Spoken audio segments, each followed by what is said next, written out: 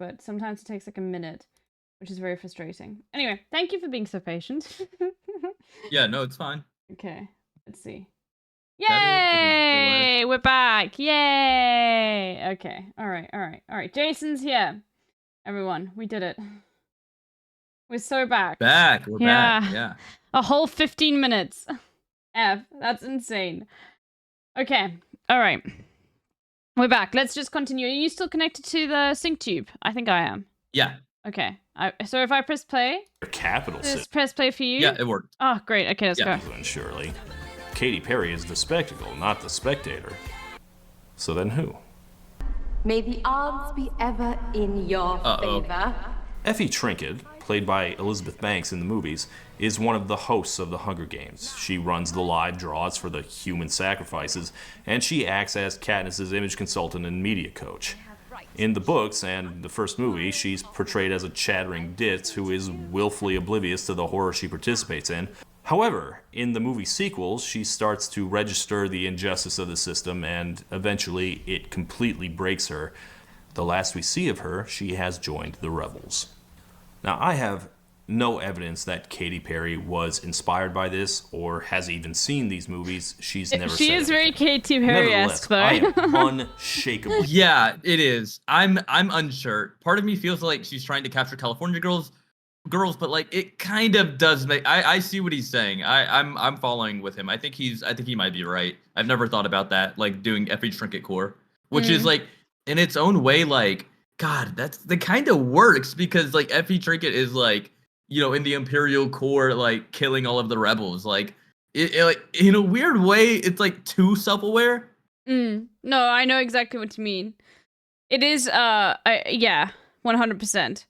Like I don't know, it the main thing that I just get from this is it's just like super, like you can't attack your entire past work, you know, like it comes across as really inauthentic, you know, like you were not being true to yourself and what you created in the past, you know. Her old work was beloved. That's the issue, that people liked her old music. 100%, exactly. So like shitting on this thing that like people loved is crazy also. Wait, Trump tweeted? Okay, hold on. Just have a. Oh my God, what is this? Okay, I'm sharing so you can react with me here. Hold on, I'm sharing my screen. So you can see. There we go. Let's have a look. Okay. Oh my God, make America great again. No, it just says again, but it should say for Donald J. Trump. Trump has left the building. We can now project the winner of the presidential race. Donald Trump wins the presidency. What started off as unlikely, impossible, is now reality. I will fight for you with every breath in my body, and I will never, ever let you down. We have a president who actually fulfilled the promises he made during the campaign, securing the border to foreign policy. He now has a record as president. What is this video? Breaking news out of Palm Beach, The FBI has executed an unprecedented search warrant at President Donald Trump's Mar-a-Lago estate. The former president has both sides of the political aisle up in arms. It is a dangerous and unstable moment in American history. The Justice Department has just indicted former President Donald Trump. For 7 years, they hated him, they targeted him, they hunted him. This is the epitome of the abuse of the prosecutorial power. Yeah, this is desperation posting. I never He's thought like, please, I'm anything a small like this bean. could happen in America. The only crime that I have committed is to fearlessly defend our nation from those who seek to destroy it. The more that a broken system tells you that you're wrong, the more certain you should be that you must keep pushing ahead. They want to take away my freedom because I will never. Bro, this is him walking when he figured out that RGB died, bro. Let's go. Never let them take away your freedom. They want to silence me because I will never let them silence you. They're not coming after me, they're coming after you, and I just happen to be standing in their way, and I will never be moving. On November 5th, 2024, justice will be done. We will take back our country, and we will make America great again. America will always rise to every challenge and overcome every danger. Donald Trump seems to always get stronger when challenged. These types of things, I think, give him strength. When I'm reelected, I will totally obliterate the deep state. Deep state again. As long as we have pride in our beliefs, courage in our convictions, What and is faith this? in our God, then we will not fail. No, he is really desperate, bro. Like this is sad. he's posting on Twitter. That's desperation. He does not want to post on Twitter. This is 2 a.m. Finsta posting. This is tragic. What is he doing? A second JD Vance photo dropped. Oh my god, there's so much going on. Holy fuck.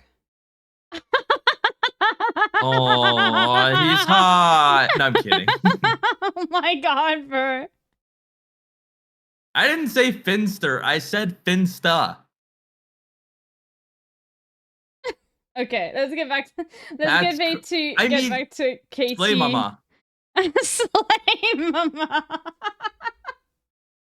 Who was it who said big slay mama in such a cringe way? It was fucking. It was Gigi. No, Bella. It was Bella, I think. Oh, was it Bella Hadid? Wasn't it fucking I feel like who's that like person who like was a YouTuber and now is like in the Met Gala and shit like that? Oh, yeah, it's Emma Chamberlain. Yes. She was referencing the Bella video thow. Yeah, oh really? Yeah, okay. it was Emma Chamberlain though. Yeah. Big slay mama. I mean, she was saying it unironically, but like it was like a reference. My You word. can see his bra. Is that what that is? Is he wearing a? No, Huh? but it could be a wife beater though, underneath. I don't know. This is Donald Trump picked the chemically worst like VP to raid in the lab for the campaign. Bro, yeah, and they had like opera research on him. It's just he needed that Peter Thiel money, bro. He is scrambling. This is like incredible desperation posting. Like the fact Dude, that they gotta start that rumor that like this is like Epstein Island shit. I feel like, and like the conservatives will lose their brains. You know what I think happened as well is I think Trump saw that like all of his tweets were being automatically uploaded to Twitter, and he saw that they were getting more likes than what he's getting on Truth Social, and he was like, "Fuck." Oh god. Anyway. All right. That's tragic. Oh god, poor baby. Let him Anyway. live his life. I feel like it's like when the fake photo of like Mike Pence at the gay bar dropped, where it's like he looks so happy. Like let him cook. Bro, Mike Pence. Oh god. Mike Pence is staying awfully quiet, as he should. He should not come out of the shadows again. Okay, let's go back to Todd in the Shadows. Let's continue. Okay, alright. I will press play. Shakably certain that she saw herself in this character specifically, and it inspired this video. One, it expresses the shame KATY feels as a walking, breathing avatar of shallowness, keeping the masses happy and stupid while We just leading saw the it, young Lily. and innocent into a brutal and deadly system. Wonder how she feels about this now, him. And two, it suggests a redemption arc. It shows that even a willfully ignorant agent of the corrupt state can wake up and become a hero. Which is great. It's all well and good. But if that is what KATY was thinking, Okay. there's another element to Effie's arc that should have given her pause. As a rebel, separated from her cosmetics and luxuries, Effie Trinket looks absolutely miserable. Chained to the Rhythm is a feel-bad song. It's a pop song about how pop songs are evil. It is almost designed to fail. I find it compelling mostly as a look into Katy Perry's tortured psyche, but I don't expect anyone to be as fascinated with one rich white woman's self-loathing. It can work. The issue is that it can work. You just have to be like, you have to do like a Bieber-ass song or a Taylor Swift-ass song. Again, I feel like kind of bad for her because other artists have been doing that recently. I Can Do It With a Broken Heart, Taylor Swift. What's the one by Justin Bieber? Is Lonely, I think. Like, it's just, she just feels cringe. I guess, I don't know. I feel like this would have worked like, I don't know. It just comes across like as like, once again, just He's being inauthentic, charitable. you know? That's it. Yeah. That's just He's it. being wildly charitable. If the Effie Trinket like stuff is like to condemn her past work with like Roar, or what was it? The military one, that kind of makes sense, but I feel like that's charitable. Yeah. I feel like she just did it because it looked like her. I don't know. I just think it's I just think it's like a concept where it's just a vapid concept of like, okay, I need to appeal and I want to come across. I want to become the social justice warrior pop star, but it failed spectacularly because like like when it actually comes down to it, you don't really change much about like how you are as a artist. Like you're not changing who you work for. You're not standing up for anybody through that. Like yeah, no, you fucking suck. You know? Yeah, exactly. Anyway. Let's continue. Woman self-loathing as I am. Like maybe this could have worked as a stealth satire, but there's zero stealth to this.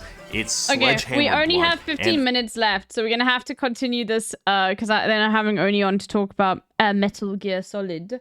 But yeah, basically in 15 minutes I have to go do that. So maybe we can continue this another day, Jason. It literally that little blip really it took a chunk out of our react. We didn't even get to the Taylor part. Anyway. Utterly despairing. There's just no mistaking what it means.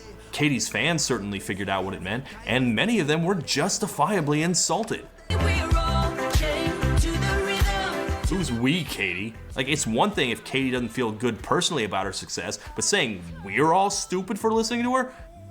Okay, screw you too. Listening to Katy Perry does not mean you were unaware of the issues of the world. For a lot of people, Katy Perry was a relief from those problems. And even if you wanted Katy Perry to get deeper, is this the direction you really wanted her to go? Is this what people were crying out for? A song about the vacuousness of pop culture?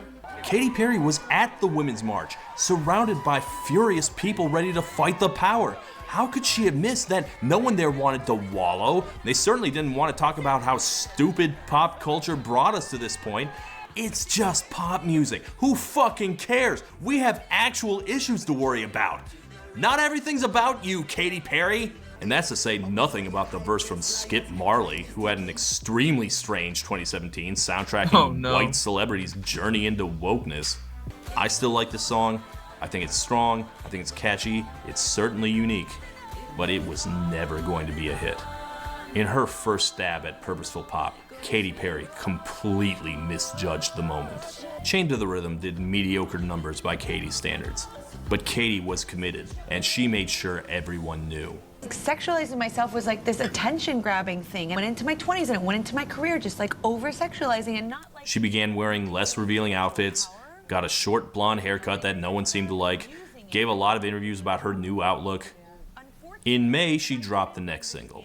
So let us hear the next... Yeah, I just feel bad for her because I remember that interview and it was just like, she didn't want to be like objectified anymore, which obviously like she has the right to, but it coincided with her music being bad. And so it was just like, double bomb. Yeah, no, 100%. In the funniest way, you should be allowed to like drop mid music without people being like more mad because you don't look fuckable to them. No, of course. I mean, like it just is. It's also one of those things of it's like I think just paired up with that, it just comes across as inauthentic. And I'm not saying like deciding you. I don't think that's inauthentic. Maybe she really just did not want to be sexualized anymore. But it still comes across as like I'm not saying she feels like she should have to. I'm just saying what like the generic read might be on it, that it is just trying to once again to appeal to something that like has not appeared anywhere else, you know? Like you know, it's also in a way like some people think like owning your sexuality and your femininity is like very empowering. So it's like, what is it? Which one is it, bro? You know, like it's exactly, yeah. It's one of those things. Anyway, it seemed like she was just flip-flopping and didn't really know what she was doing. I feel bad for her, but at the same time, it's like she had the money and time to figure this out. Yeah. Like she had people doing studies, so like I'm not, and I think he said that earlier, but like it's kind of hard to hear her talk about like this whole thing, and like she's just kind of like a wealthy like white woman. Yeah. Like it's tough. It's tough to like relate to it. At least in Taylor's case, like it gets like complicated because she was doing what, like 5 shows a week for like a whole 2 years or something like that. Like it felt more real, I guess, when you're making that kind of music. But for Katy, who has the most like free time ever, like where she just doesn't work at all, it's like kind of like you have the perfect life. Yeah, I mean, so does Taylor, but yeah. No, she does. But I know what you mean. Like in terms of like, if she's talking about like how she's being forced to make pop music, it's like if it was good, like maybe, but 100%. Anyway, let's continue. The next step in the evolution of KATY and her progressive, purposeful pop.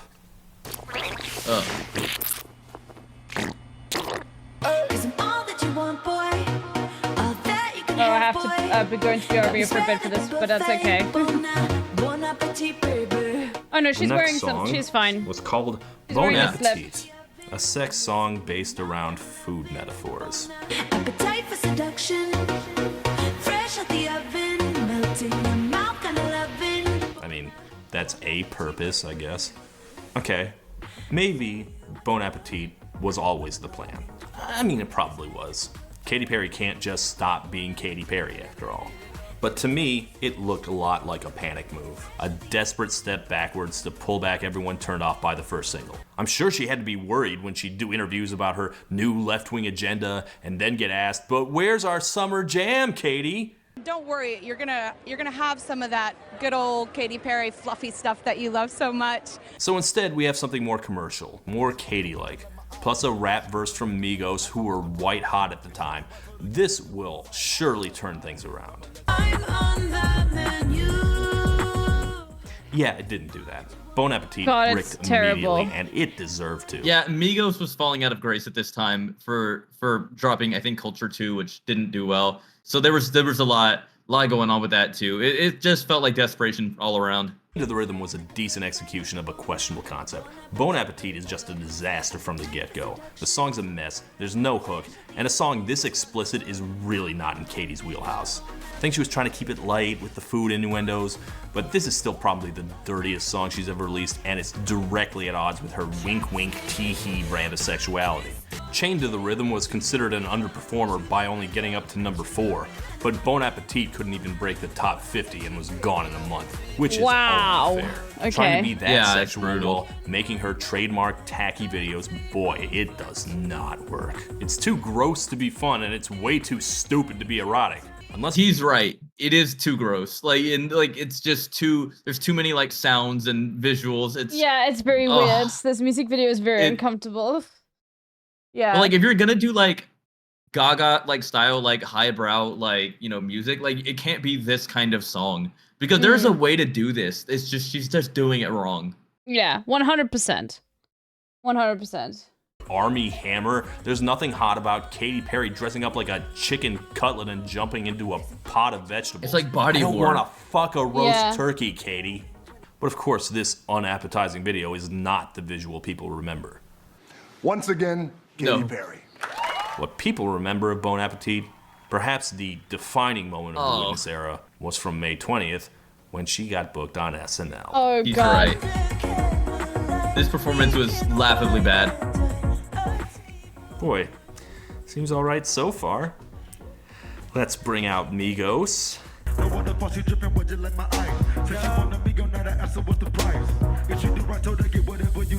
Oh.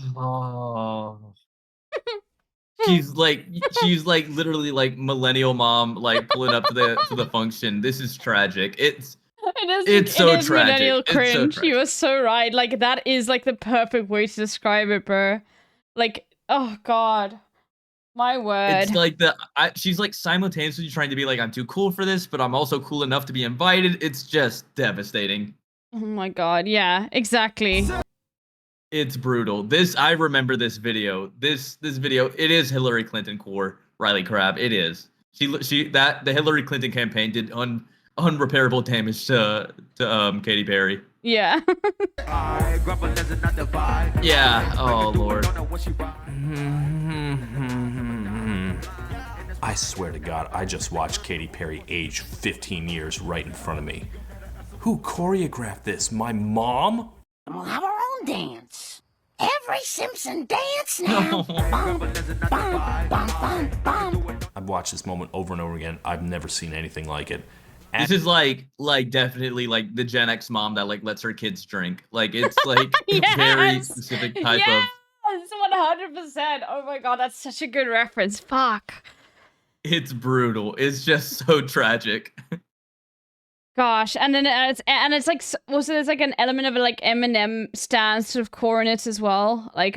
Oh, absolutely. Yeah. There's Eminem is like there's an underlying Eminem like core culture that's happening here. When I figure out how to, yeah, I don't. But the thing is, Eminem actually has like riders. You know, he has like shooters. Like Katy Perry has no shooters. Yeah, no, yeah, and I guess it's more. I'm not really talking about Eminem himself. I'm talking about Eminem stans. That's what I meant. Yeah, you know what I mean.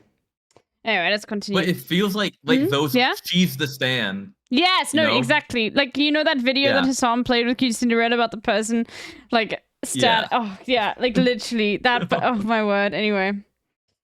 Oh, Simpson had a better night on SNL than this.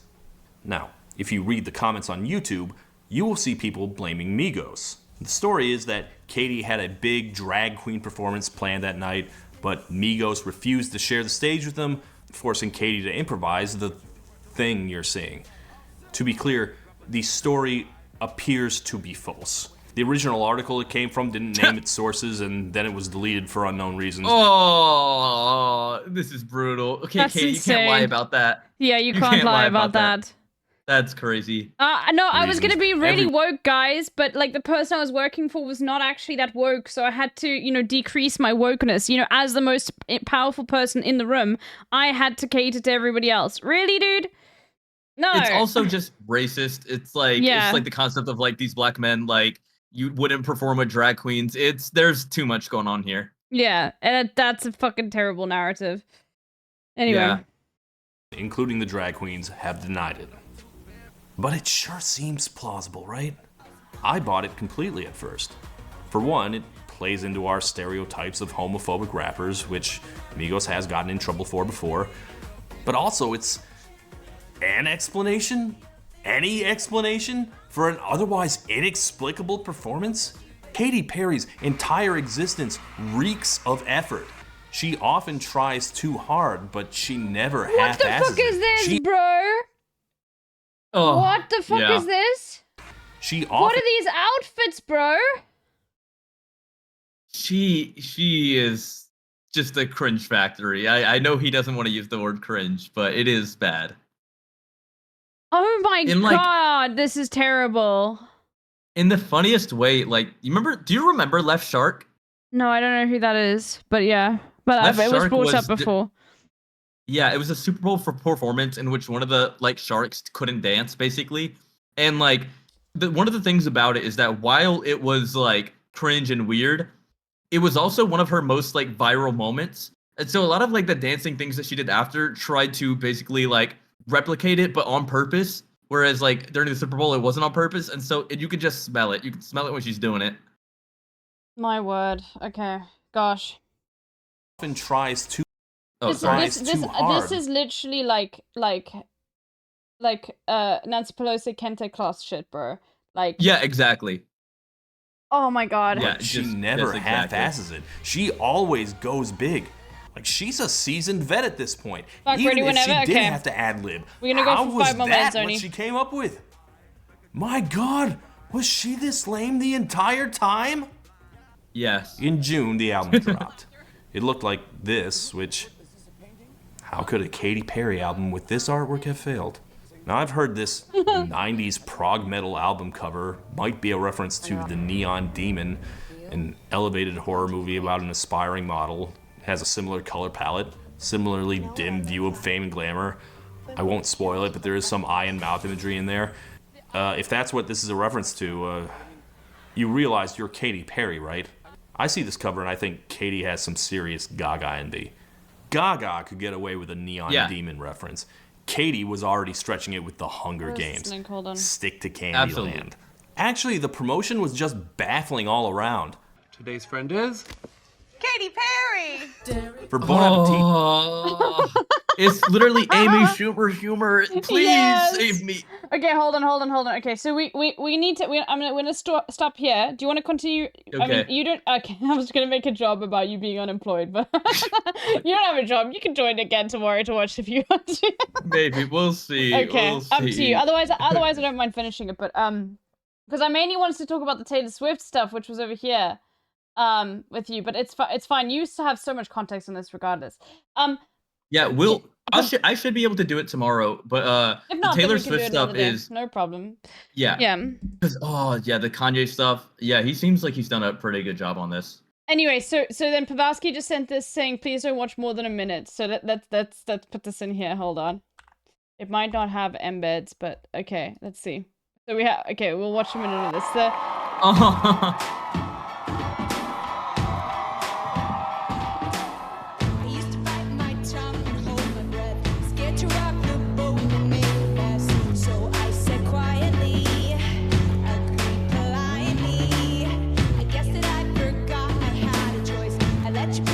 I've never seen this. Yeah. You help me out, I got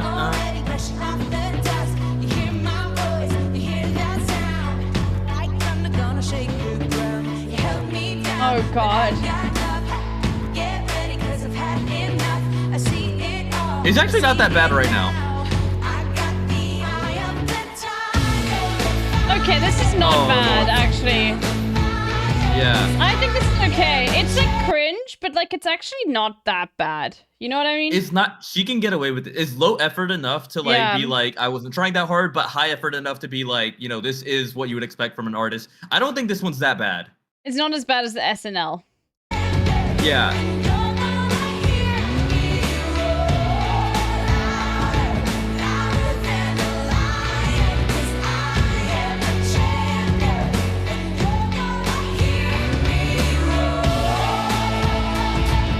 Oh God.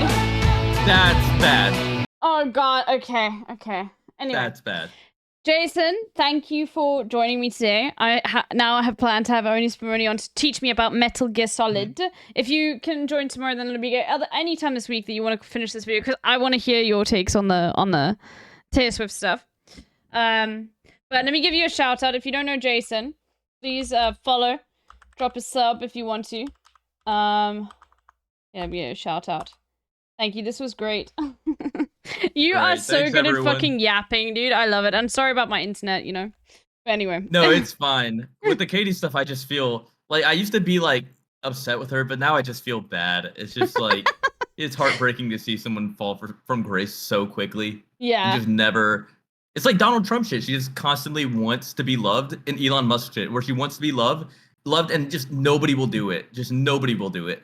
I feel like in 5 years' time, we could maybe possibly see a Katy Perry grifting to the right shit. Because like, where do you go she did that after already, this? but yeah. But no, but like literally like further, like actively I going see it on happening. like fucking Fox News and shit. I don't know.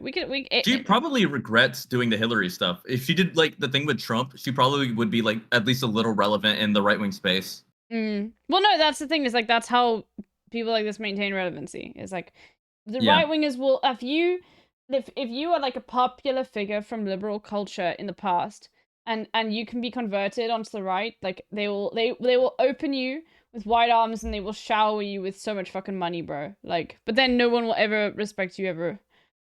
Exactly. Again, so All right, thanks for having me. All right, I'll see you later. Yeah, I can't wait to watch the Oni Metal Gear Solid stuff. All right, bye, Jason. Right, I'll see you later. Bye. Cheers. All right. Bye. Okay, hold on. Now I need to go into BRB because I have not opened anything that Oni sent me. So hold on. Give me 5 sec. Okay, hold on. Metal Gear Solid presentation. Let me open it. I don't know if we should do it using the whole thing or Metal Gear Solid. Okay, hold on. Let's go into. Okay, I guess we could just go into slideshow. That's fine. Just trying to think. Slideshow. Yeah, okay, I guess we'll move on to then the we'll just use the geography mainstream thing. But we'll just say I'm just gonna say yeah, I guess we'll just use this. This is fine. So Oni. I'm just gonna actually make this the title. Metal Gear Solid. And then today's topic. So I'll just, We don't need the today's topic thing. I could go MSG.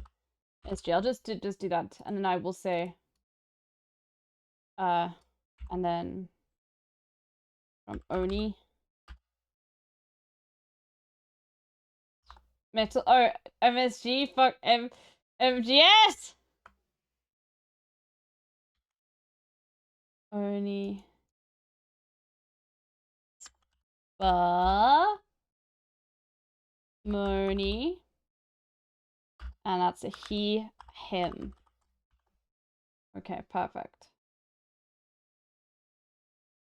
And you're gonna hear me. I do MSG all the time. Oh, fuck!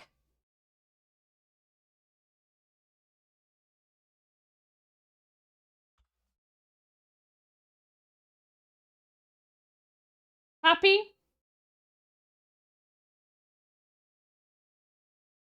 Only some. Shut up! Hold on. Okay, let me change my title now.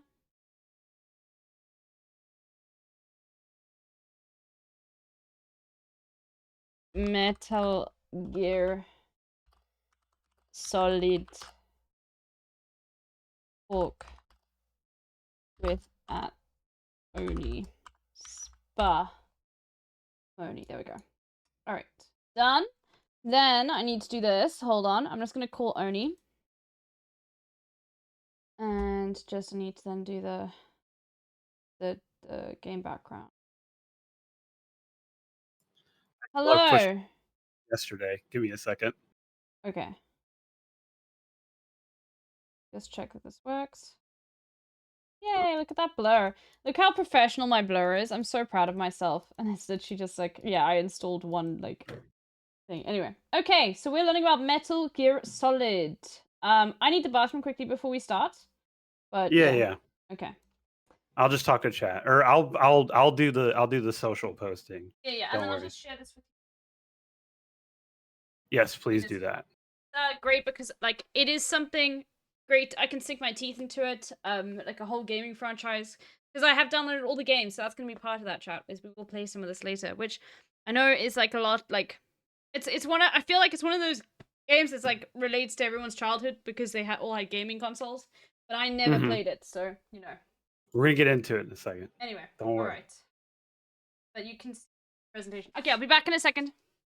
Okay. Hi, chat. How you doing? How's everybody doing? Are you all ready to learn about? Well, most of you, I imagine, know plenty about Metal Gear Solid. Let's do this first. Ones in the chat if you have never played Metal Gear Solid. Ones in the chat, please. Just one. Okay. A fair few. Okay, excellent. So yeah, all right. This is awesome then. Plenty of you are going to be learning a little bit of history about the franchise today then. That's wonderful. Only Smash Bros? Yeah. Oh, that's interesting, Pure Skill. That's interesting. That your first experience with Metal Gear is Snake's appearance in Smash Brothers. I love that. Are you going to cover? We're going to start with a little bit of Metal Gear discussion, just like the MSX games. But primarily, this discussion is going to be about Metal Gear Solid. So and exclusively the first one. We're laser focused on the first one. We're going to talk about its development, a little bit of the context around how it came to be developed, and then we're going to discuss the people whose creative efforts contributed to the project, and then we're going to discuss a little bit of the development of the project itself and like inspiration. Of course, Laura. Of course, we're going to discuss the politics. You're talking to somebody whose first YouTube video was about how there are no police in the most recent Pokemon game and what that says about the world. Yes, we're going to be discussing the politics of the military spy game. Yes, of course we're going to discuss. No, we will not be discussing Johnny Sasaki. We will not be doing Johnny Sasaki. There will be no Johnny Sasaki discussion today. Although we may get to see, depending on how far Little Bear gets, we may get to see Johnny Sasaki. No politique. No politique. No politique. Yes. No politique. No politique. Johnny is actually like Johnny deserves his own video game, kind of. I'm very pro, like, after like my personal Metal Gear Solid tier list is MGS2 and Metal Gear Solid 4, like, as my second. I love Metal Gear Solid 4 so much. And I am back, by the way, but keep going. It is at least a little bit part in due to Johnny Sasaki. We're doing inside memes right now while you're away. Okay. Okay, let's go. Well, we are ready. Everyone knows Oni, but I'll give you a shout out regardless. Oni also streams. Are you live right now? No, I'm not live. No, I'm not. Okay, all right, no worries. So there you go. Oni's Oni. So before we begin, because like the purpose of me doing this is obviously it's twofold. It's one, to talk about labor and politics within video games to people who I trust and espouse my personal beliefs. Yes. It allows me the opportunity to share some video game with somebody who I care about and who can benefit from its understanding. No, it's just I love these. I love these things, and I understand that there's moments in games that gaming that just pass people by, and you don't get the opportunity. Like you already mentioned it. That yeah, I mean, I didn't grow up with this shit. I didn't have a console. I had a Nintendo DS, but that was when I was probably 14 and up. That was the only console I ever owned, and I had 3 games on it. I had Animal Crossing, an old version of it. I had Super Mario Bros. The new one that was really good, and then I had an arcade game, and that's it. Sure, that's all I had. And yeah. So I want to be able to explain a little bit of the cultural context around games that perhaps people missed, or that they always had a game in the corner of their eye, but maybe they just didn't have time for it at the time or whatever. And eventually, yeah, we all have that, there's a window where you're likely to play a game, and then outside of some sort of radical change to your time or whatever, you might not actually ever get around to playing that game. So first question I want to ask you before we begin is, from the outside looking in, what do you know about Metal Gear at all? Okay, so I have seen someone playing it lightly, but not a big sort of I saw Darth play it once. But it was literally 15 minutes. Okay. I know it's Hassan's favorite game, and I think it's just an action game that is surrounding some sort of you have to go in and either sneak around or I don't really know too much about the plot line, but I think the plot is very important. Very important, and that's what people love so much about it. It's more just but the gameplay is very much you have to be tactical. You have to sneak and you have to figure out to do interesting things with the objects that you never thought about before that you pick up, things like that. That's sort of what I know about it.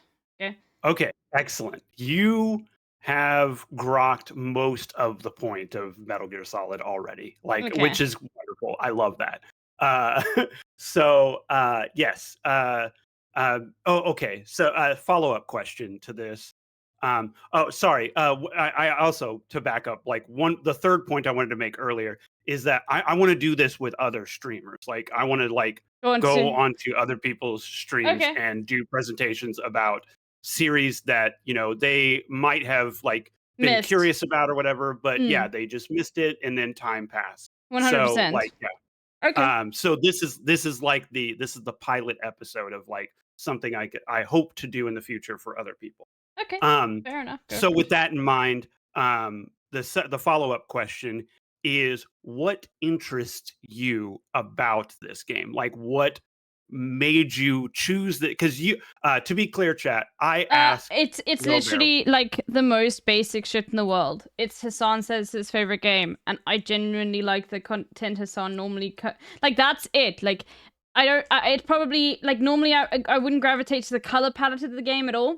I don't have any experience with seeing any other people play it. Like I don't know anything else about it. Like the name, it doesn't seem very cool to me. I'm like, okay, Metal Gear Solid, that's for boys, okay, you know, like sure, you know, like still going back to those sorts of days. Like I would think it's like an FPS. I'm not into FPSs, so it's literally because Hassan says his favorite game, and like people have gone on, and also because people online have gone online being like, it's not political, but it is obviously very political, and those people are just coping. Political. Yeah, they are. And I like that. Like I normally like the things Hassan likes to play. So there we go. That's it. Okay, so don't worry. First of all, it's not a first-person shooter. Yeah, don't worry about that. And to not to get ahead of myself too much, but there was a specific reason why I asked you to play Legend of Zelda: Link to the Past before we talked about this game. And we'll get into that you're so a little bit later. You're so I had machinations. Okay, machinations. I see. I see. So yeah, you know, like there are plenty of games that I have played as well where like somebody being interested in it was all I needed in order to hop into a video game. There is he used to be a games journalist. Now he works as a I believe a like lead creative director of a video game studio. Sorry. It's a man by the name of Austin Walker. Okay, I don't know who that some is. people might. Yeah, he worked at give me 2 seconds. Vice's video game vertical. What was it called? Waypoint. Okay, I see. And I am so susceptible to the Austin Walker sales pitch of a video game. If that man talks about a video game, I will play it. He's got me 3 times, and 2 of the 3 times I had a really good time, and 1 of the 3 times I had such an incredible time that I'm going to make a YouTube video about it later. So, and one of the games that he played was Crusader Kings 3, which is similar to what was the game you were playing a couple days ago? Civ. Yes. Okay. Yeah. So anyway, I'm just saying this to make you feel better about the fact that sometimes somebody just being interested in something is. Oh no, of course I'll be unapologetic about that. So many of you motherfuckers, this is why I need to like be better at like, you know, asking for like sponsorships from game companies, because so many, when I play a new game, so many of you motherfuckers download the game. You know, it's like 100%. that. It's literally like I've seen people be like even if that is why like I guess marketing works so well on Twitch, and like, you know, like getting Northern Lion to like play a game. Oh like, yeah, no, 100%. Immediately like boost sales like to such a degree. It is insane. Like, and I get that too. When I see Northern Lion play a game, there's so many games that Northern Lion's played that I've bought, you know? Sure. That I've never picked up again as well, you know what I mean? Okay. Well, if you would like to hit the first slide, we'll go ahead and get into a discussion. So okay. If you are unfamiliar, Metal Gear is actually a franchise that predates Metal Gear Solid. Okay. Yeah, so there were 2 games that came out on the MSX, which let me go ahead and pull up my notes here. I've got some notes. I'm going to post in Discord. There's an image of the MSX if you would like to take a look at it and show chat. Sure. Let me open a browser. I will show its chat. And I've got a couple of links like this as we go along. Okay, so But this was the MSX. Okay. The MSX was a basically like a home computer that predates like our current Don't worry, they like can't see that. understanding of. Yeah, it's okay. Hold No, on, here we go. sorry, I'm watching your stream now. No worries, no worries. I'm just trying to get it so it's like there we go. So that's the MSX. Okay. You're blurred right. Okay, yeah. So this is the MSX, and this home computer predates the Nintendo Entertainment Console, which is important because you obviously know as a video games enjoyer, the Nintendo game console was kind of like the revolutionary flashpoint of home video gaming. Well, this thing predates that. Okay. And this is where a lot of third-party video game developers actually like cut their teeth on making video games, because this thing had computing power that even like the Atari consoles that came before it did not. And it was bigger, it was bulkier, but importantly, it had like a robust, at the time, graphics computing system. So it allowed you to make more complex games. And we can go back to the slide now if you would like. Okay, perfect. Let me just go slideshow. There we go. All right. So Metal Gear 1 and Metal Gear and Metal Gear 2 came out on this console. And importantly, Hideo Kojima received this project because so many other developers at Konami at the time had tried to produce a game based on the pitch was Konami, and this is kind of how game developing studios in Japan like worked at the time.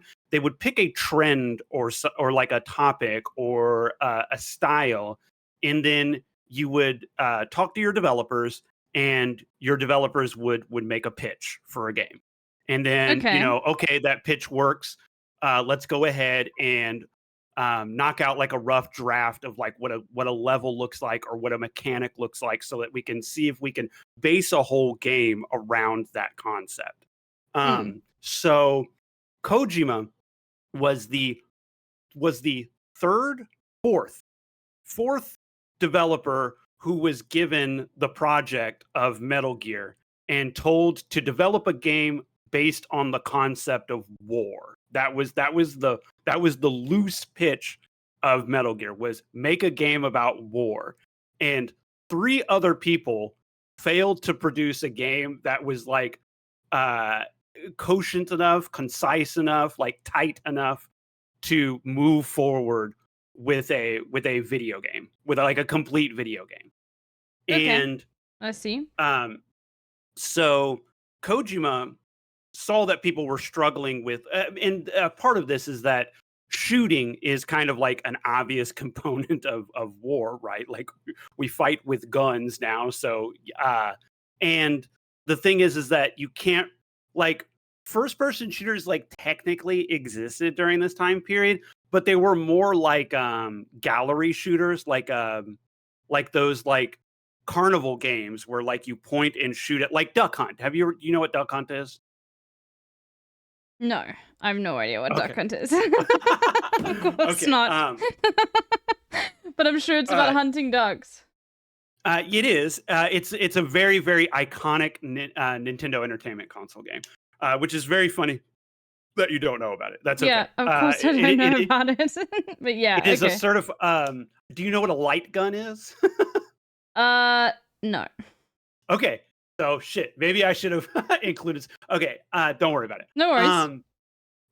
Basically, a light gun game is you have a controller that usually they shape them in the shape of a gun, but you actually don't have to do that. And whenever you pull the trigger on the console, the screen will flash white except for a part on the screen that you're supposed to be shooting at.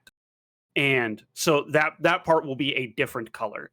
And the controller on the light gun will pick up on the difference in color, determine whether or not you are targeting the target correctly, and then register a hit or a miss. Does that make sense? Oh, so it's like a literal little gun, like that was your controller. Yes. That's insane. Okay, interesting. Okay. Yeah, yeah, yeah. Squirrel Tempura has put in your chat. Yeah, I opened gun. it. I saw. Okay, yeah. Okay, so yeah, those are light gun games. So and those were basically what that or like those like squirt gun games at like a carnival where you like sit at one end and you just shoot at targets that pop up and down, kind of like whack-a-mole or whatever. Those are what basically first-person shooters were at the time. My point being is that they were very unsophisticated, and as a result, a lot of people tried to go down this avenue, and it led to them not going forward with the development of the game. None of them felt good enough. And I see. Okay. Hideo Kojima gets credited with a lot of things that are not actually like necessarily his contribution to like games that he has worked on. But this sales pitch for a game on war, it is entirely his. Like he has every bit of credit is due to him for developing the gameplay of this, because what he thought would be interesting was a game where you are attempting to avoid combat. And whenever he said, I'm going to make a game about avoiding combat, initially, like the Konami like higher ups were like questioning this, but basically this project had failed so many times that, and also importantly, Kojima was not a popular developer at the time. He had no credibility to his name. He was like a kid who came in straight from college. He lied about. Maybe I'm getting a little bit. I don't want to get ahead of my next slide. But anyway, Kojima did not have pull yet. Yeah, okay. and this is important. So basically, if the project failed, it was no sweat off of Konami's forehead. Like they didn't give a shit. But they said go ahead and develop a pitch. And so he made a game where you were attempting to like combat should be avoided at all costs. And combat is very sticky if you get in it. In other words, like you are likely to die if you get into combat. I see. Okay. It made getting in combat riskier, and as a result, you are more likely to engage with the concept of stealth, like moving around and like avoiding enemies as opposed to getting in them. And this turned out to be gangbusters. Like once he had developed like the actual like first rough draft of the game, it was like all the Konami executives were like, yes, go for it. This is fantastic. This is wonderful. Please go off. Pick whoever you want. You want to know go make the rest of this game. What were you say? You want to know what's going through my mind right now? Just thinking, because I'm thinking, oh my god, I'm probably gonna love this gameplay when I play it, but I'm also gonna rage so much because I am thinking of playing Zelda, and you know that fucking Korok shrine, like in Breath of the Wild, where you have to like, I tried it like 7 times on stream, and I got angrier and angrier every single time. And when you get angrier and angrier, and it's when you have to like sneak behind that fucking Korok and guide it through the fucking forest. So I'll know say what I'm saying? Yes. Yeah. No, I do. I remember this. The stealth works a little different in Metal Gear Solid. Yeah. No, I know. It probably is very different because that's like a once-off shrine, like. So I'm just immediately knowing like, okay, I'm definitely gonna have some rage moments during. I'm very excited to play though. This is not gonna stop me from playing these, so don't worry. 1,000,000%. 1,000,000%. Yeah. Oh, real quickly, I need to have a quick conversation with chat. If you don't mind, I should have done this. No, earlier. don't worry. Don't worry. Do you want me to close my ears? No. You can stay involved here. So Metal Gear Solid is a fantastic game, and I love Metal Gear Solid so much. Metal Gear Solid 2 is one of the best games of all time. I hope that you enjoy Metal Gear Solid. Don't speak on this yet, chat. Metal Gear Solid 2 is one of the best video games of all time, and I love this video game. Chat. And I know I'm talking to myself too whenever I say this, but you know what I'm about to say.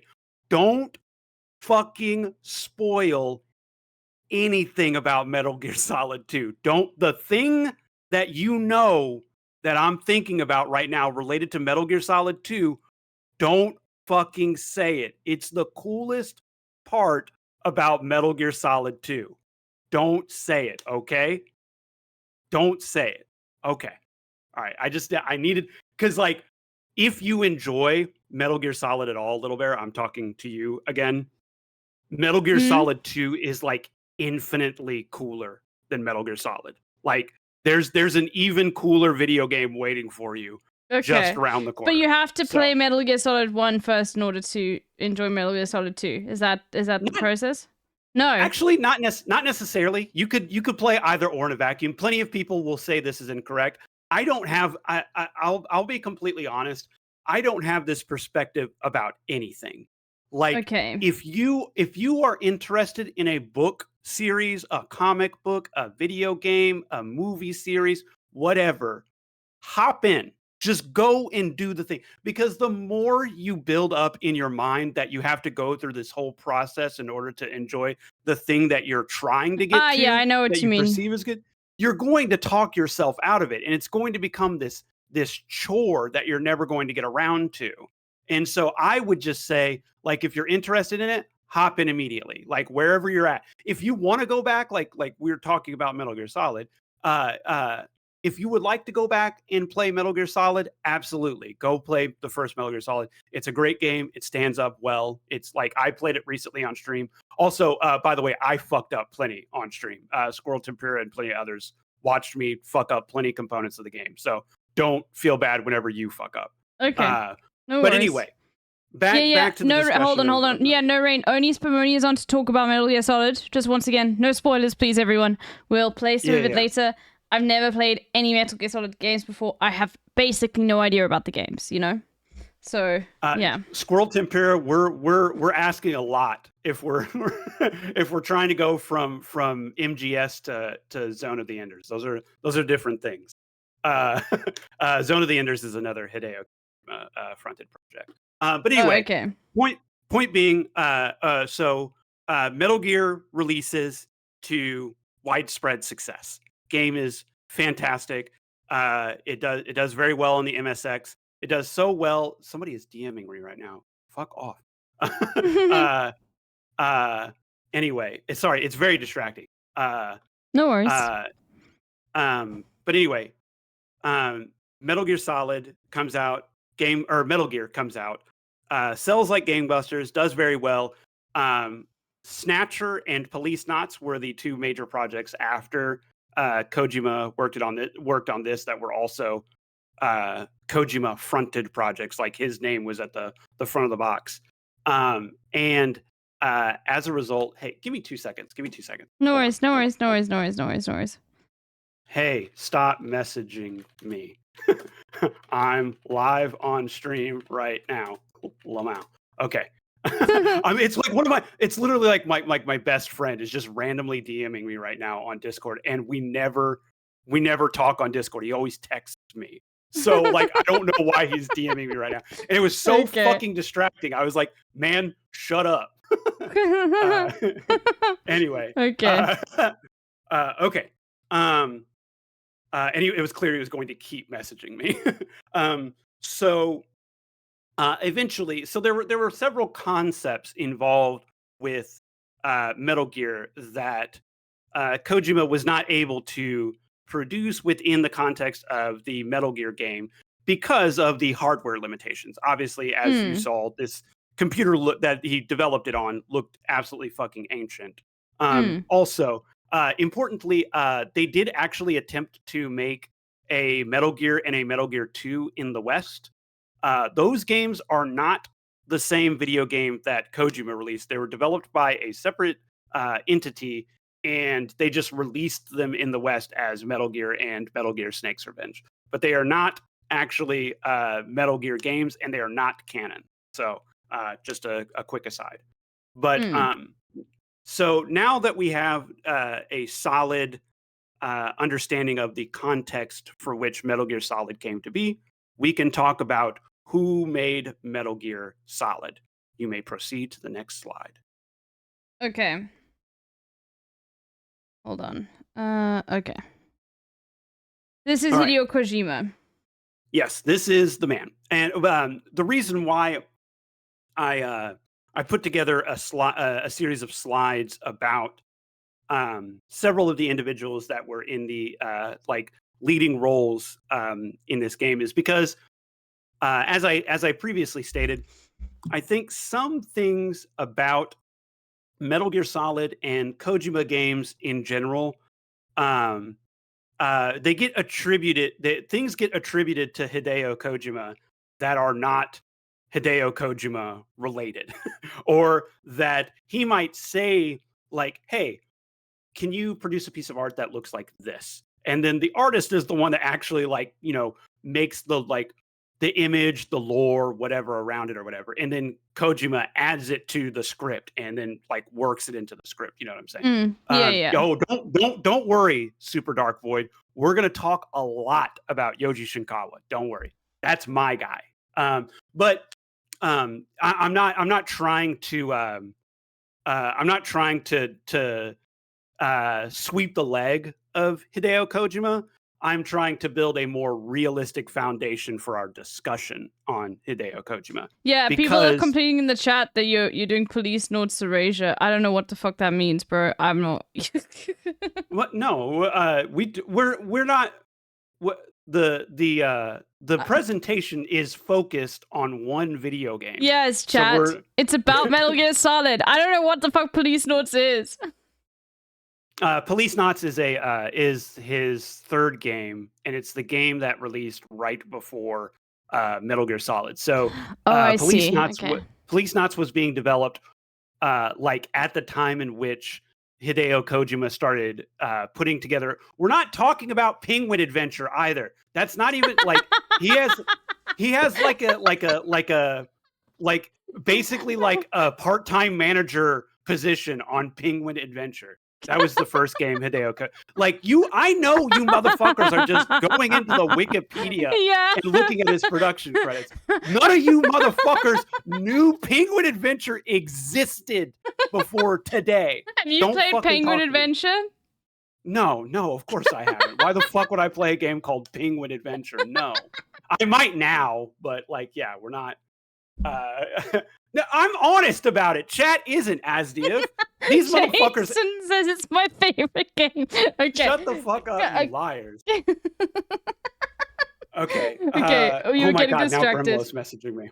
Okay. Oh my god. So anyway, basically, the reason why I put together several slides on the movers and shakers of Metal Gear Solid is because I want to paint a more complete and full picture of who is exactly responsible for what their influences were, and who they are as a person, so that you can more clearly see their thumbprint on the game. Does that make sense? Yeah. By the way, I'm yapping a lot, by the way.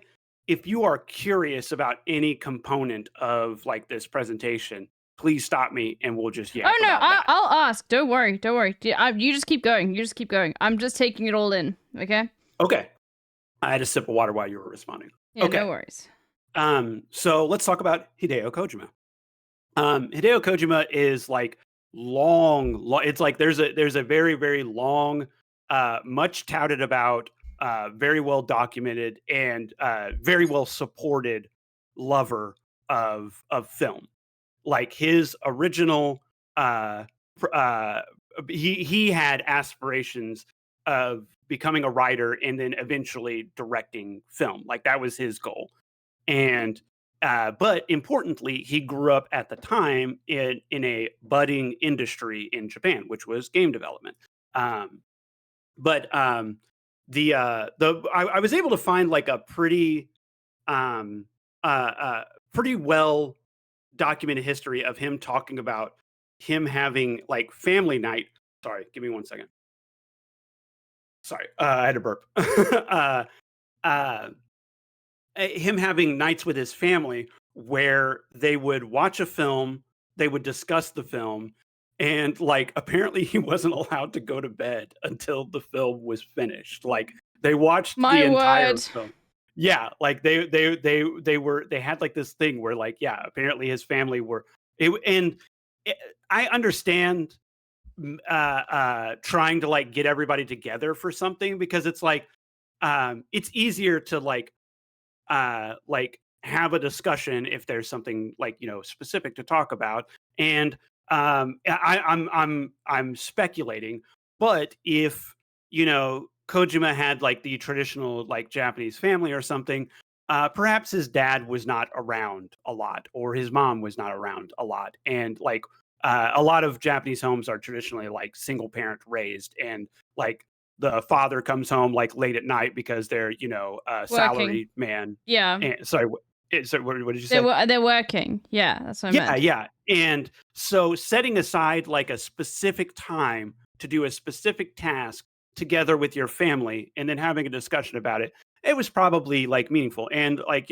I don't know like what kind of like, nepotism or what kind of like success Kojima had as a consequence of like where he is now. But importantly, it did like at least, creatively fuel his desires. And it's like literally like family mandated culture time, no, straight up though. It's so interesting, bro. And I feel like actually a lot of us would have loved that. Like if our parents had said, I'd be like, we are watching this now, and you're gonna fucking enjoy it, okay? Weirdly, like I have like kind of like a sorted relationship with my mom, but one of the things that we used to do is we would pick like a director or like a style of film or something like that and then we would watch like we would go to the movie rental store. That's how old I am. There was still movie rental stores and we would rent out all the movies of like that particular director, actor, whatever, and then we would just watch them all. Like we would just binge them all in a day. Oh my word. Okay. And like I do actually like I appreciate like one time we were like we watched like there was like a scene of Way of the Dragon with Bruce Lee. And my mom was like, have you ever seen a Bruce Lee movie? And I was like, actually, no, I haven't. And she was like, all right, let's get in the car. And I was like, all right. And we just went to the store and we rented out every single Bruce Lee film that Premier Video in Evansville, Indiana, had available to us. And we watched like a whole day worth of Bruce Lee films. And I have like a wonderful like memory of that day. Like it was like a very lovely day. It was like a little like gloomy or whatever outside, so it was a perfect day to just be inside and watch movies. Okay. But anyway, interesting. I'm realizing now because other people in the chat are saying, yeah, my parents used to do that too. This is probably why I know so little about movies, bro. Oh yeah, because like, didn't have the parent to go. Yeah, well, hey, let's go rent like. Yeah, I think my parents. Well, no, we still rent movies, but like I think my parents were just like not like massive movie heads, you know. Sure. I wouldn't say my mom. Well, okay, my mom is like she likes trash movies. I'm gonna be like, I'm just gonna be completely honest. Like my mom has no sort of like authorial like direction whenever it comes to movie. Like she really loves all of the Resident Evil films. Like those are like some of her favorite movies. And I think outside of the first Resident Evil movie, like they're all trash. She does not like The Graduate. She does not like The Graduate. The Graduate would be a movie that she would say she would think I like because it's what like cool people like who watch indie films. Like my mom is very much like an action head buff. Like that's her type of film. But she could be persuaded to watch like I got her to watch Royal Tenenbaums. So it's whatever. Anyway, enough about my personal. So Kojima has this upbringing where he is watching a lot of film, participating in discussion about it with his family. He also during this time period gets really into tokusatsu, which to explain what tokusatsu is, that's Japanese science fiction, but Japanese science fiction is like Power Rangers and Ultraman and Godzilla and Garo. I'm throwing out some deeper cuts for folks in the chat. Kamen Rider, like all of that kind of stuff. Which here, let me go to Google here real quick. Tokusatsu and images. And here you go. I'll put it in the chat. You can take a look at that. Okay. I'll put it in chat for everybody else as well, so you can look. You don't have to necessarily pull it up on screen, but Okay. big link chat. Sorry. So this is I see this and I just think Power Rangers.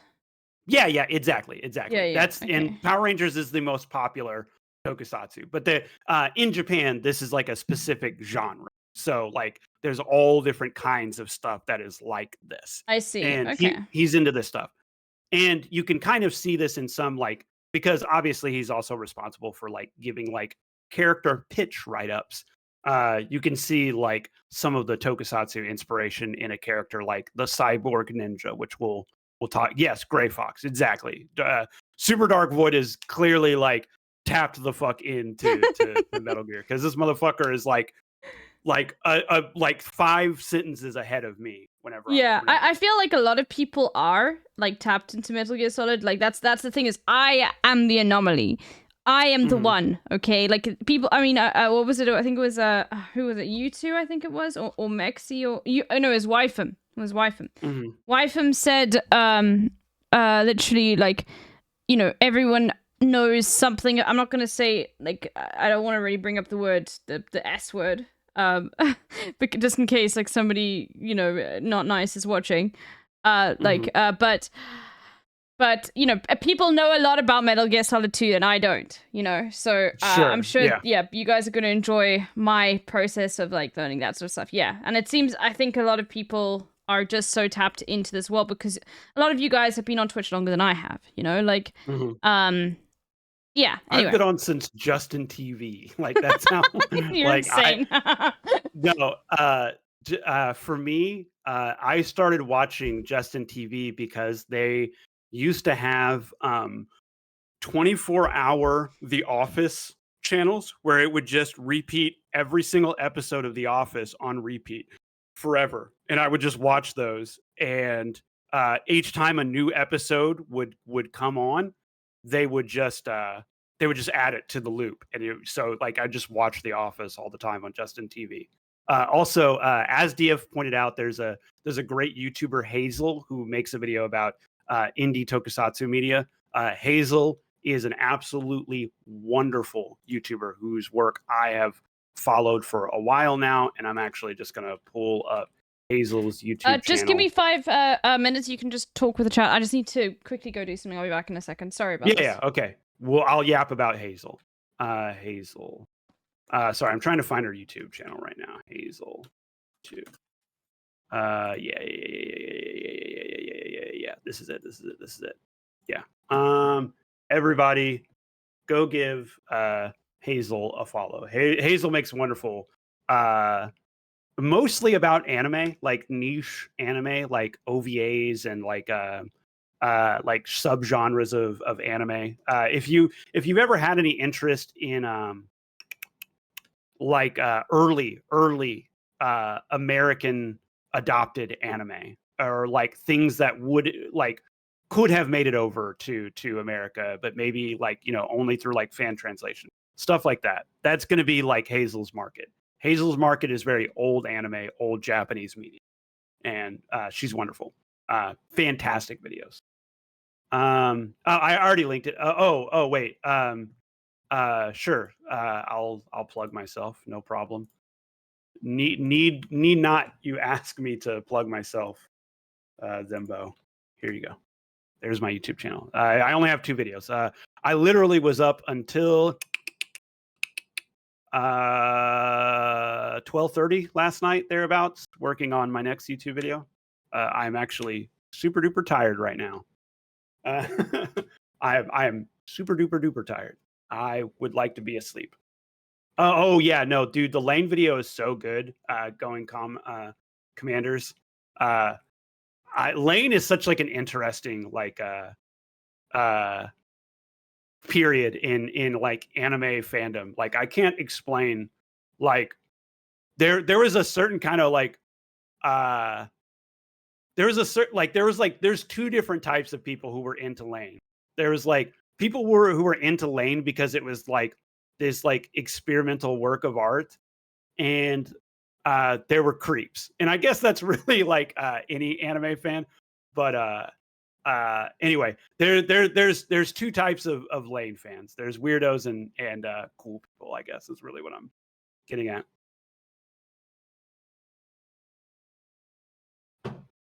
Okay.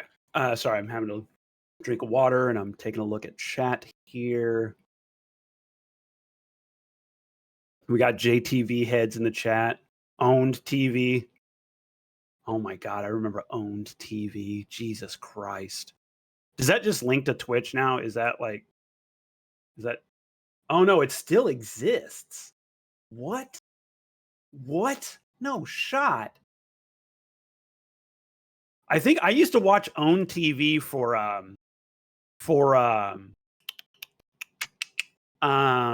they used to have StarCraft 2 tournaments on Own TV. And you had to like download your own proprietary software to like watch streams on Owned TV, I think. It was like a big orange frame, basically, right? Some old head in the chat, correct me if I'm wrong. Yeah, Owned TV is like not a real thing, by the way. Let's be clear. Like nobody took it seriously then. Early League of Legends was also on Owned TV. I watched a lot of Korean tournaments. Okay, I'm back. Sorry about that. No, that's okay. Okay. We were talking about old streaming services before Twitch. Okay. I see. Yeah. There was one that I used to watch a lot of, like League of Legends and StarCraft 2 tournaments on. Yes. It got shut down by the feds. Yes. Okay. I do remember there being something about this. Okay. Are you set? Are you good? Mm-hmm. Continue. Go for it. Okay. So we already talked about Kojima getting the project of Metal Gear as a result of other people failing to produce it and the company was asking for a concept on war. Anyway, Kojima makes Metal Gear. Metal Gear is successful. He gets to make 2 more games off of that. And then the company is looking to start developing games for the, at the time, new game console, relatively new game console. They'd already developed a couple games for it, several games for it, actually. The PlayStation game console. Okay. We can move on to the next slide. So this is Yoji Shinkawa. And unfortunately, I can't find good old photography of Yoji Shinkawa. I only found this very hilarious image of him talking about Death Stranding on Reddit. He did a Reddit Ask Me Anything. I actually was I was reading this Ask Me. I am not a Redditor, but I was on Reddit that day to listen to Yoji Shinkawa talk about Death Stranding because Death Stranding is an incredible game, and we'll talk about Death Stranding another time. You would like Death Stranding. You would. I would put my bottom dollar on that. You would have a good, because it is the part that you love the most about Breath of the Wild, right? The exploration of land and like traversal and figuring, and the land is the puzzle. That's literally like 90% of what Death Stranding is. You literally just look at a landscape, put some stuff on your back, and then determine how best to traverse that area. You would quite literally love this video game. So hopefully I can convince you to play Death Stranding someday. But anyway, Yoji Shinkawa's role in the company is art director. I realize I have a spelling error on the screen. I'm sorry. I have Wick instead of Witch. But Yoji Shinkawa interviewed for the role of art director for the Metal Gear Solid project. Kojima was allowed to handpick talent for the coming of Metal Gear Solid, and he wanted a new art direction, so they had an open interview process for Metal Gear Solid. Yoji Shinkawa was given an art test on the theme of turtles. They just said, create some art around turtles. And Yoji Shinkawa, he came in with a portfolio, obviously, but he asked, "Hey, can you give me a little extra time and I will make a sculpture instead?" And he was allowed the opportunity to make a sculpture. They gave him a week, and he made 3 sculptures of Ninja Turtles, the Teenage Mutant Ninja Turtles, as anthropomorphized, which I don't actually know what that means, because the Teenage Mutant Ninja Turtles are already anthropomorphized. He made a monstrous one, and he made a mecha Ninja Turtle. And I desperately tried to find any photography on these at all. I was unable to do so. If you are able to find some, then please send them my way. But I was unable to find photography. Gosh, okay. Interestingly, Konami had an art program where if you got on with the company, they would teach you how to produce pixel art, because at the time they weren't actually necessarily sure if Metal Gear Solid was going to be a 2D or a 3D game. And so he took a 6-month pixel art program, and eventually they decided about halfway through this that it was going to be a polygon game anyway, which actually worked out well for Yoji Shinkawa, because that meant he could sculpt figures for the game instead of drawing them in pixel form. But Yoji Shinkawa was allowed to he got free education because he just worked at Konami. And I'm constantly like marveling at at whenever like a Japanese company is just like, okay, we're gonna hire you before you actually perform any labor for us at all. Here, go to school for 6 months, and just become a better artist. Learn a new art form that you've never done before, and then come back, and then you can start working on this project. Yeah. And I think that's cool. Like, we don't fucking do that anywhere, man. Like that just doesn't happen anywhere in America. Sorry, I'm gonna take a sip of water real quick. No worries, no worries. To speak on the art style of Yoji Shinkawa, and sorry, I'm gonna hit you with another massive link. This one I would go ahead and bring up on screen. This is just a Google search of his art. Okay, let me Google it separately. Okay, yeah, Yoji Shinkawa is the name. But a lot of Yoji Shinkawa's what makes his art so distinct from other artists is because he uses a brushstroke style painting that is common in a lot of Japanese art specifically. And you can just literally click any of these images. Like, this is all of this looks to be, or most of it looks to be Yoji Shinkawa or people trying to emulate Yoji Shinkawa style. But yeah, this is a perfect example. This is the cover of the first one is the cover of Metal Gear Solid 2 Subsistence. But you can see he has these it's always very light on color, but light in the number of colors, not in the in color the usage, is meant to evoke emotion more than it is meant to give you a complete picture of the character. And so much of his art style is around gesture and around doing what he can to make sure you can see the movement of that the character is frozen in. Look at this character's hair, man. Yeah. Sorry, the other reason that I wanted you to pull up Yoji Shinkawa's art is because this Yoji Shinkawa is the other side of the coin related to Kojima's genius. Kojima is responsible for most of the writing of Metal Gear Solid, but Yoji Shinkawa is the guy that's responsible for making it look weird. And so many people are like, dude, Kojima Games takes a hit of the blunt. Dude, he's so fucking weird, bro. So many of fucking Hideo Kojima games are so wild, dude. It's yes, that's true. and the writing definitely shows that. But the reason why they look strange is straight up because of Yoji Shinkawa. We can go back to the slideshow if you would like. Sure. No worries. Okay. I see.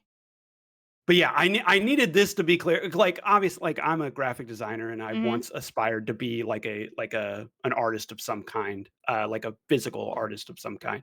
And I have much appreciation for the guy that's willing to devote his whole life to like one art style, basically. Yeah. No, I could see.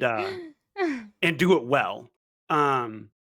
But no, so Yoji Shinkawa's history is he was actually a doujinshi manga artist, which that is basically like a fan comic artist, and this is like a whole like indie industry in Japan is making fan comics of fan manga of other series, like other television series, other anime, other manga, other video games. That was where he got his start. And he formed a manga club or joined a manga club in college. And this was kind of like a common thing. This was basically like a way in which people would form like social groups in colleges. Like you would just find a club of people who liked the same shit you liked or whatever, and then you just join the club. And basically, they formed a small troupe that would table at local like nerd anime like weeb related events. This literally like predates the word weeb, like in the way that we understand it. But the major one was Comiket, and they tabled at Comiket, and that's how he like met other artists in the industry.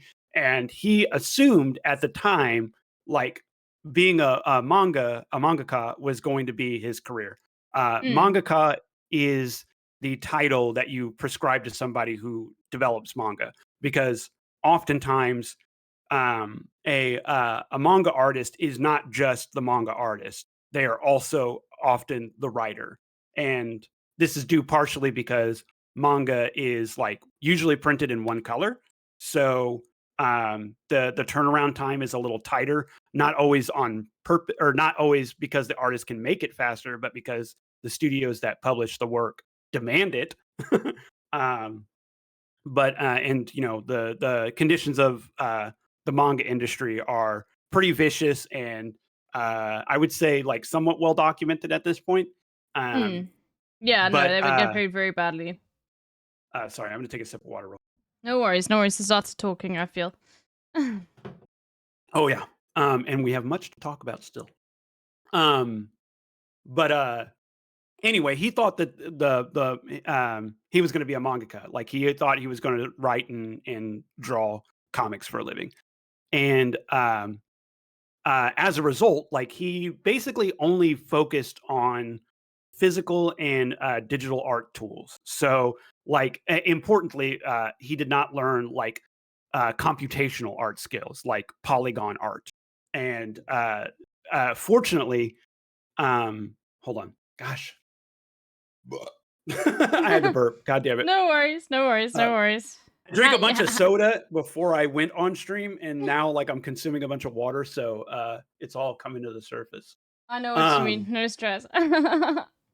So he spent a lot of his time developing physical and digital art tool skills, and thankfully, because he got a job at Konami, he could be responsible for developing the art that would then inspire, and like he would lead the art team, come up with an illustration, and then the art team would develop how that looks in a 3D space. Because by this time, the people who had been making PlayStation games, they'd been making them for a number of years at this point. Metal Gear Solid came out in 1999. And wow. Okay. That's the year. I was 2. Okay. That's crazy. Yeah, I was 2 years old. And okay, yeah. Yeah, I was in 8th grade, 7th grade, something like that. Anyway, I was ready. I was ready to play this video game. But no, important to the discussion is that basically Konami had a team that was ready to help Yoji Shinkawa be successful at his job, where he could develop the art that would inspire them to make the actual like physical video game that we're playing.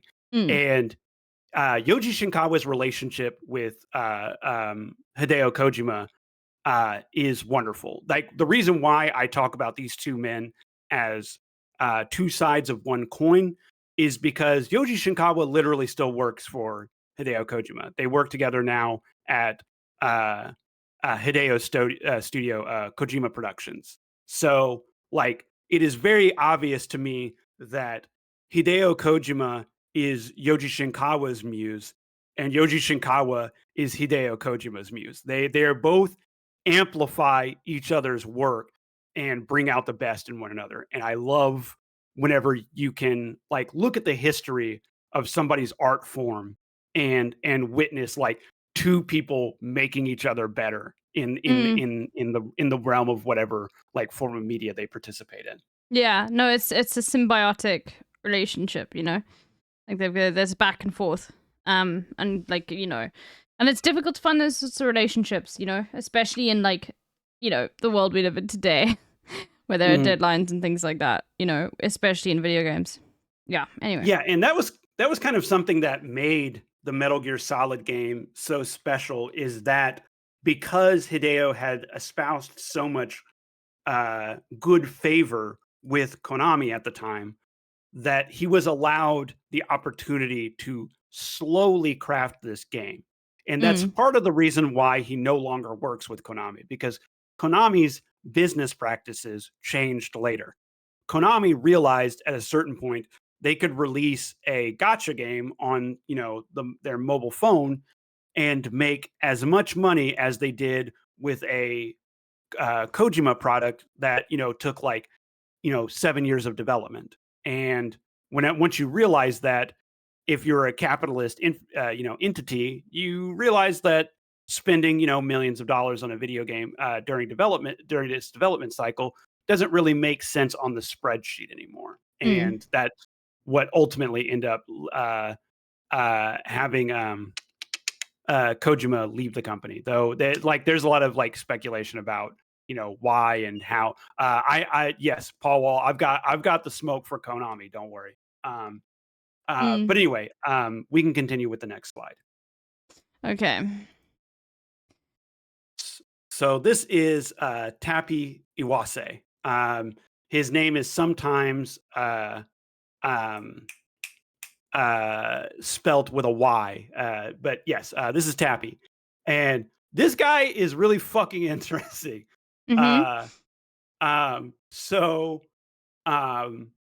Tapi is responsible for making music for several of the Konami games, both Metal Gear and Suikoden. Suikoden is his other major product, and a lot of the people in the chat who are JRPG fans, they're a lot of people are big fans of Suikoden, like the PlayStation 1 era fan. Okay, I've never heard of it before, so yeah, Suikoden. I would say it's not as popular as Final Fantasy, but I guess it's lauded in a similar breath as like Chrono Cross, which is the sequel to Chrono Trigger. I would say people hold it in regard as like peak JRPG at the time. Like if you're making a short list of hot JRPGs, Suikoden of this era, Suikoden is probably going to be like in the top like 10, top 15, perhaps. Okay. I get it. Okay. I see. He attended he went to like a music school. It wasn't like a college or anything, but he went to a music school in LA in 1988, and apparently like spent a couple of years in America, like basically just honing his craft. And the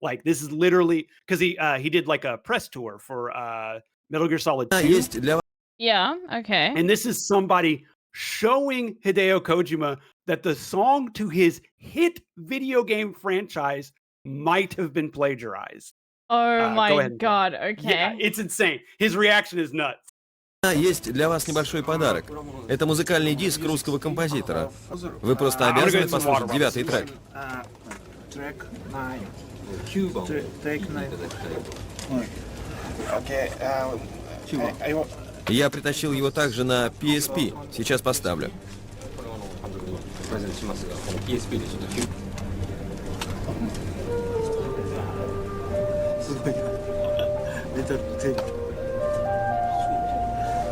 Эта мелодия была написана еще в 1974-м русским классическим композитором Свиридовым. I know. It's classical Russian composer. His expression goes from like happy to confused so fast. He hears it, you know what I'm saying? Это как бы саундтрек к стихам Пушкина.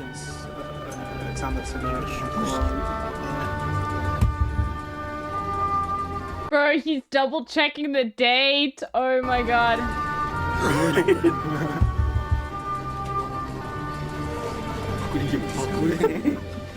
And like, what do you do? What do you do if you're Hideo Kojima in this instance? You know yeah, what I'm bro, saying? he's been set up. He had no idea. He's laughing, dude, but he's like, oh, fuck. Also, he's used to like Japanese law, which is like insane with copyright. It's fucking insane, bro.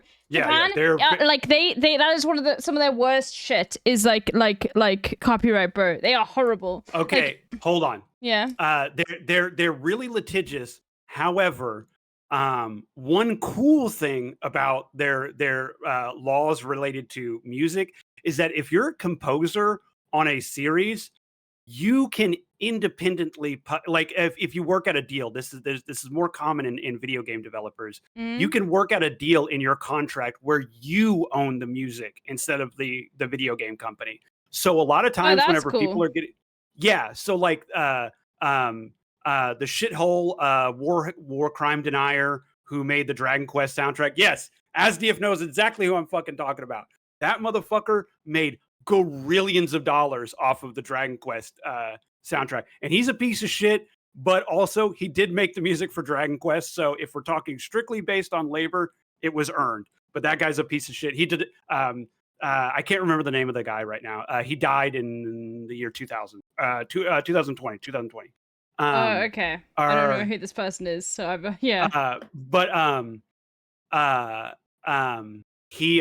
he denies the war crimes that Japan committed against the Koreans and Chinese in World War II. He's like a full-blown war crime denier, like outspokenly homophobic too. Not Tommy Tallarico. We'll talk about Tommy Tallarico though. Don't worry.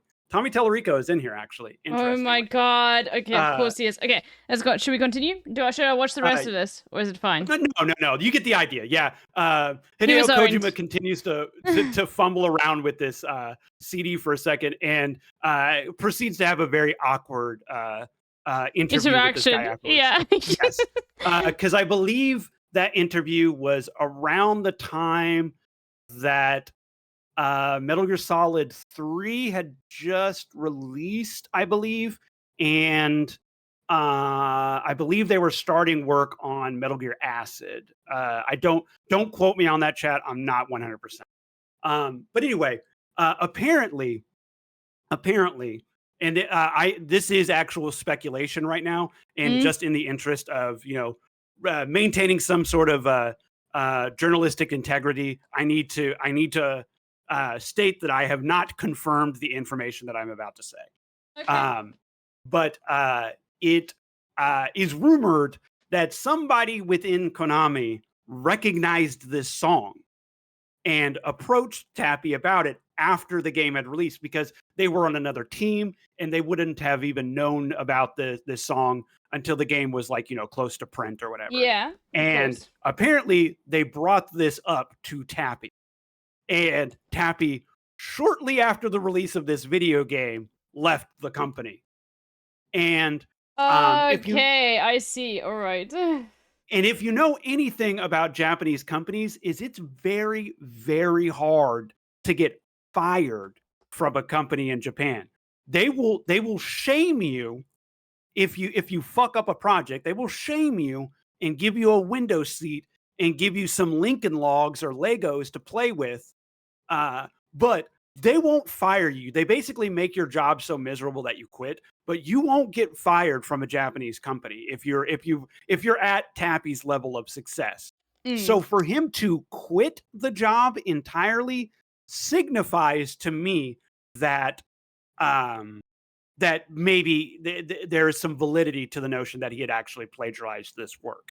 Yeah. And so they continued to use this theme, unknowing of this particular conversation that had happened with Iwase and another executive, until that interview that I just showed you. And that interview predates the game Metal Gear Solid 4, and very, alluding further to the rumor maybe having some validity. Other than a flashback, they do not use the theme song of Metal Gear Solid in Metal Gear Solid 4. And importantly, Metal Gear Solid 4 was like the supposed to be the finale of the series. Like, they were not supposed to make a fifth one after this. So for them to not use the theme song of their most popular video game franchise in the send-off to the franchise signifies to me that there is probably some truth to the notion that he had plagiarized the song. Wow. Okay. Gosh, you know what? I think they should have just used it, but I also think they should have just used it. Fuck it, I don't give a shit. But yeah, that's legal shit, you know? It's like knowingly, then you know it's plagiarized, and then knowingly using it, yeah, that's a different thing, you know? Yeah, they could have gotten some, and like they're like a huge company. So like Konami has been in the business of video games for like decades, and gambling machines for decades. So they had a lot to lose if they caught a lawsuit or whatever. So they very quietly didn't use the song. I don't believe any sort of like pursuit of this was made by the family or rights holders or anything like that. It just quietly got swept underneath underneath the covers. So they could have received a payout or something like that. Again, all speculation. Don't actually know what happened. But anyway, we can continue to the next slide if you would like. Okay. Okay, so this is Tomokazu Fukushima, and a very, very, very mysterious individual in terms of his online presence. This man basically possesses no sort of online presence at all. So researching Fukushima was very, very difficult and pretty annoying. But there's I'm sure that the only thing you could find was probably just articles about the nuclear, like What do you mean? Fukushima, the nuclear meltdown. Oh, yes. That a little bit that was peppered in. Yeah. Anyway, the way and this is how I need to express that most of the information about this man is actually spoken about in conversations that Hideo Kojima has had about his relationship with Fukushima. But also importantly, Fukushima worked on all 4 of the Metal Gear Solid games, and I believe left before Metal Gear Solid 5. I think that is where he left. And so he has writing credits on all of them. Okay, but, I see. Hideo Kojima speaks of his relationship with Fukushima, where Kojima was responsible for writing like the script, like the like what people were doing, what their motivations were, and like maybe like the major cutscenes that were defining like character features about like an individual, like character or their like backstory, that kind of stuff, Okay. And Fukushima was responsible for doing a lot of the surplus dialogue, like the what's the term I'm looking, flavor text, so and a lot of the conversations in between major cutscenes. So if I could imagine him maybe being I'm in this again is speculation. I could imagine him probably being the person who wrote the conversation with the DARPA chief. Chat knows what I'm talking about. And Hideo Kojima was probably responsible for writing the conversation with Psycho Mantis. Again, chat knows what I'm talking about. I'm talking to chat in this particular moment. But to give you an idea is basically Kojima would write the boards that would make up the box of this video game. Tomokazu Fukushima was responsible for the nails. Does that make sense? Yes. Yeah. Yes. All right. So that's how he is characterized. And unfortunately, there's basically not a lot of information about this guy. He apparently does not want to be online, has famously refused photo opportunities, even whenever Metal Gear was taking off. He did not want to be in the limelight for any of it. He seems to be the type of guy who is just only interested in writing the game. This guy is yeah, he did not want any of the limelight at all, and it made researching him very difficult. Sorry, I'm going to take a sip of water again. No worries. You're yapping a lot, so no worries whatsoever. I'm starving, so I'm sneakily eating a salad on the side, but hell yeah, but no let's worries. go. No, these are streamer secrets. Is whenever one streamer is talking, the other one is eating. That's how it exactly. I'm sneakily doing it. There'll be plenty of sneaking later, so hone those skills now. But anyway, hilariously, one of the this is just a rumor about this guy. He has a lot of rumors about his existence and what he does. A lot of people, for some reason, seem to think that whatever their least favorite Metal Gear Solid game is in the franchise, they say that those are the ones that Hideo did more of the writing for, and that Fukushima is for some reason the special sauce in a Metal Gear game.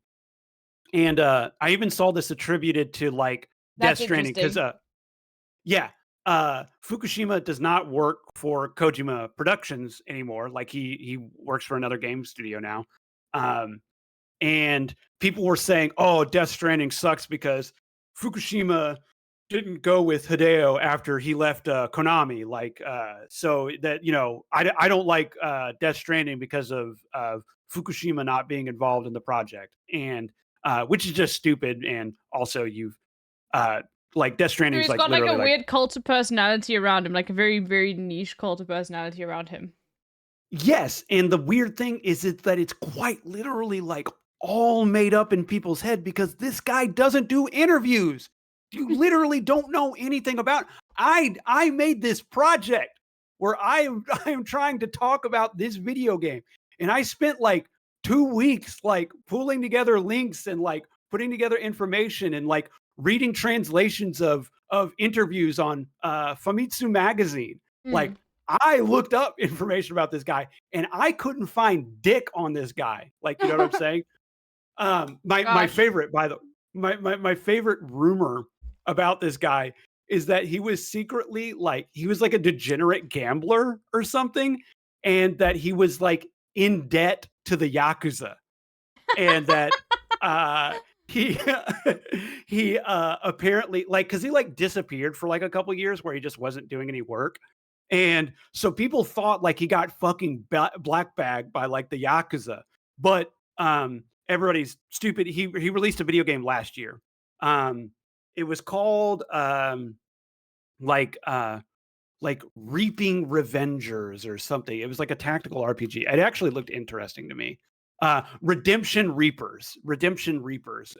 He has a writing credit on that, and that is just a a third-party gaming studio that he writes for now. So, and he wrote the entire script apparently. So, hilariously, also people say the script of that game actually sucks. So, I haven't played it, so I don't know.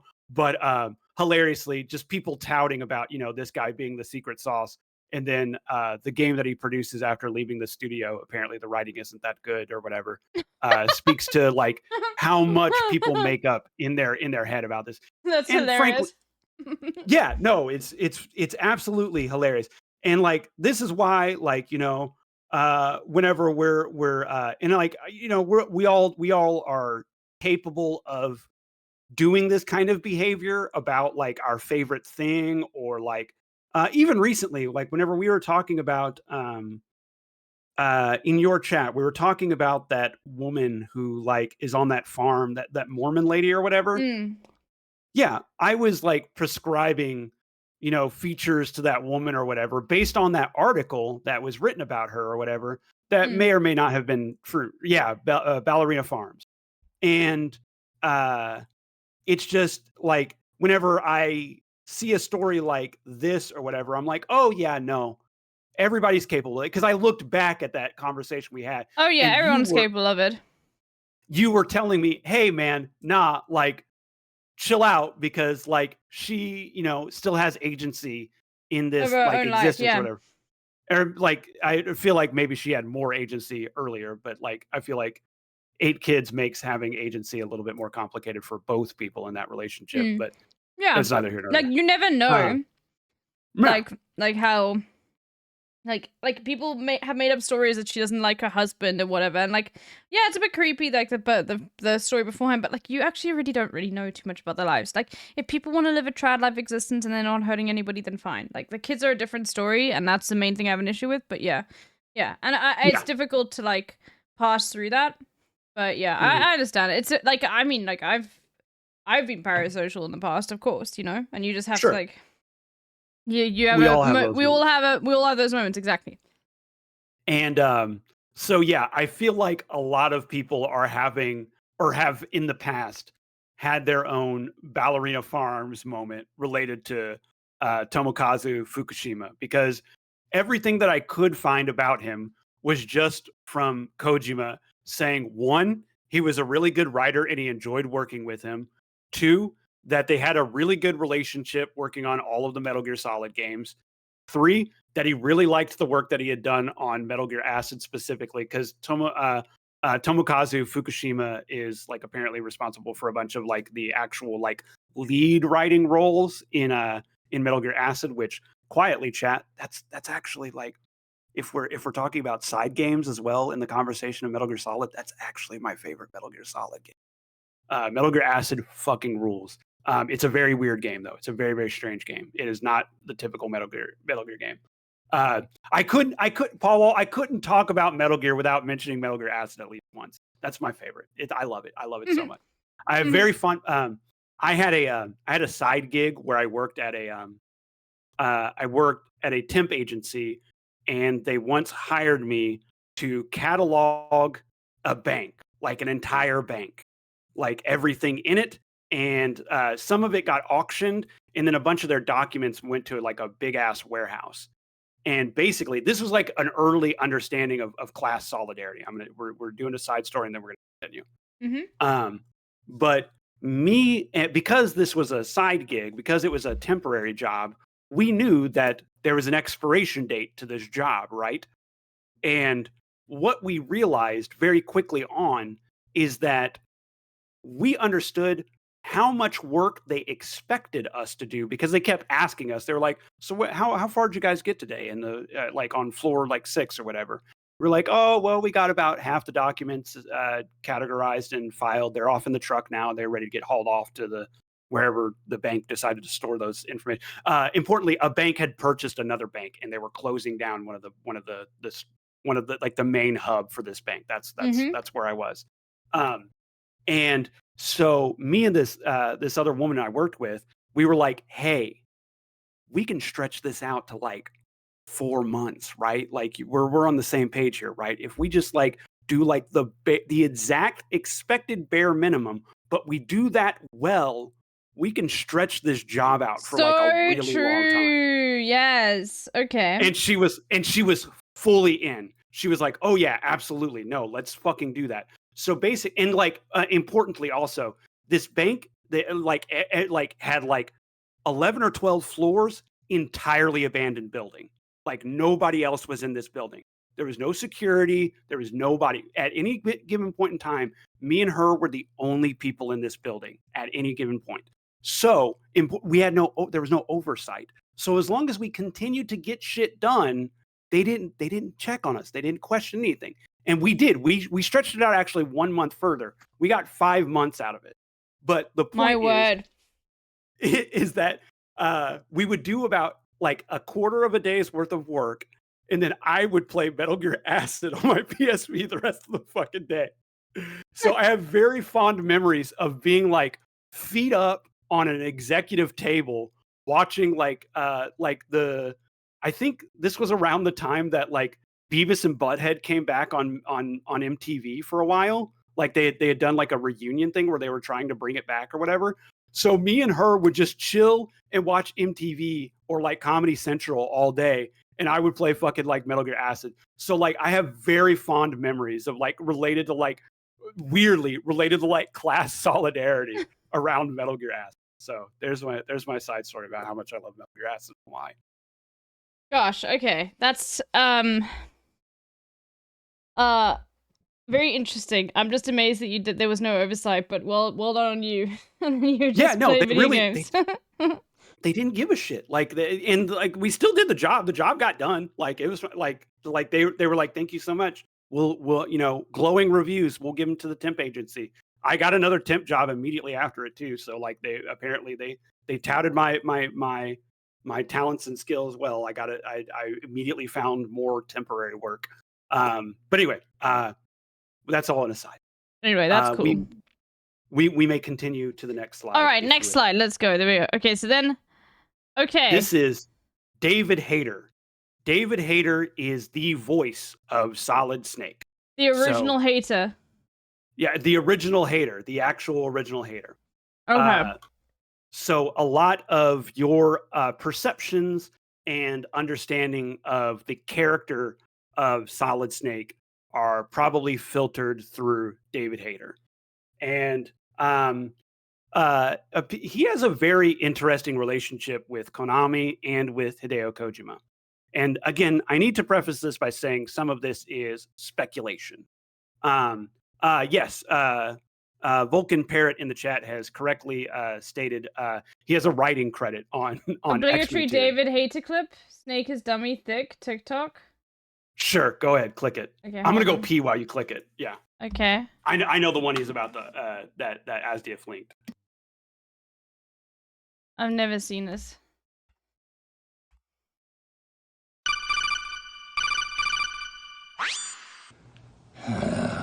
Colonel, I'm trying to sneak around, but I'm dummy thick, and the clap of my ass cheeks keeps alerting the guards.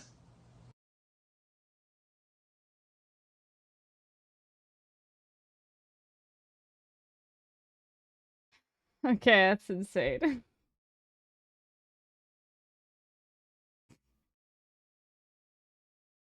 All right, bro.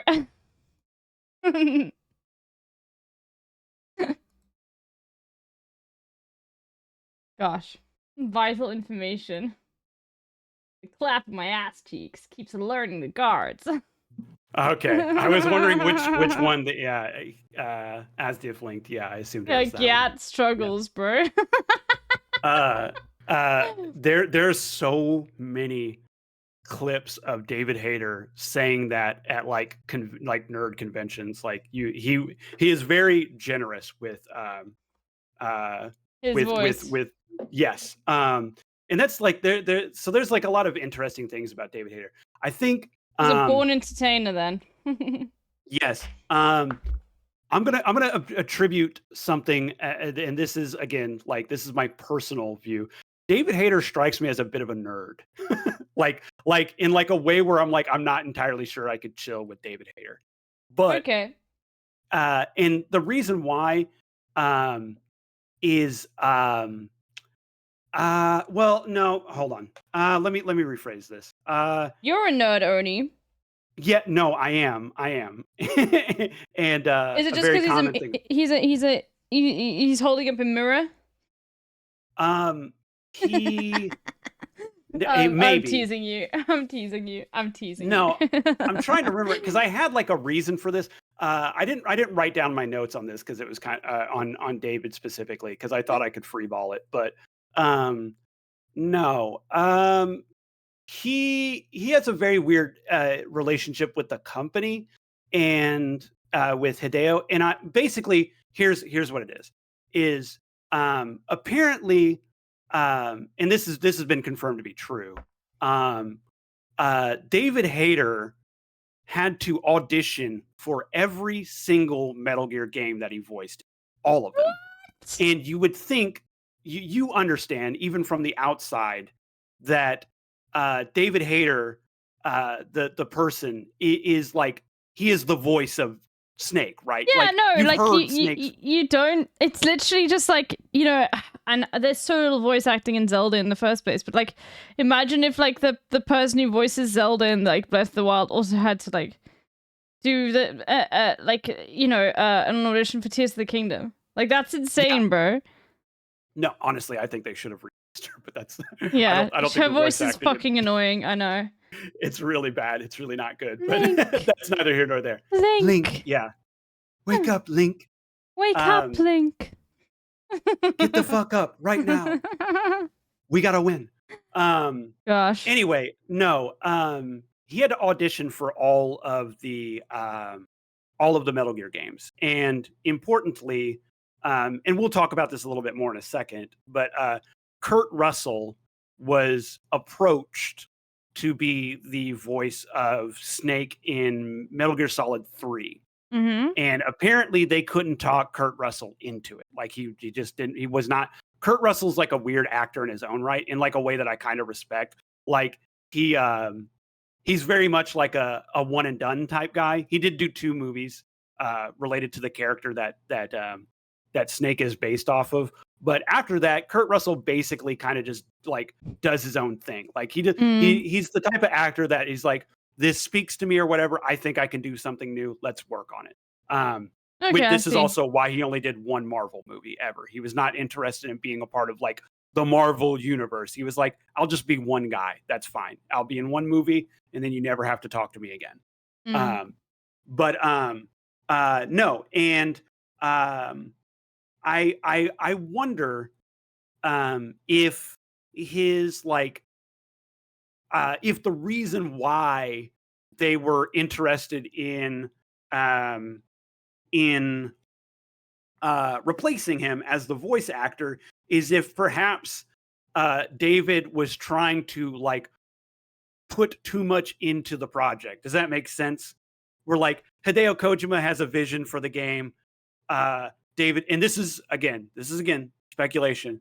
David Hayter is a writer in his own right and is like the voice of an incredibly iconic character. I see. And he has always said he has like and this is David's words specifically in this instance. He always said he had like a very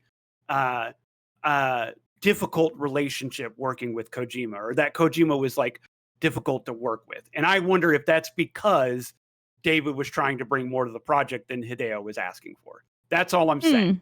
Okay. And that again, that component of the conversation is speculation. But what I will say in David Hayter's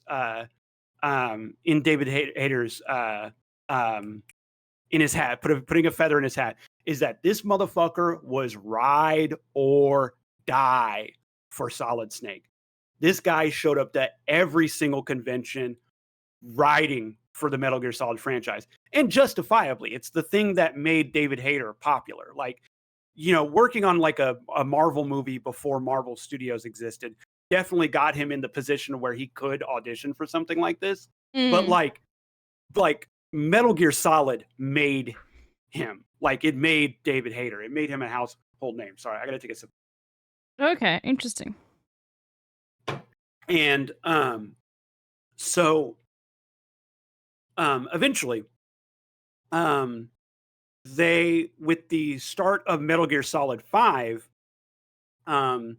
David is like attending some like video game insider convention, and they are, internally, like amongst other industry, like, executives and like the muckety muck or whatever, are talking about like the development of Metal Gear Solid 5, that Metal Gear Solid 5 is under development.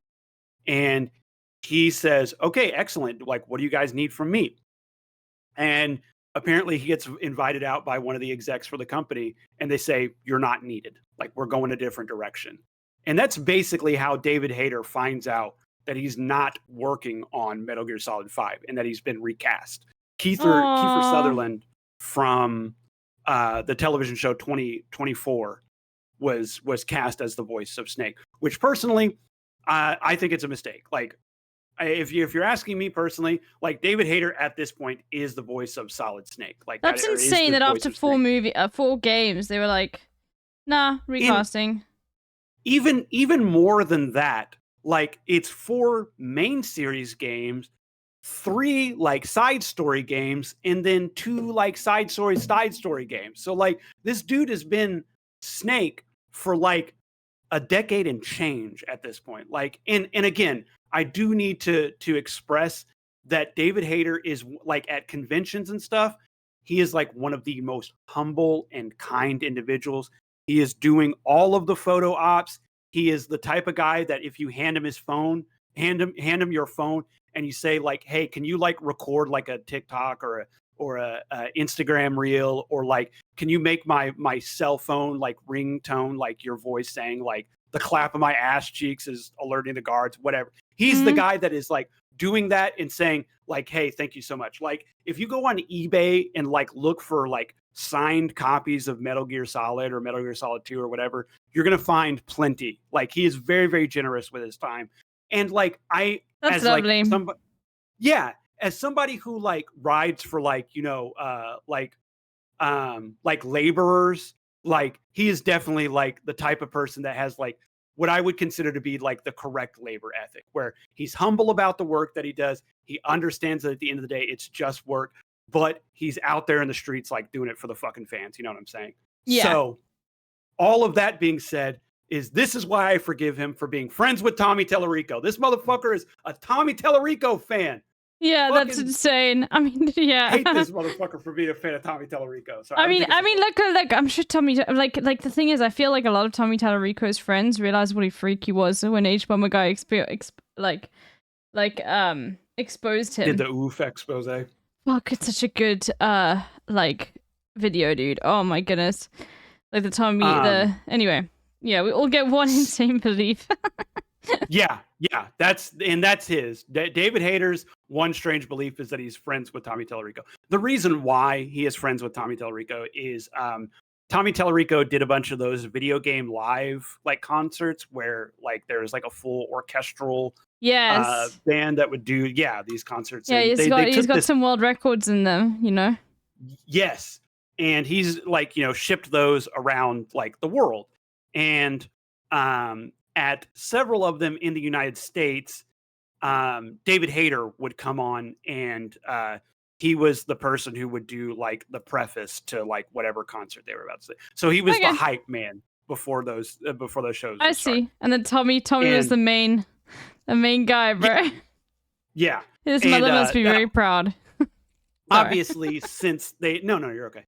Since they had like David Hayter there, obviously they played like the Metal Gear Solid theme and such. So yes, like, of course, that's but anyway, this is why like my I have like a weird personal like suspicion of David Hayter's like relationship with Kojima, but at the end of the day, like, I think David Hayter is a cool dude because he was like a really big fan of like the work that he did.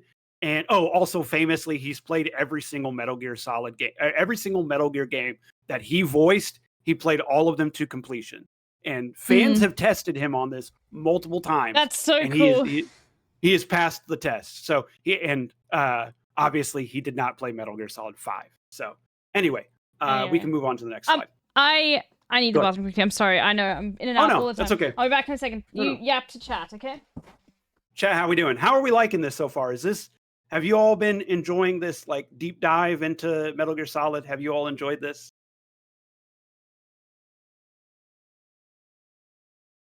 Loving it, loving it. Seeing a lot of yes yeses, seeing a lot of yes yeses. Okay, excellent.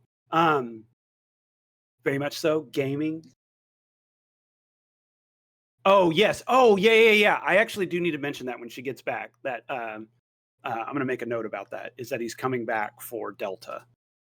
MGS Delta. David Hayter. Return. Okay, I made a note about that. Thank you. Oni, you have to do the Yakuza series. Oh yeah, no. I intend to play all of the Yakuza games on stream. So at some point, sorry, I'm burping a bunch. What's my favorite Zelda? Link to the Past. Link to the Past. Link to the Past. Wind Waker.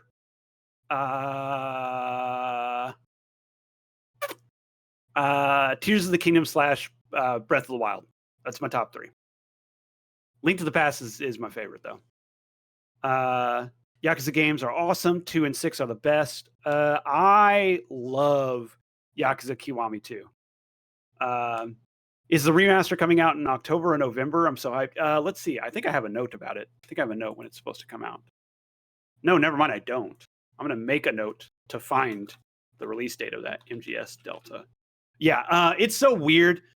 There being like a Metal Gear game, a remake even, coming out without like the auteur of the franchise being involved. Like, yeah, I'm very nervous about it. It could go either way. It like visually, the game looks absolutely stunning. Delta looks amazing, but I am wondering like how do you get somebody to like step into the shoes of Kojima? You know, I don't know. I'm not saying it's impossible. And like, I'm not even saying that like somebody could certainly, like, I think enough time has passed where somebody could spiritually continue the Metal Gear Solid in the series in the same way that like people make new Mission Impossible movies or new James Bond movies, you know. But I'm very nervous about it. Anyway, I think it's going to be good. I think it's going to be good. Oni, how long does it take you to do an action button recap each week? The film noir teaser a few weeks ago. That one, I actually had to write a script for that, so it was 2 weeks. But normally it just takes me about a day to make a recap. It really takes me 1 day. You said you're back? Yes, I'm back. Okay. I was yapping to chat. Okay. One quick thing actually before we move on to from David Hayter. Who was it in the chat? Somebody in the chat mentioned one thing. Oh yeah, Super Dark Void mentioned. David Hayter is returning for the remake of Metal Gear Solid 3, Metal Gear Solid Delta. Oh, okay. So this adds a little seasoning to my personal speculation about him maybe having like a difficult relationship with Kojima, and that's fine. But anyway, we may proceed to the next slide. I'm going to take a sip of water. All right. Development. Okay. So, before we begin discussion on the entire game, I figured it would be a good time now that we've, brought David Hayter into the discussion, that we actually discuss the main character of the game series. So Snake obviously came into existence during the Metal Gear game, which, as we discussed earlier, came out on the MSX.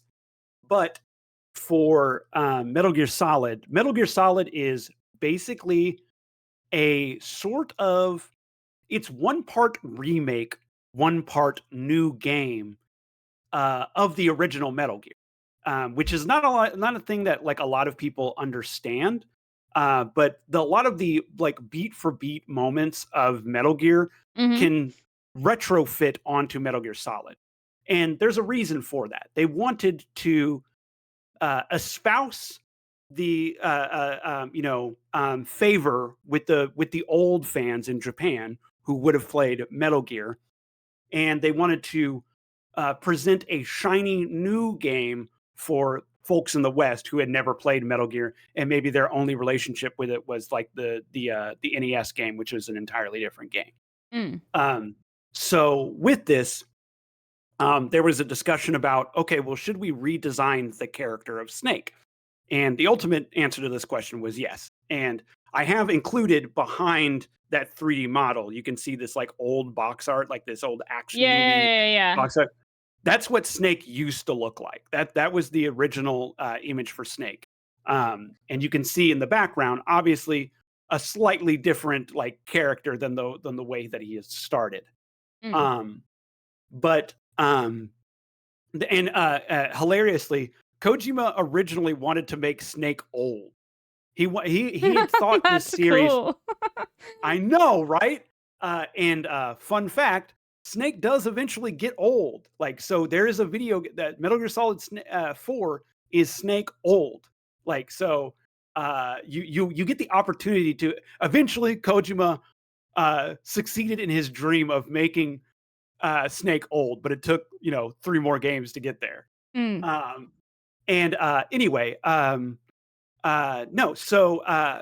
There was internal discussion about what like the redesign of Snake's character should look like.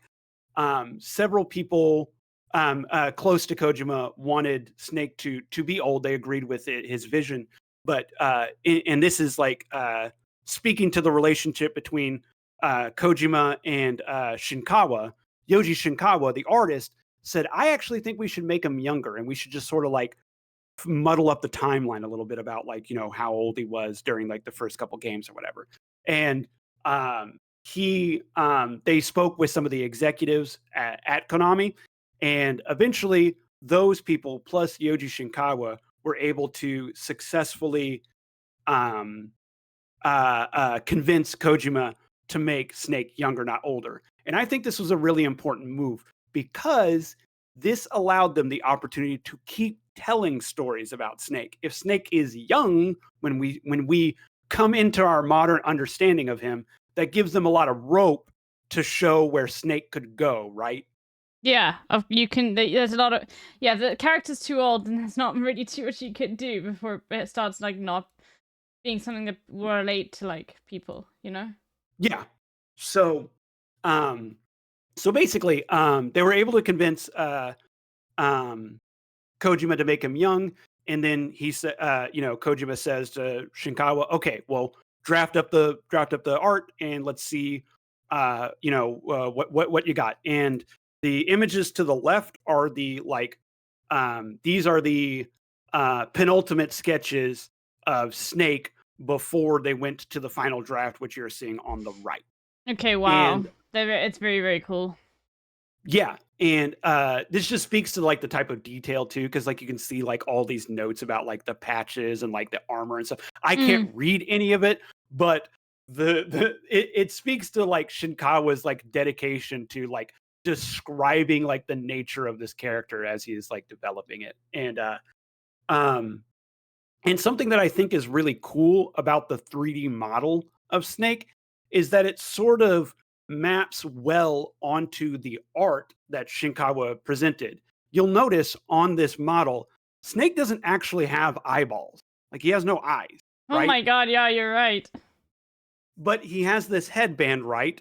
And then he has these deep circles underneath the headband that imply where his eyes are supposed to be. And if you look up at Shinkawa's art, it looks like that. It's the same thing. There are no eyes. There's just this image of like this implication of a lie. So earlier, whenever I talked about like the gestural nature of Shinkawa's art style, this is the kind of stuff that I was meaning. He didn't need to draw those. He implied their existence, and it adds this air of mystery and stealthiness and coolness to the character. You're right. Yeah.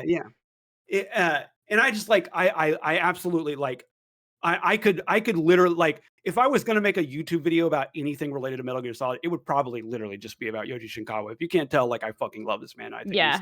I think No, his contributions to I fucking love this guy. But anyway, so the getting into like the conceptualization of the character, like the writing and how that influenced the art.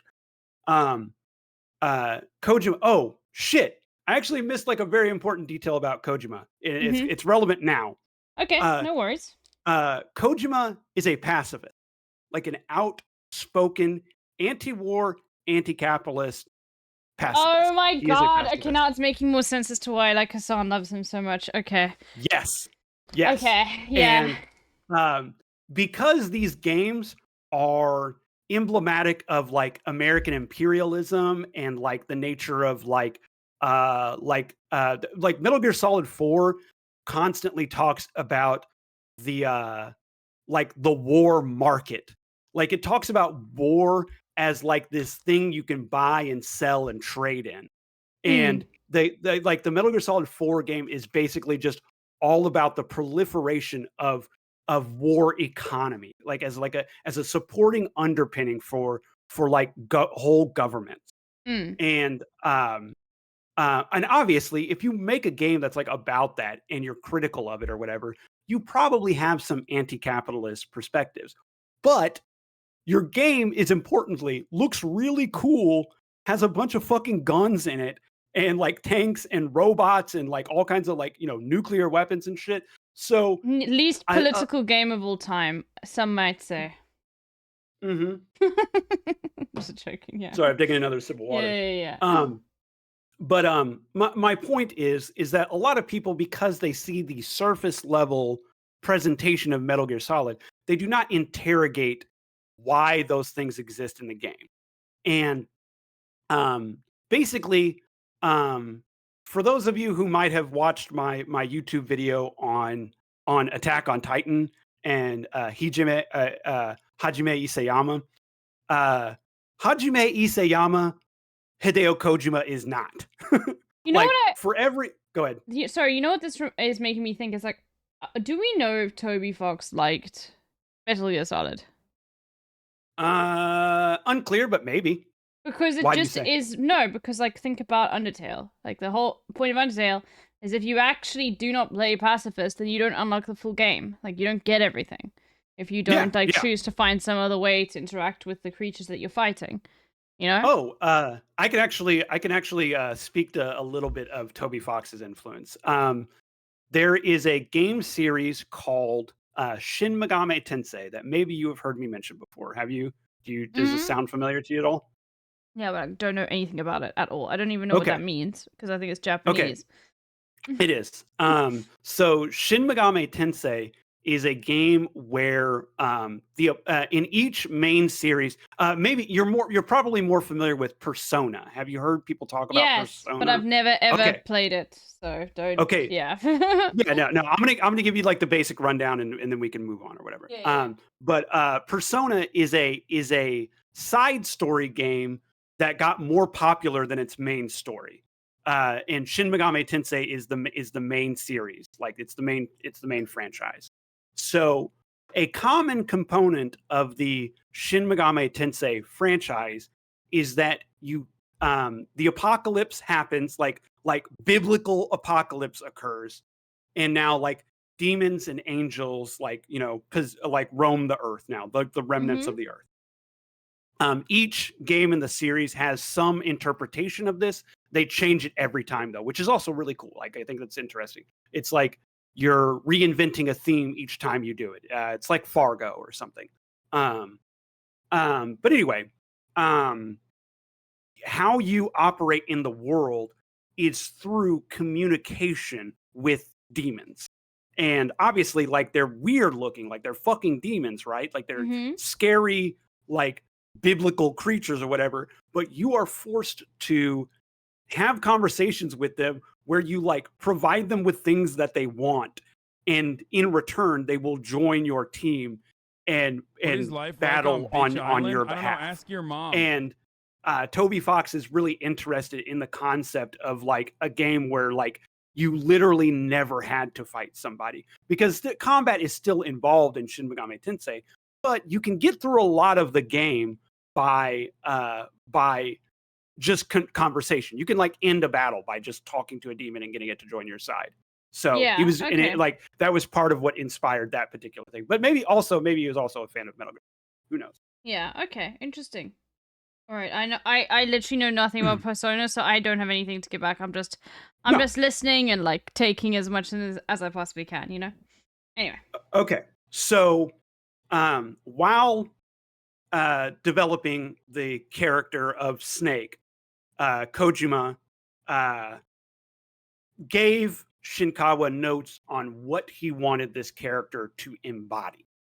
And the notes that he gave was that Snake should be representative of both American exceptionalism and Japanese totalitarianism. My word, okay. Right? And how Kojima, or how like Shinkawa, exactly those words, like, but in Japanese. Yes. American exceptionalism. Why word? Okay, he's a political nerd, 100%. Like only politics nerds know that term. You know what I mean? 1,000,000%. Like whenever I say that, whenever the revolution happens, we're not eating Kojima. Like we're converting him, you know, because like he still owns a company. I don't know how he runs the company, you know what I'm saying? But I think Kojima could be the type of guy to just be like fully on board. Like, you know, socialism's great, fine, no problem. Like we all own the means. Engels owned a factory, bro. Anyways, yeah, exactly. Yeah. So yes, he spoke to Shinkawa and asked him to create a character that was inspired by like American exceptionalism and the specifically the World War II version of Japanese totalitarianism. And the reason why was because he wanted this character to look like a kamikaze pilot. And that was what Shinkawa brought to the table. That's what Shinkawa took from Kojima's explanation of the character. But the reason why they chose this as the sort of like the specific version of like Japanese totalitarianism is because Kojima wanted to write a character that would undermine or like recognize their own weaponization by their government. Because that's like a whole component of Snake's character, is him recognizing his position within the greater war like machination of the American government. Because if you're unaware, most of the game actually takes place in like with most of the characters are American. Most of the characters in Metal Gear Solid franchise are American. Sorry, I'm taking another sip of water real quick. No worries. Yeah. No, I mean, yeah, and that obviously is it's to appeal to the like American audience, you know. Yeah, absolutely. And whenever you think about imperialism, you think about America anyway. So like now, yes. But the term that Kojima and Shinkawa both agreed on as like the final component of the inspiration for Solid Snake's characterization was war gods. They wanted Solid Snake to be characterized by the term war god, and there's a specific reason for this that is related to like Japanese World War II kamikaze pilots. So whenever kamikaze pilots were which by the way, content warning, we're going to talk about suicide, like wartime suicide, but content warning all the same. And kamikaze means divine wind, which is insane, right? Yes. Oh, yes. It means God wind or divine wind. Yes. Okay. Kamikaze pilots, once they were designated, they were going to die for their government. They were asked to, before they died, to write down their thoughts, their feelings, whatever. And whatever came to mind, whatever they were instructed to compose their final thoughts into a journal entry. And the reason why they did this was because this was meant to like embolden the kamikaze pilots into killing themselves. Because obviously your government asking you to kill yourself for them is an insane. It's absolutely insane.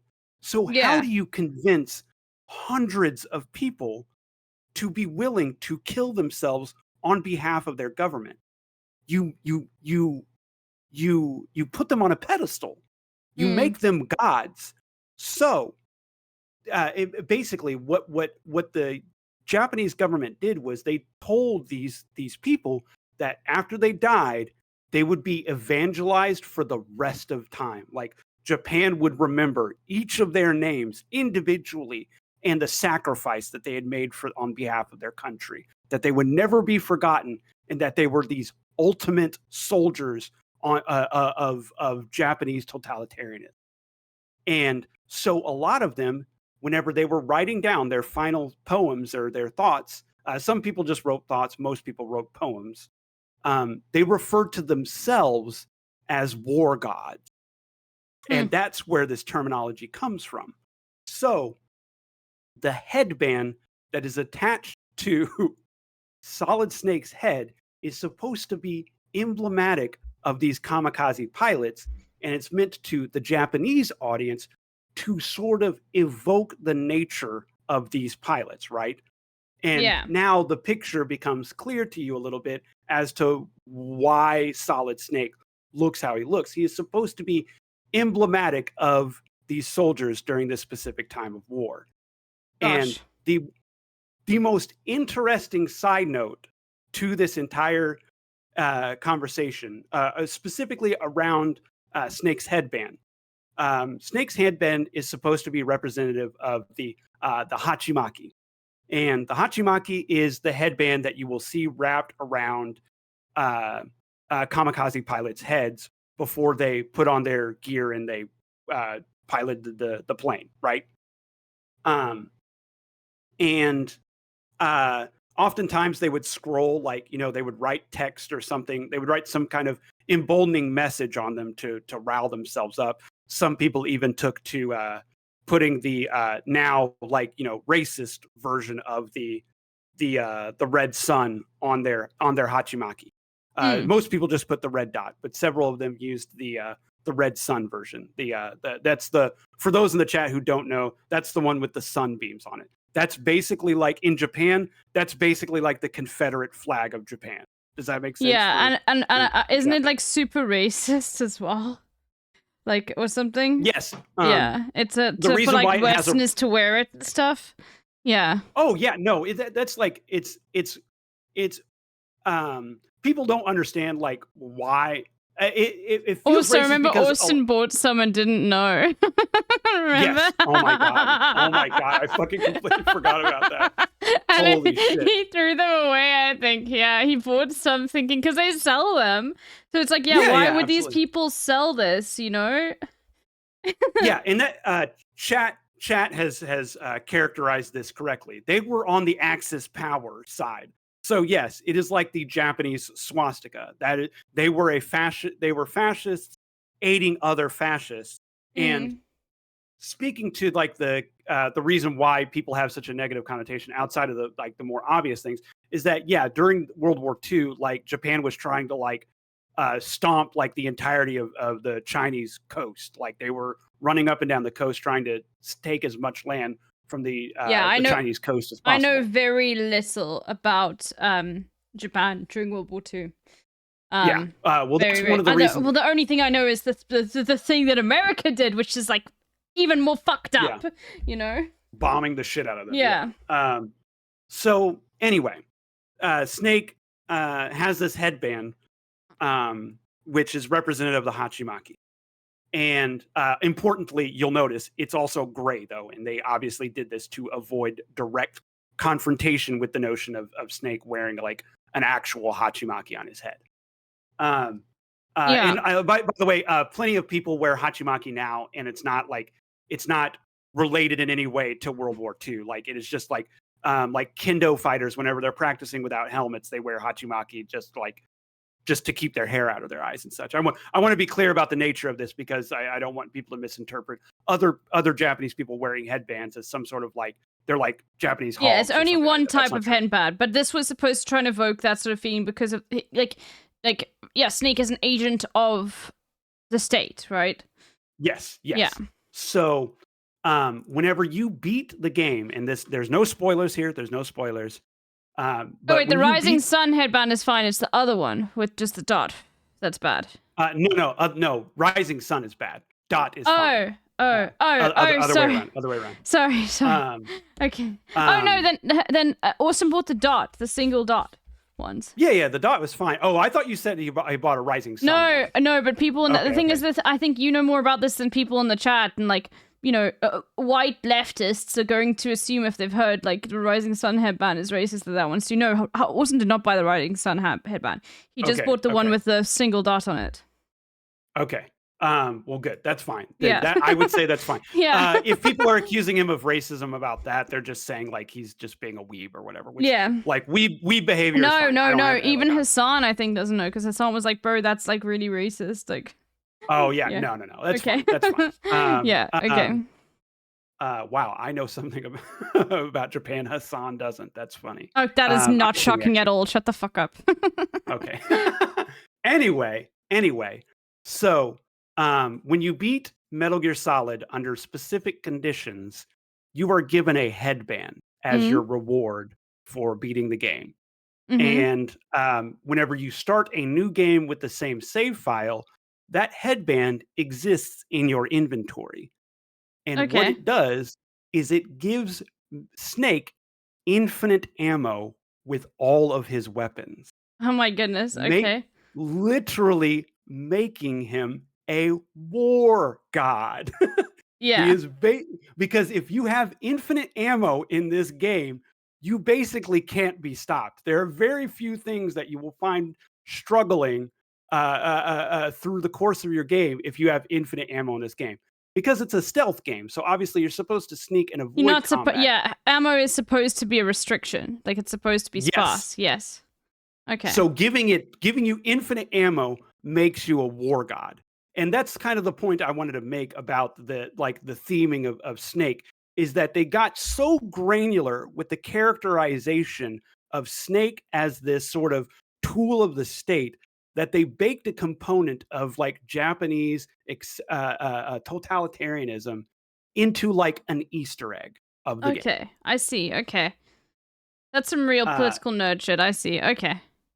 And that's the kind of only political nerd shit you get if you're a fucking leftist. That's what I'm saying. That's why I kind of ride for Kojima, because like there's a little bit of seasoning on there that you don't find from your standard capital.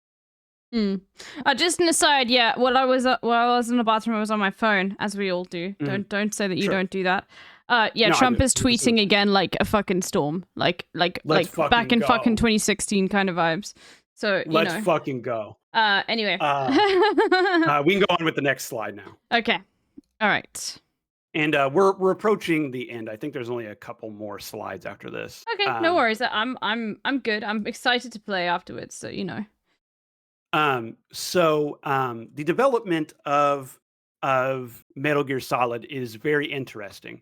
So it exists at a time whenever 3D games were still a novel concept, right? This came out to give you some characterization as to the time period for which this game came out. Don't spoil it in the chat, Super Dark Void. I'm talking about it. Give me a second. Don't look at the chat. Don't look at the chat right now. He's giving away the game. I'm not looking at the chat. Don't worry. Okay. To give you an idea of like the games that were being developed around this time period, Ocarina of Time came out. The Legend of Zelda came out the same year as Metal Gear Solid. So like the N64 and the PlayStation were these new pieces of hardware where we had really just started to understand the 3D space. And this is going to be a controversial take, but who am I if not, who are we if leftists on the internet if we're not making, bold declarations, both related to our politics and not related to our politics. This one is not necessarily related to our politics. But in my opinion, Metal Gear Solid is more of a spiritual successor to The Legend of Zelda: Link to the Past than Ocarina of Time is, straight up. And there's a reason for that. I have a reason why I feel this way. Okay. The reason why is because Metal Gear Solid was designed as a 2D video game. By which I mean the entire concept of like the 2/3 perspective and your camera fixation in this video game is constantly basically at like 2.5D. All of the puzzles, all of your movement is constantly operating from not really like a 3D space. It is operating from above the head of Snake in most positions. And that is how they made the game. If you look at the image that you're seeing right now with Hideo Kojima playing with these Legos, Hideo Kojima literally made the entire video game of Metal Gear Solid with Legos. And each day he would come in with these big ass Lego sets, and he would set them on the table, and he would bring around all of the development crew, and he would show people how with the Legos how like guards should move around the room and where positioned like tanks and boxes and like cameras should be positioned. And the reason why he did this in this way was because well, it's really it's very clear. Yeah, it's like there's no room for any sort of misinterpretation when people can see it. Exactly. And it gave people this really like physical way for them to like play around with the space and say, okay, what if the character actually like walked up the staircase or something? No, characters don't actually do that. But it allowed people to more clearly see Hideo Kojima's vision for like how he wanted the battlefields to look, and then also allow them to contribute because these are Legos, right? So you can just pluck a wall out and say, well, what if that wall wasn't there? And then, have a discussion about it. And they did that. They did that. Like all the level developers talked about the game with these sets, and they would like remove like walls or like put in more guards in a certain area or whatever. And this allowed for this collaboration between the leader, the director of the game, and the people who were actually making it. But also, as this relates to a game like Link to the Past, they made the game how they viewed the model. They made it from the top down. They're looking down at the map, and that's how your camera is positioned. So whenever you're playing this game, you can start to see how it was inspired by a lot of 2D games and about how 2D games played a role in the development of this early 3D game. This, above all reasons, was why I asked you to play Link to the Past first. This was it. I'd had this entire conversation in the bag for like months, basically. But it's not something that enough people actually talk about. They don't talk about Metal Gear Solid as a 2D game. It mostly is a 2D game. It's a 2D game that just takes place in a 3D space, and more importantly, allows you to play in the 3D space. One of the first things, like this isn't really a spoiler or anything like that. Literally, the first thing you're going to do in the game is duck underneath a box and crawl underneath like a metal fixture. And that was like, and the reason why that exists at the very beginning of the game is because that's novel. That was novel in 1998, and it's not now, but it was then. And this shit blew people's mind. So anyway, I just wanted to talk about like the actual like development of like stages before we move on. Actually, I'm going to use the bathroom real quick if you want to. Yeah, no worries. Go for it. Give me a second. All right, give me 2 seconds. I'll be right back. I'm going to be playing, I don't know what I'm going to be playing afterwards. which game Oni is gonna recommend I play, but I downloaded all of them, the PC versions. And yeah, I have the complete collection, which Oni recommended, which we'll see. Yes, we will be playing some. I'll probably be playing it, like continually. I might save it for tomorrow, but I would like to play it today.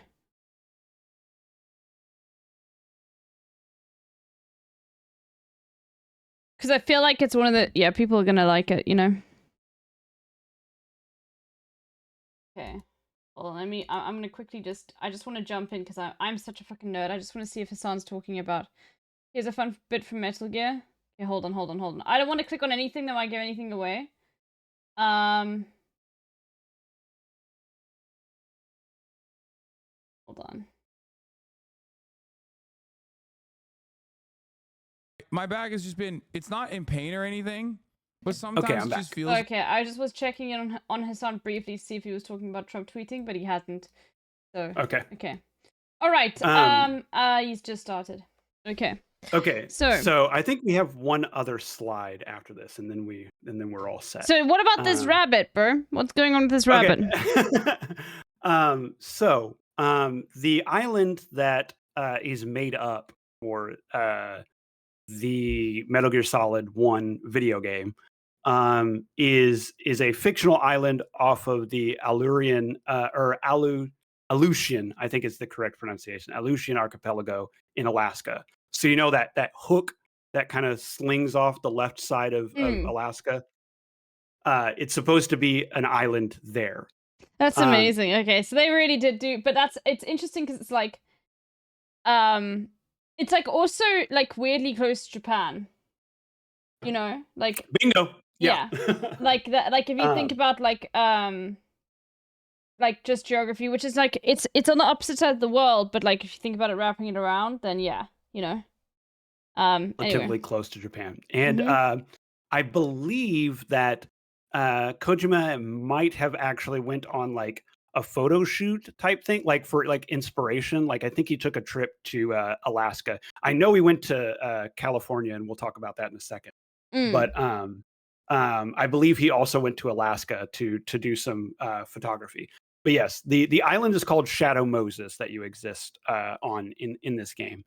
But importantly, the facilities and the geographic nature of Shadow Moses, while it is supposed to fictionally be in Alaska, it actually represents something closer to the island of Okunoshima.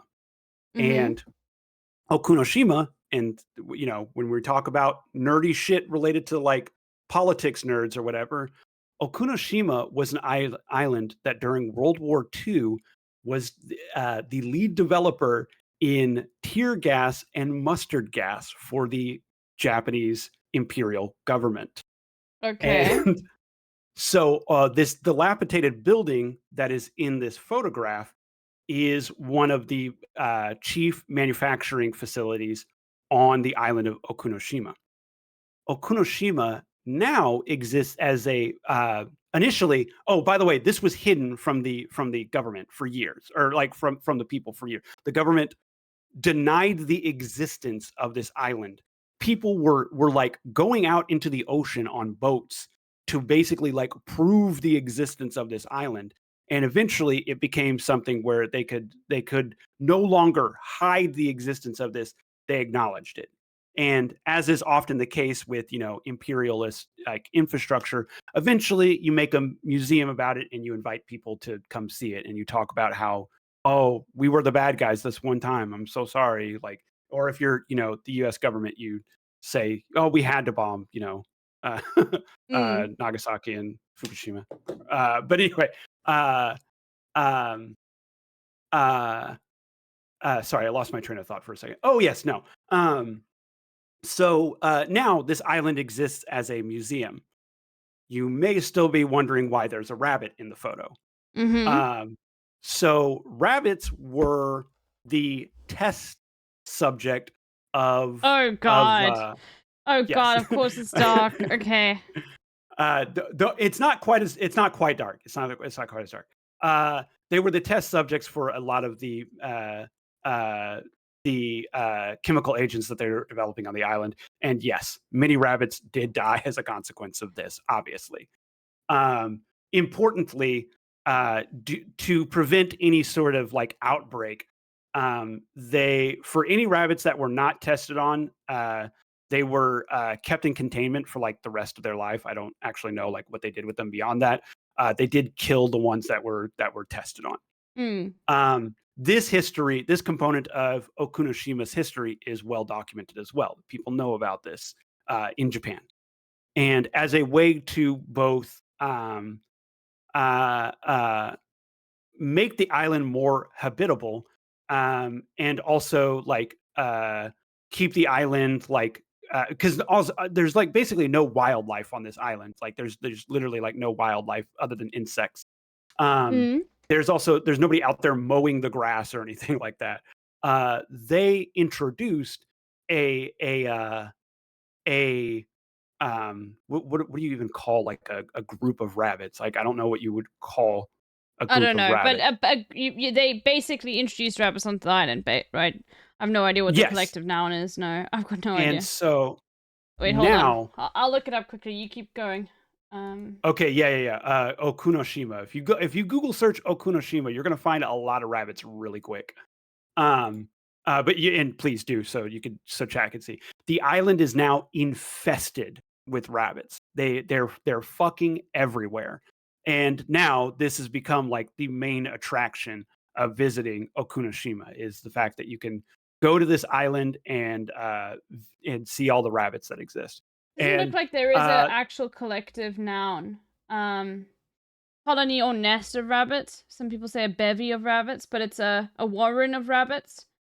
Okay. Right. Yeah, but it doesn't seem like there's nothing so specific. But I think everyone agrees colony of rabbits. It seems like most sites will say that. That's so interesting because it's like normally there's like English has got this weird thing where like there will be like a specific word for. Yeah, like a murder of crows. Yeah, like a murder of crows. But for rabbits, it just seems like whatever colony it is, or a herd of rabbits. So I'm pulling up an image right now, and you can go ahead and click that one image. But yeah, that's basically. Oh, okay. So this is the island. Yeah. This is the island now. Like it's just full of fucking rabbits, and they're everywhere. They infest every corner of the island. People go here just to visit the rabbits. Okunoshima. Were you gonna go to this island when you were gonna go to Japan? We had aspirations for it. I was dating somebody who was a big fan of rabbits, and also fun fact, I am too. I actually love rabbits. Like whenever I was considering a pet for the first time, you wanted a rabbit. A rabbit was top consideration. It was final two. I ended up with a cat. But have you seen the rabbit jumping videos? I've seen many videos of rabbits jumping. I don't know if you're talking about a specific one. I'm talking about like they have competitions for rabbits. Oh yes. I've seen many rabbit jumping videos before. Yes. All right. But anyway, so yeah, this is what Okunoshima looks like today. It's just like palm trees. One big museum. That building in the background of the slide is the main facility where they tested the mustard gas. And the reason why I showed that image specifically is to show how thorough Japan was in eliminating any potential like cause of concern related to like chemical overspill or anything a little bit better than the US government, let's put it that way. Yes.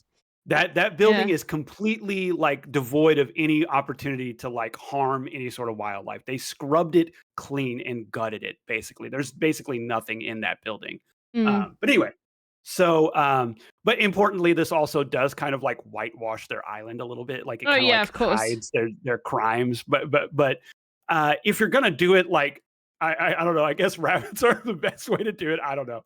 But yeah, and they did like make like a whole museum that says like, hey, listen, we were the enemy here. This is what we did to China. So even if like members of their own government deny their war crime, bro, I'm trying to think of one example where the US has like a fucking like museum being like, yeah, we fucked up, bro.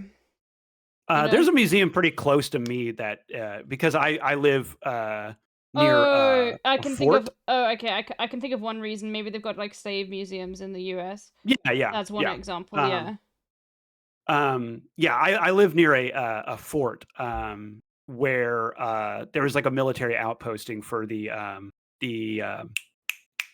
fucking chuds, the hogs. God damn it! Why can't I think of Confederacy.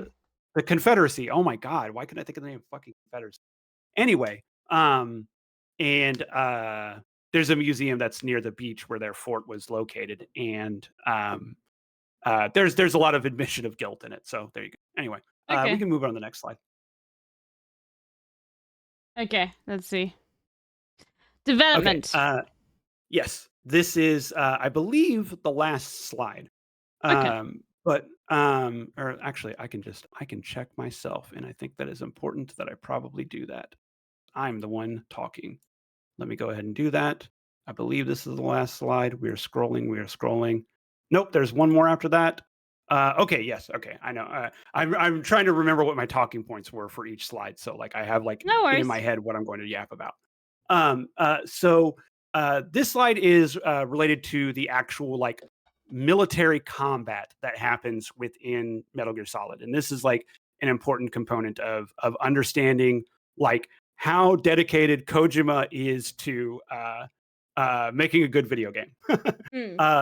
Motosada Mori was an individual who had worked for on a number of projects with Konami before linking up with Kojima. And Kojima, once developing, starting the development for Metal Gear Solid, he wanted to, as much as he could on the PlayStation, try to emulate like military structure and like and he was devoted to the accuracy of like the usage of weapons. And it's because like if you're going to make a game like this that has some sort of commentary about those things, you want to also maintain some accuracy. So it also bakes a little bit of history into the game without like, you know, like not really specifically history, but like yeah, with weapons and things like that, you know? Absolutely. And that's why you get like period accurate military weapons throughout Metal Gear Solid. And not just this Metal Gear game, but like literally all Metal Gear games.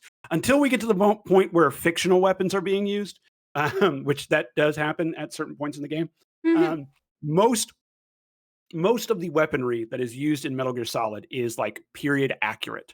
And that can be contributed mostly to Motosada Mori. Motosada Mori is a like weapons expert and a military advisor. So this guy is basically like your hog that you hire to, and I'm characterizing him as a hog. I don't actually know his, but like he's a guy who knows like a little bit too much about like the United States military and their operations. A weapon weeb, I don't know, something like that. Yes, he's a little bit of a nerd specifically about guns and military operations. But importantly, he had connections to the United States, and he was responsible for setting up meetings with Kojima so that he could actually get like hands-on opportunities with like military-grade weapons. And he did. So the United States has a facility Kojima went to the United States before the development of this game. He went to California. My word. Okay. Yeah. Yeah. He went to a U.S. SWAT team training operation. It was like a 2-week camp or something like that, where basically they teach you SWAT tactics and SWAT movements. So there will be a moment where you will like alert guards and you'll have to hide. And the way the guards move to like find you and the way they like secure locations like around you to try and box you in, this all was inspired by the SWAT training that Kojima experienced while developing the game. Wow, you know what? The hogs are right. Like video games literally are like making criminals because now you know how to hide from SWAT teams. Yeah, I'm joking. famously, all it takes is hiding in a box. Yeah. Chat anyway. knows the joke. Yeah. I got to wink and nod to the chat, everyone. Yeah. But anyway, so yeah, he went and trained with the U.S. SWAT team, which is crazy. Like he literally just hung out with cops and like they taught him how to how they operate. And then he went to the National Training Center, which is in Fort Irwin, California. And this is where he got to look at a lot of military grade weaponry, got to examine it, got to participate in shooting exercises, and importantly, to later components of the game, got to ride and video record tank operations.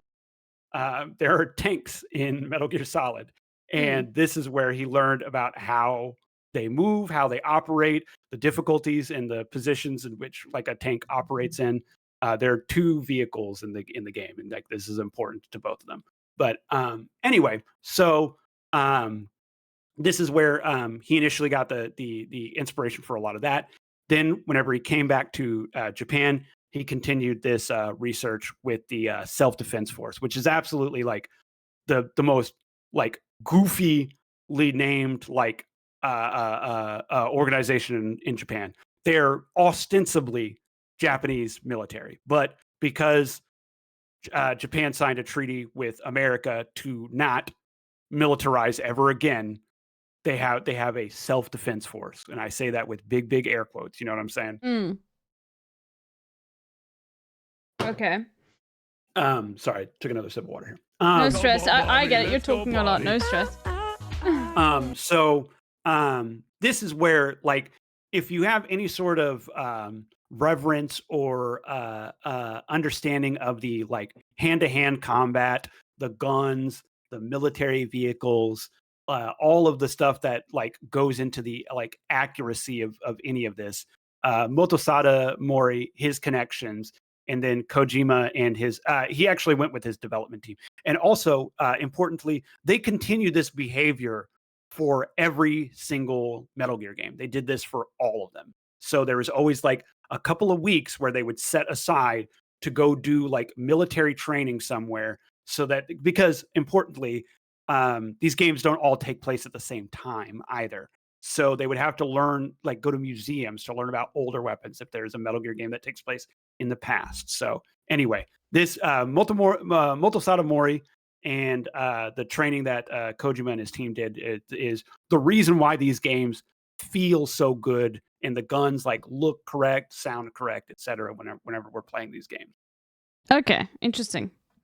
Gosh. We can go on to the next slide if you're ready. Okay. And so more development. Okay, this slide is important. Remember it. Yes, very important. This slide and specifically the image above it is important for later. Just remember it. No particular reason. I'll explain it later. Chat, be quiet about it. Don't say it. Don't say it. But anyway, this is like more like the discussion on like the actual like development of the game from like a hardware perspective. So one of the things that this game does not possess is breakaway cutscenes within the context of the game. So normally what companies like this would do if they had like a big budget is and this happened in like all of the Final Fantasy games, for example, which were coming out around the same time, is you had these cutscenes were novel at the time, and cutscenes would, they would typically be like higher resolution or like, higher fidelity versions of the characters that they were supposed to be representing. Kojima specifically decided to not put those in the game. And what exists as a cutscene in the game, in almost every instance except for like 2 or 3, which use real world footage, like as in like video footage of our reality. All of the cutscenes use the in-game engine for this. My word. Okay. Which is insane, but one of the cool things that it actually does is it saved them space on the disk. So you're not familiar with this. You wouldn't be because you've probably never even held this game. This game's on 2 discs. It exists on 2 discs. Oh well, I'm used to 2-disc games. Like I played Sims, you know. Like. Oh, okay. Yeah, that's true. I've actually forgot. Okay. So anyway, this came on 2 discs, which was again novel at the time. You know, the only games that came out that were bigger than that were like the Final Fantasy games. Like Final Fantasy 3 is 3 discs, or Final Fantasy 7 is 3 discs. Final Fantasy I said 7 is 3 discs. 8 is 4 discs and 9 is 4 discs. And there are very few games that existed on multiple discs at the time for the PlayStation. But anyway, and this game's short. So for this game to require that much space means that something else must be taking up a lot of the space, right?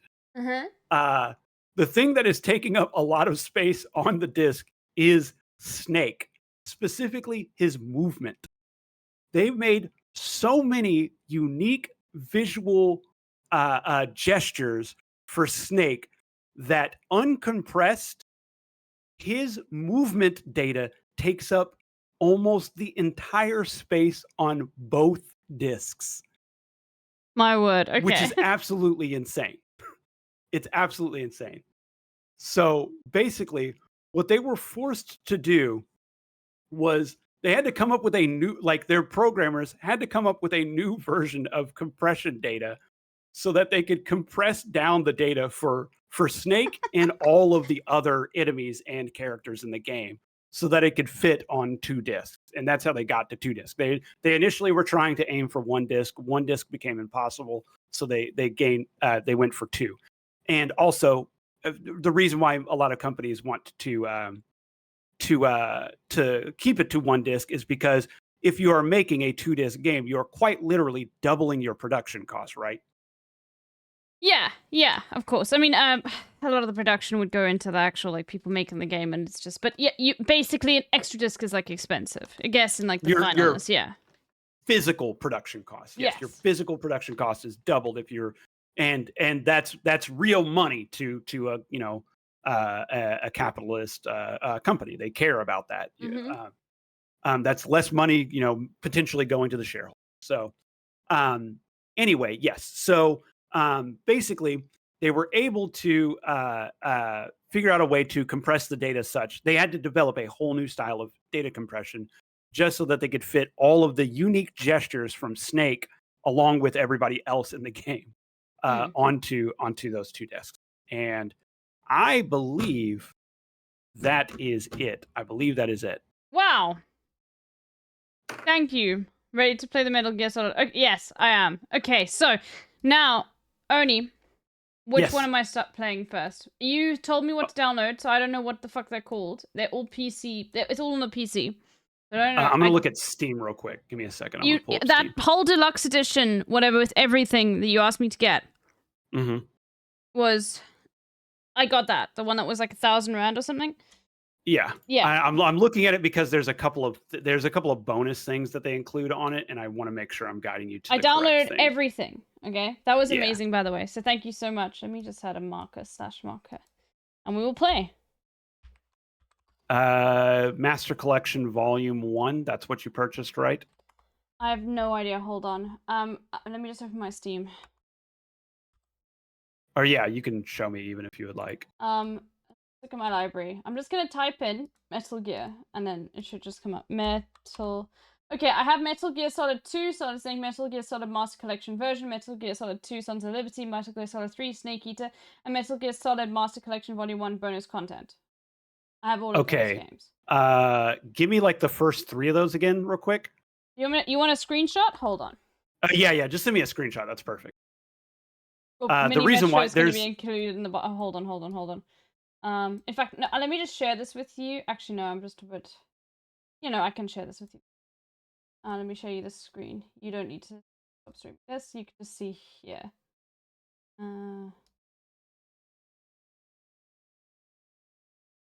Okay, so you can see here, right? You can see. Yes. Let me make this bigger real quick.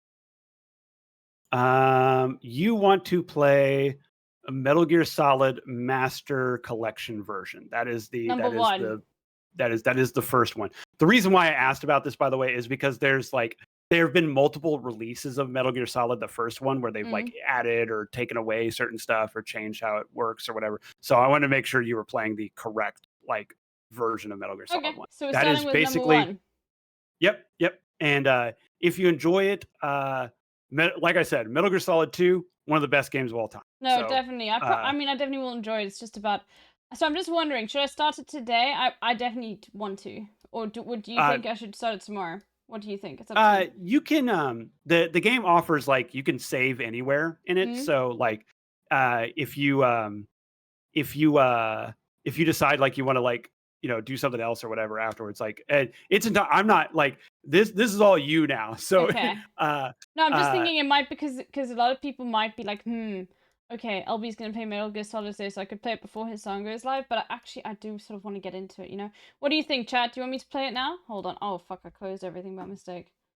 Chat, what do you think? Oh, I'll give you some like very basic advice while we're discussing. That wants it right now. Okay. All right. Okay. The control scheme to Metal Gear Solid is a little like finicky at first. It's going to take some getting used to. So just be comfortable with the notion of dying a lot, which you seem to have your head on straight about that or whatever. Like I died like 2 or 3 times just because of like wrong button inputs. And I'm playing on an Xbox controller, so it should be fine. Okay. And the only other unusual thing about the game is that pressing a button does not fire your gun if you ever try to fire a gun. You press it and that aims, and letting go of the button fires the gun. Like, so it's like you're holding the trigger down and then releasing the trigger. Like, and that's like you're releasing the hammer. It's a very weird thing. They don't do it in future games, I believe. I think they did away with this later, but it's very weird and it's very like it takes some getting used to. But anyway, I just wanted to tell you those 2 things. Okay. And that's it for me. I'm done. Right. My controller is not connected for some reason. Oh no. Did you enjoy that, chat? Yeah, it was great. I'm getting a lot of yaps. Yeah, a lot of yaps of I want to play this. My controller is not connecting for some reason. Don't know why. L, move cursor. Okay. Oh no. No problem, Lebowski. No problem. Oh no, what's up? Oh, never mind. It's working now. Confirm. Oh, I have to sign all of this stuff. Oh, I actually don't know, Paul Wall. Paul Wall asks, how do they work out the analog button shooting in the remaster? I'm not entirely sure. I don't know if you can. The original game actually used exclusively the D-pad, and that made movement very complicated.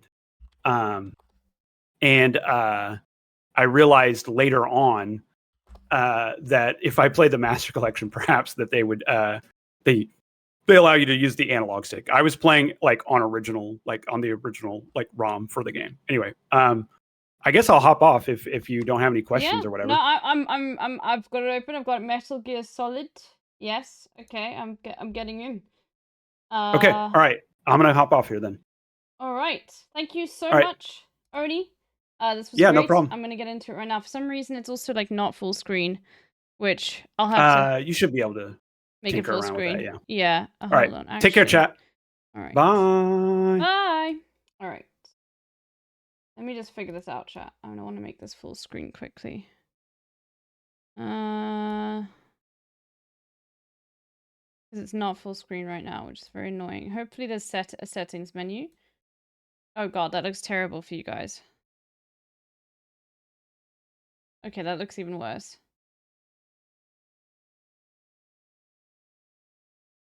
Okay.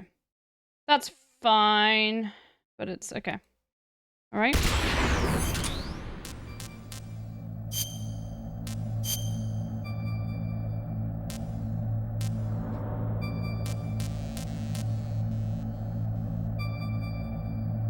There we go. You can change the wallpaper, bro? Oh, around the game, I guess. Oh, sound is very loud, by the way. Hold on.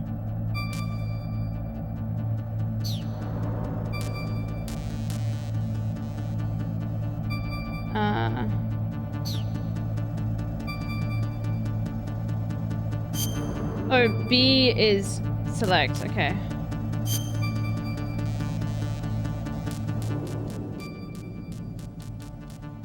that fine?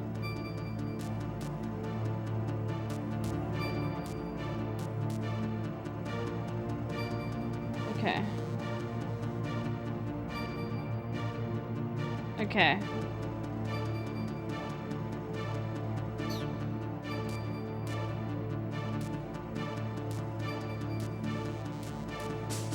Then I go back? I think that's it.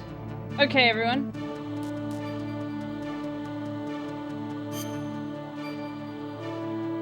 Fuck! I don't know how to use these controls. Okay, A is back. A is back. It's just like fucking Zelda.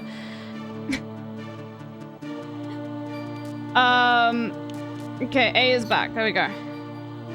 No. Game selection.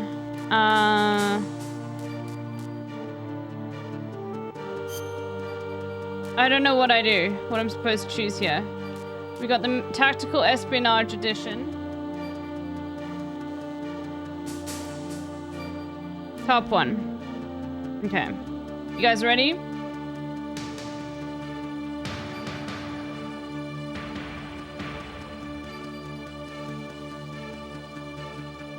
Okay.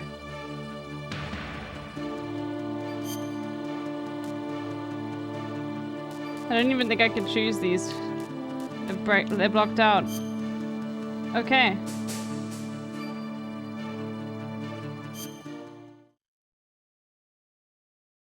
Oh, I need to change the background art. I didn't know I selected that. Looks cool, but very bright.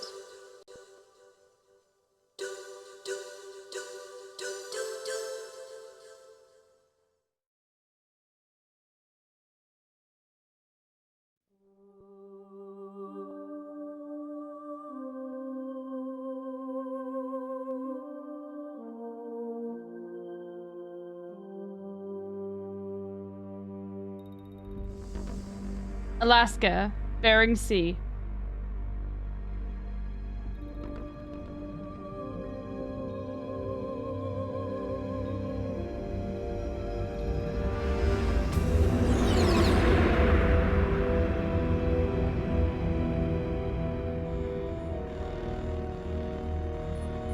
The nuclear weapons disposal facility on Shadow Moses Island in Alaska's Fox Archipelago was attacked and captured by Next Generation Special Forces, being led by members of Foxhound. They're demanding that the government turn over the remains of Big Boss, and they say that if their demands are not met within 24 hours, they'll launch a nuclear weapon. You'll have two mission objectives. First, you're to rescue DARPA Chief Donald Anderson and the president of Armstech, Kenneth Baker. Both are being held as hostages. Secondly, you're to investigate whether or not the terrorists have the ability to make a nuclear strike and stop them if they do. What's the insertion method? We'll approach the disposal facility by sub. And then? We'll launch a one-man SDV. After the SDV gets as close as it can, dispose of it. From there on, you'll have to swim. Oh god, I have to swim?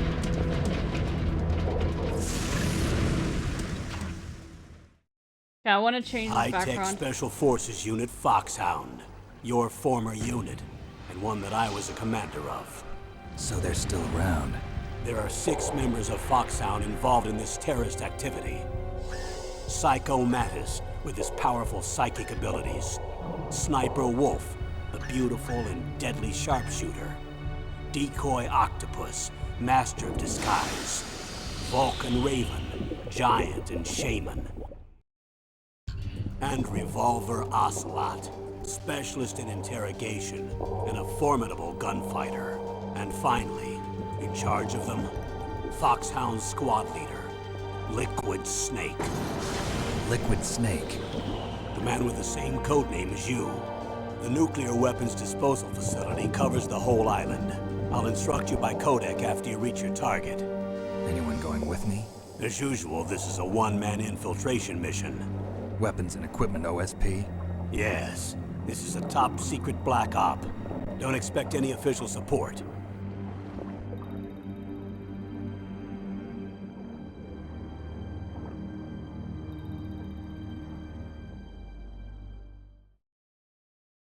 Don't expect any official support. Okay, I like the framing. So I'll change the two little headers in a bit, because they're a bit too much.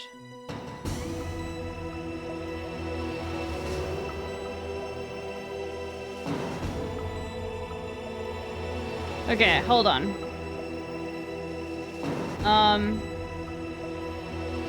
I am pressing that button. Oh no. Oh no, chat, I'm pressing the button. Oh no, it's not working. What the fuck?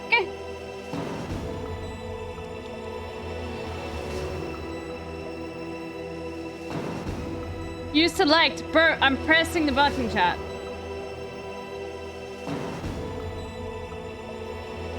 The button to the right of the Xbox logo. Guys, I know which button it is. I'm pressing all of them. Okay, now it works. I know which button it is.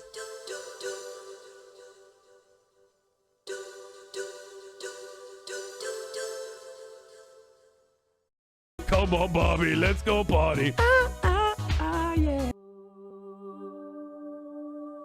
It just restarted?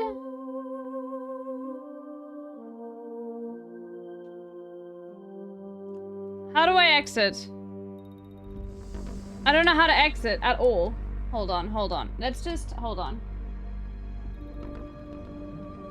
Let's close window and reopen it. Okay, because this is like too much. Because it's like literally not classic old games. Don't worry, it's gonna be like this. It's gonna be like this for a bit. That's just the way it's gonna be. There's no exit as well, which is insane. Is the controller on? Yes, it's even plugged in. Okay, this is not like a... It's on and it's plugged in. Okay. I literally just used it. Now I'm pressing any button and it's just not working. Let me try a different controller. Hold on. I've got this other controller, which might be better.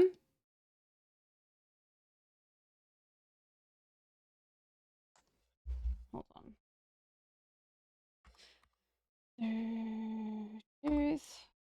See, I don't know how to pair it though. Let's see.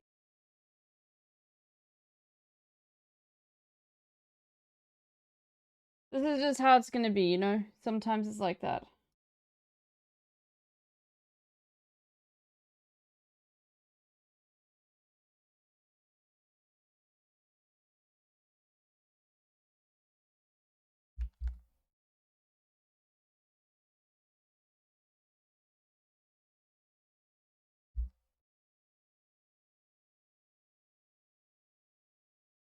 Okay. I'm connecting a different controller to see if this works. Okay, done. Because maybe it will. Okay. Check Steam if it's recognizing your controller didn't launch the keyboard and mouse mode. Yeah, no, Steam did say get a controller. Let me just have a look. Controller. Let's see. Steam input. Configure your controller for your Xbox One. Controller uses Steam input. A system translates your physical input. Okay. Next. Controller configure Xbox uses Steam. Okay, I'm doing controller configuration. Hold on.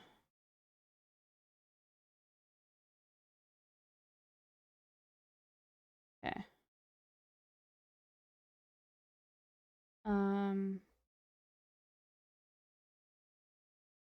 Hold on, let me turn this one off.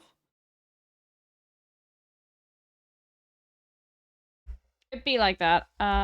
Okay. How to make this? Okay. Your controller. I don't know how the fuck to do this, chat, but I'm trying.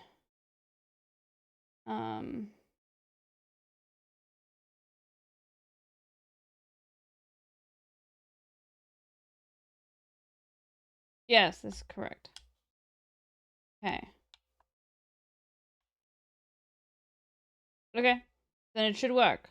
Right? Because I did the whole whatever. So B. Okay. Let's see. Okay. Maybe. Let's see. Let's see.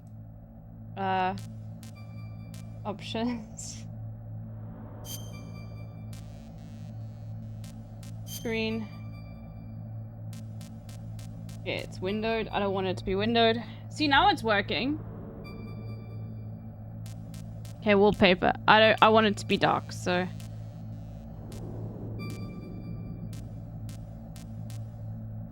I want less detail. This is perfect. Okay.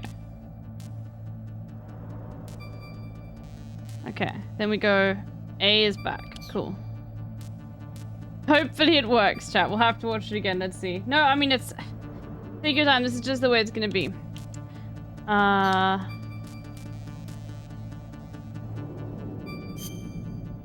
Okay, so it's this one. Okay.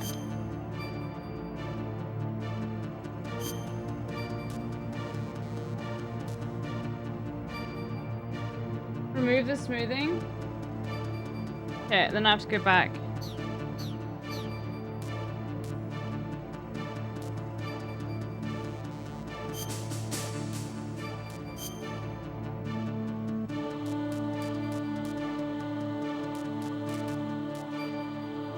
Okay.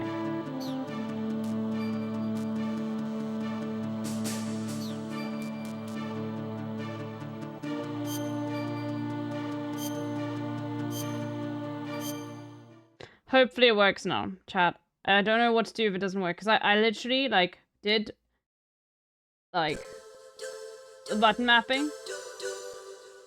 So we'll see, okay?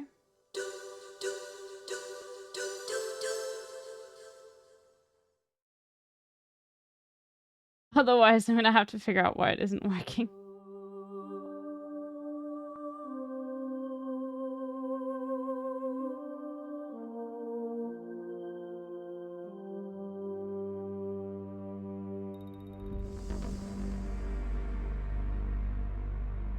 To manually save, that's fine.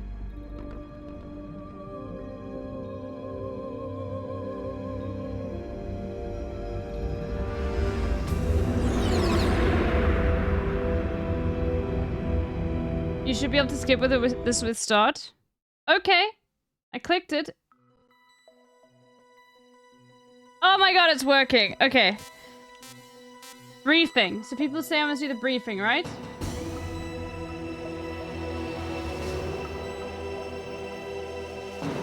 Do I do briefing? Well, somebody said in the chat I should do briefing. Yes, yes. Nah, if you want to. Yes, please do it. Okay. I can't remember which is. I think it's B is.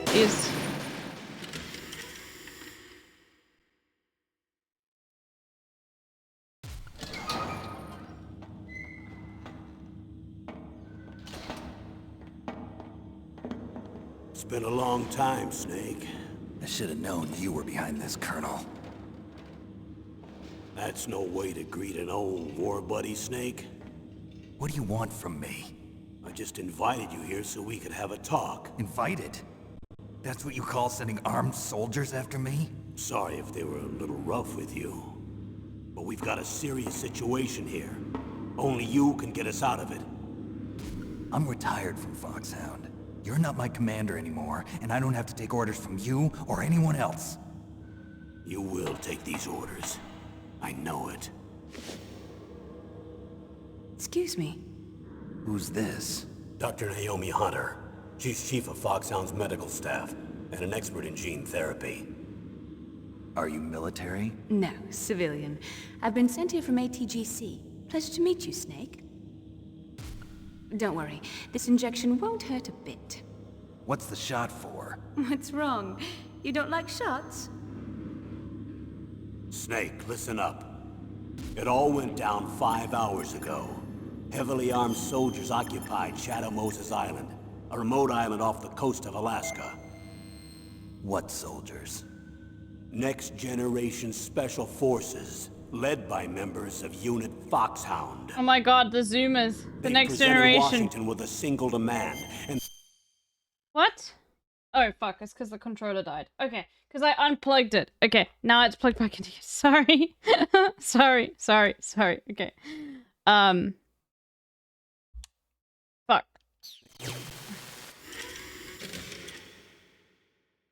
Oh, fuck. Now it went back.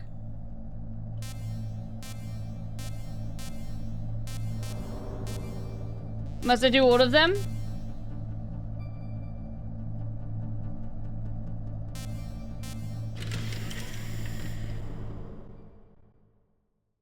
I don't mind. Colonel, I don't work for the government anymore. Let me go back to Twin Lakes. why, Snake? Is your life in Alaska all that great? There's a dog sled race this week. Next Saturday, I have to be in Anchorage. Anchorage! The longest sled race in the world? When did you become a dog musher? Right now, my 50 huskies are my only family. I've got to take care of them. What? Don't you have worry about 50 your dogs. huskies? What do you mean? I'm sorry, Snake, but this vessel is headed for the Bering Sea. There's no room for debate. I told you, even if I do owe you, I don't owe anything to this army or this country. You will accept this assignment. Why should I be stupid enough to do that? I'm no patriot. Snake, there's enough dirt in your file from your days as an agent to keep you in the stockade until you're a very old man. Oh, I see. Blackmail. No, Snake. I prefer to look at it as helping you come to a decision more easily. But anyway, I know you better than that. You take this assignment even without the threat. Why do you say that? You're a natural-born soldier. You're not the grow old gracefully type. It's the same for all of us who've seen real action. The only place we can feel truly alive is on the battlefield. I'm a soldier too. I know those feelings of powerlessness, frustration that you feel every day. You've tried to play the Boy Scout out there in Alaska, but you can't race dogs in the snow forever. Why don't you come back to us and be a soldier again?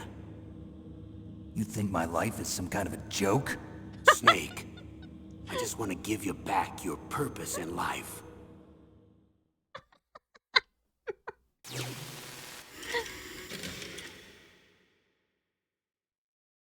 Okay, I like these little cutscenes. Okay, we're gonna do, we'll do, okay.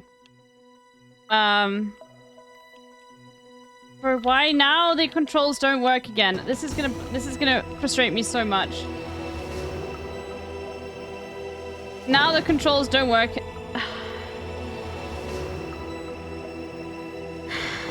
Okay.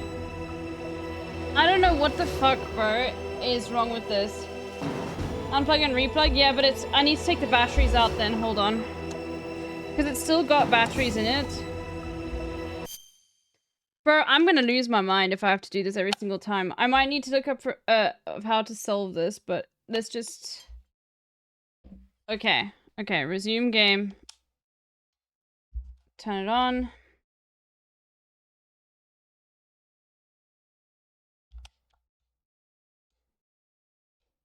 Oh my god. Oh my god. It won't work. No! What the fuck?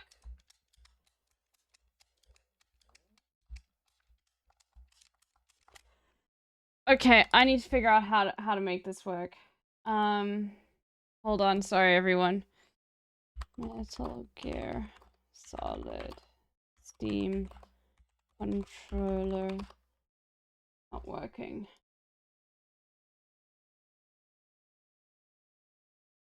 I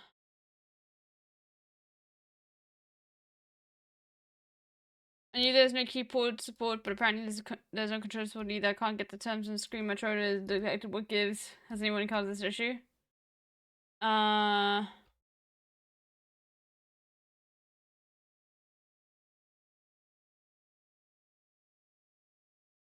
Okay, I have to go back to the beginning.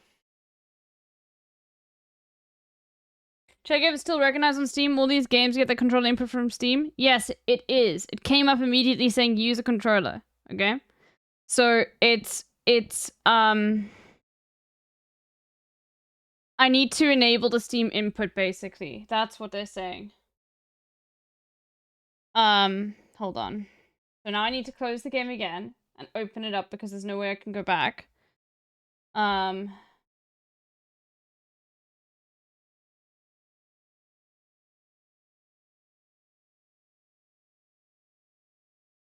Okay, let me go to, fuck, I'm so sorry, guys. But, like, yeah, literally, like, the controller just won't work. Very annoying. But if not, then I'll just have to plan and get it working tomorrow. I've had issues with Steam games before when the controller gets unplugged and no longer recognizes the controller. Yeah, that's why I've taken out the like, yeah, I've taken out the batteries, so... Hopefully it's fine. Okay, so it works now, but let's go to, so it says... Oh no, I need to go into the game library. Okay, hold on. Properties. Yes. Use default settings. Enable Steam input. Okay. Okay, I need to close the game. Again. Hopefully this will fix it, because I enabled Steam input on the controller.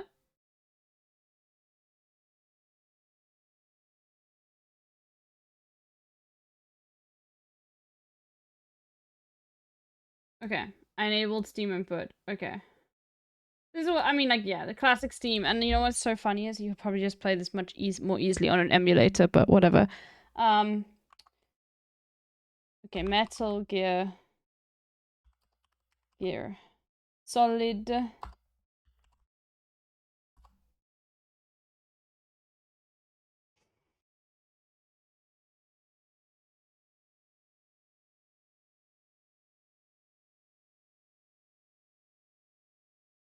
Okay.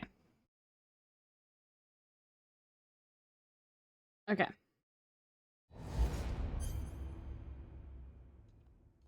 Okay, now it doesn't work at all.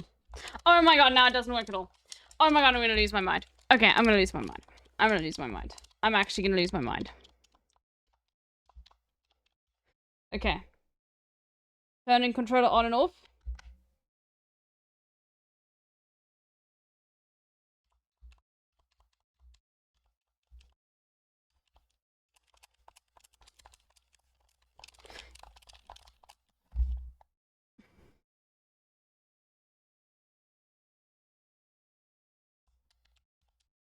Bro!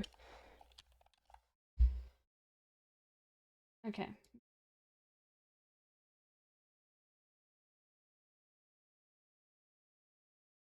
Bro, I'm gonna... Okay, hold on. What did someone say? Using keyboard save the game in keyboard and mouse mode.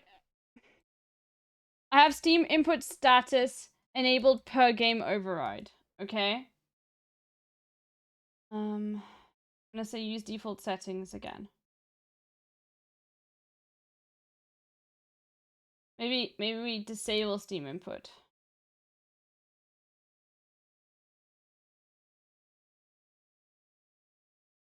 Yeah, we're gonna try every single one of these to see if it works.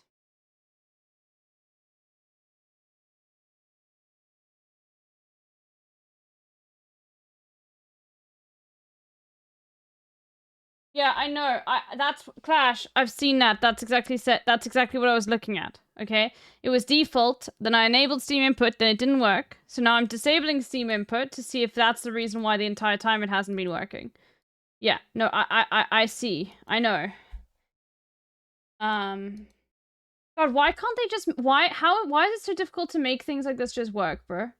Like, what is the issue the entire time? Like, why is it such a problem to make things like this just work?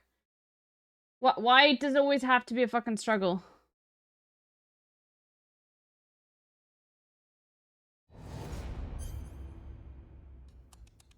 Okay, does not work at all.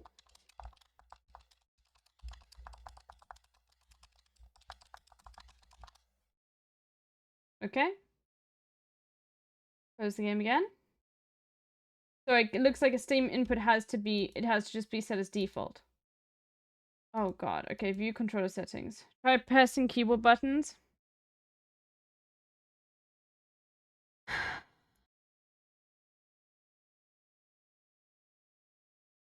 This game has full built-in controller support for the following models. I have the official Konami Metal Gear layout input, which is downloaded and I'm using. Let's see the templates. Okay. Yes. Apply layout. Let's see if this works.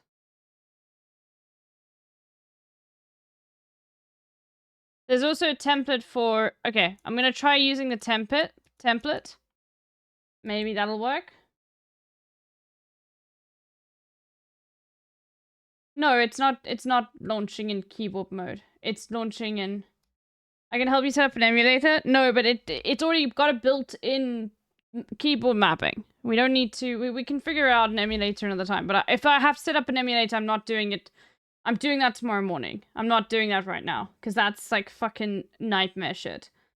Which I can do, but I'm not doing it now. Oh my god. Bro. Okay, now it is using the keyboard.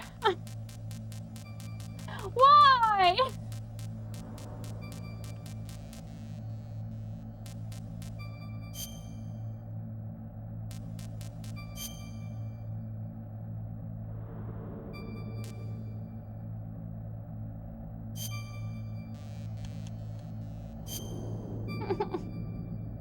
Try going into Steam big picture mode and launching the game from that fixed from me once. I have no idea how to do that, bro.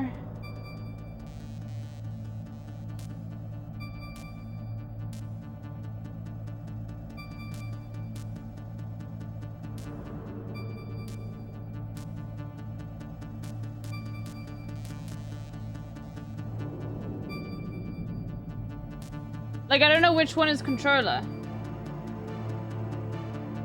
Try unplugging the keyboard? Nope.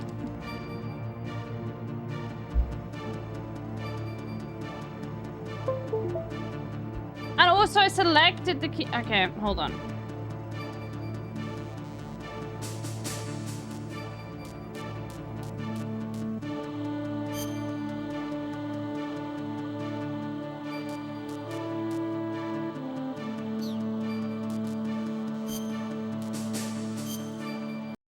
If you're looking at the Steam screen, it is the little monitor looking button next to _square. Okay.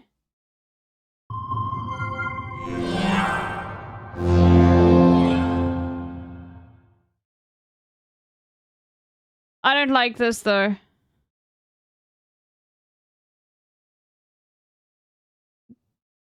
Okay. We can try. Let me just see if it works. Okay.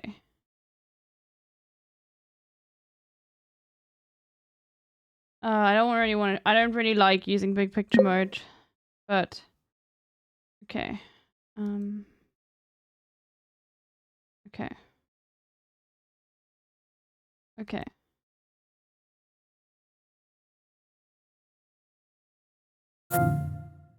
Okay. I'll show you what the screen looks like in a second, okay? Sorry, it's so loud.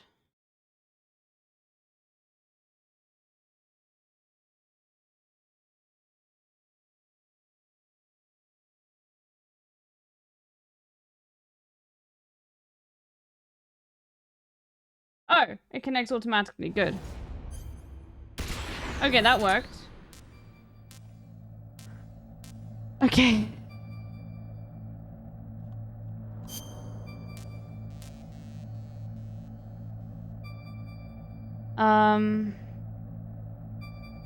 I need to go back though.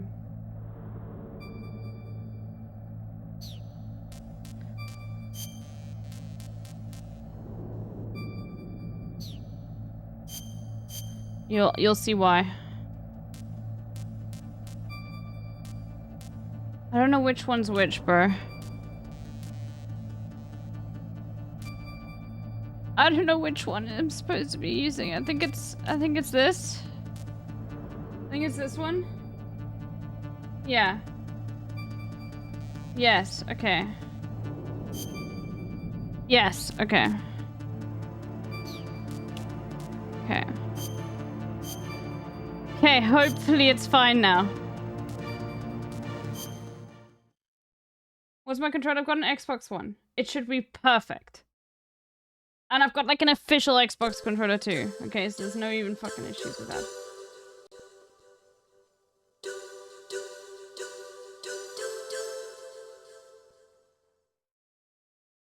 Ask Quake for those that missed it. Just show me in a bit. Was there a big quake?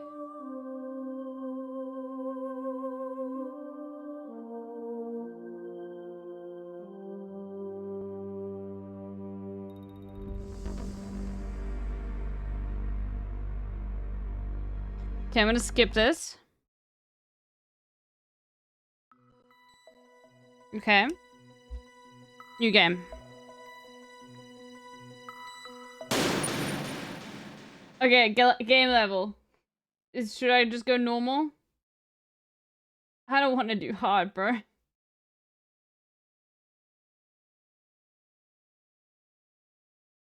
Whatever you like. Okay, normal it is. Okay, I got a Steam achievement. Great.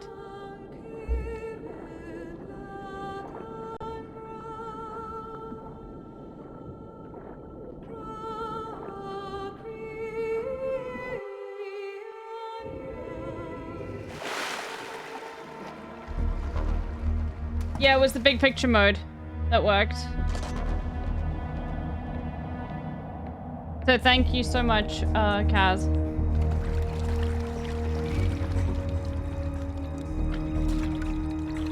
Stay alert. He'll be through here. I know it. I'm going to swat down a couple of bothersome flies.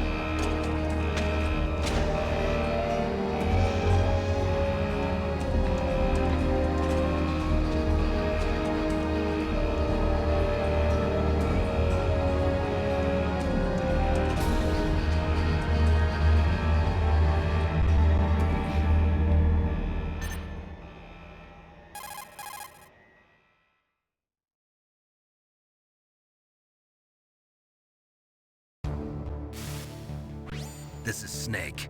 Colonel, can you hear me? Loud and clear. What's the situation, Snake? Looks like the elevator in the back is the only way up. Just as I expected. You'll have to take the elevator to the surface. But make sure nobody sees you. If you need to, contact me by codec. The frequency is 140.85. When you want to use the codec, push the select button. When we need to contact you, the codec will beep. When you hear that noise, press the select button. The codec's receiver directly stimulates the small bones of your ear. No one but you will be able to hear it. Got it. Okay, I'm ready to go. Got it. Okay. I'm ready to go.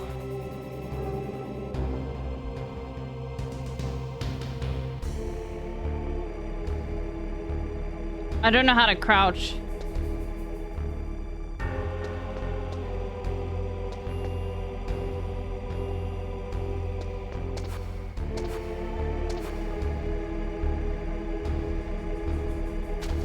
Okay.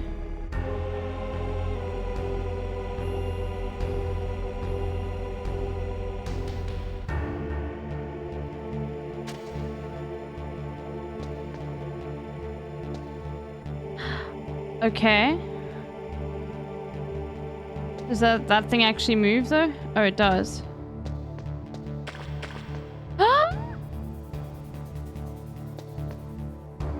Okay, the controls are a bit like loose. Bro, you don't have to move that much. How do I jump?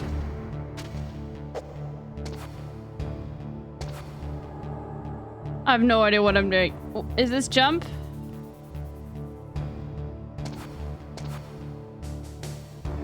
I have no idea where I'm going, bro.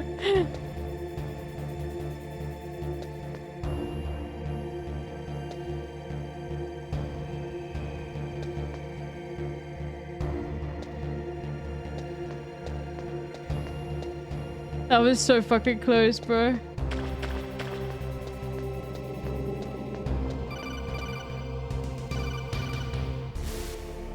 Snake, there's an elevator there you can take up to the ground. You'll just have to wait for the elevator to come down. You better hide somewhere. What? Okay.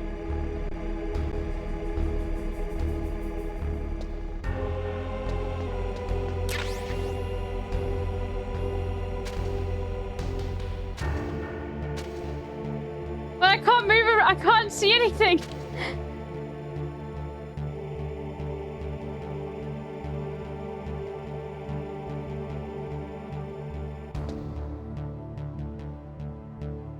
Will I hear the elevator when it comes down?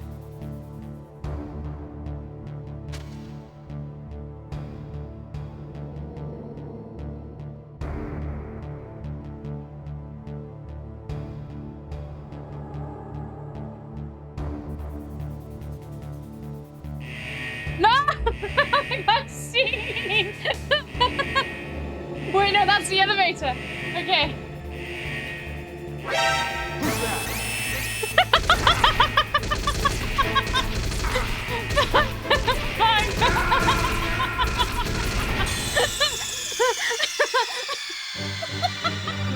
Snake, what happened? Snake! Snake! Fuck.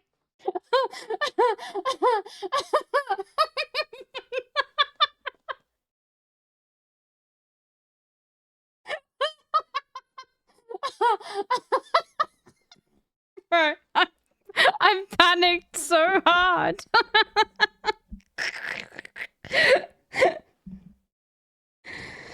I need to get a beer, bro. Hold on. Give me a second, chat, just because I can't I don't know what the fuck to do. That scream is like losing a lover, bro. I literally am like thinking like, okay, hold on. Remember to take your meds, chat.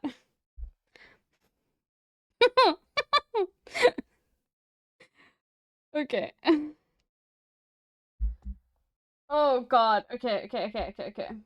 Not even wine, beer, bro. I haven't been drinking wine. I've been drinking beer. Castle Light, the most South African beer of all time.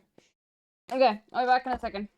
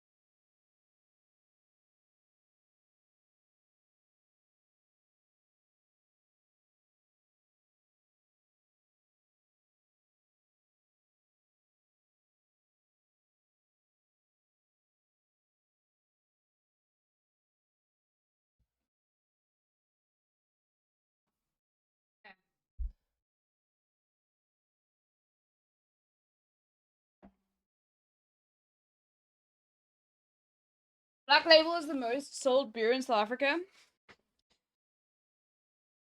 I used to drink so much Black Label when I was at university.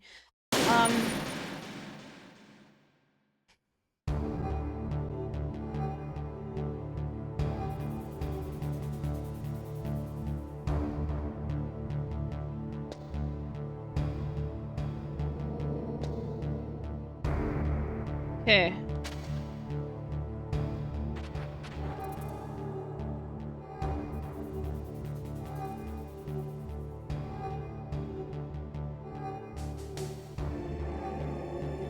Can you see me, bro?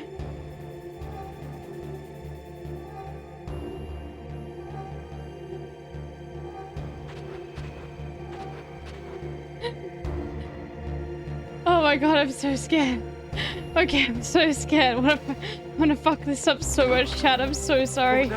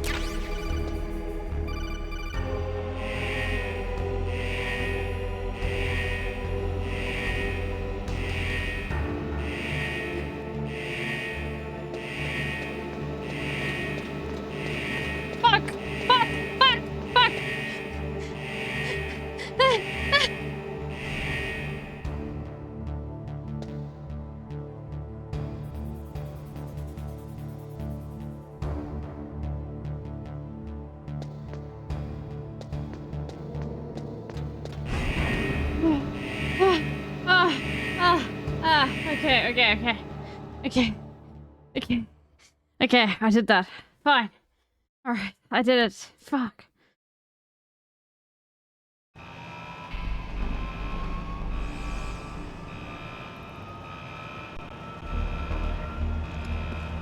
Yes, first time playthrough.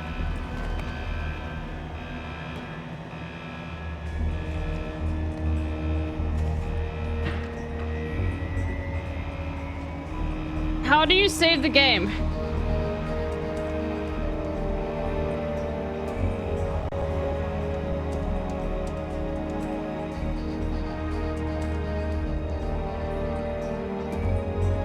Okay. Bro, they even have vibrational controller support. That's insane.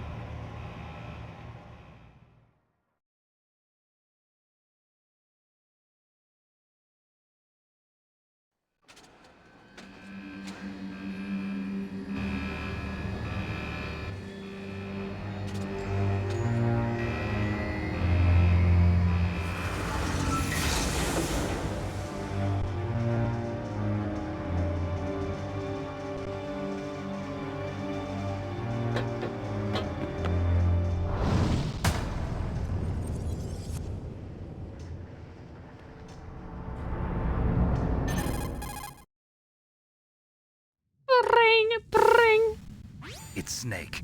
I'm in front of the disposal facility. That took a long time. I guess you're feeling a little rusty. Don't worry. Shut up! It's been a while, but it's all coming back to me. How's that sneaking suit working out?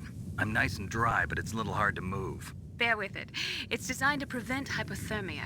This is Alaska, you know. Take it easy, I'm grateful. If it weren't for your suit and your shot, I would have turned into a popsicle out there. An anti-freezing peptide, Snake. All of the genome soldiers in this exercise are using it. I see. I'm relieved to hear that. Already tested, huh? By the way, how's the diversionary operation going? 2 F-16s just took off from Galena and are headed your way. The terrorist radar should have already picked them up. Terrorist radar should have already picked them up. Behind D. Colonel, what's a Russian gunship doing here? I have no idea, but it looks like our little diversion got their attention. Now's your best chance to slip in unnoticed. Do I have to get into the fucking vehicle?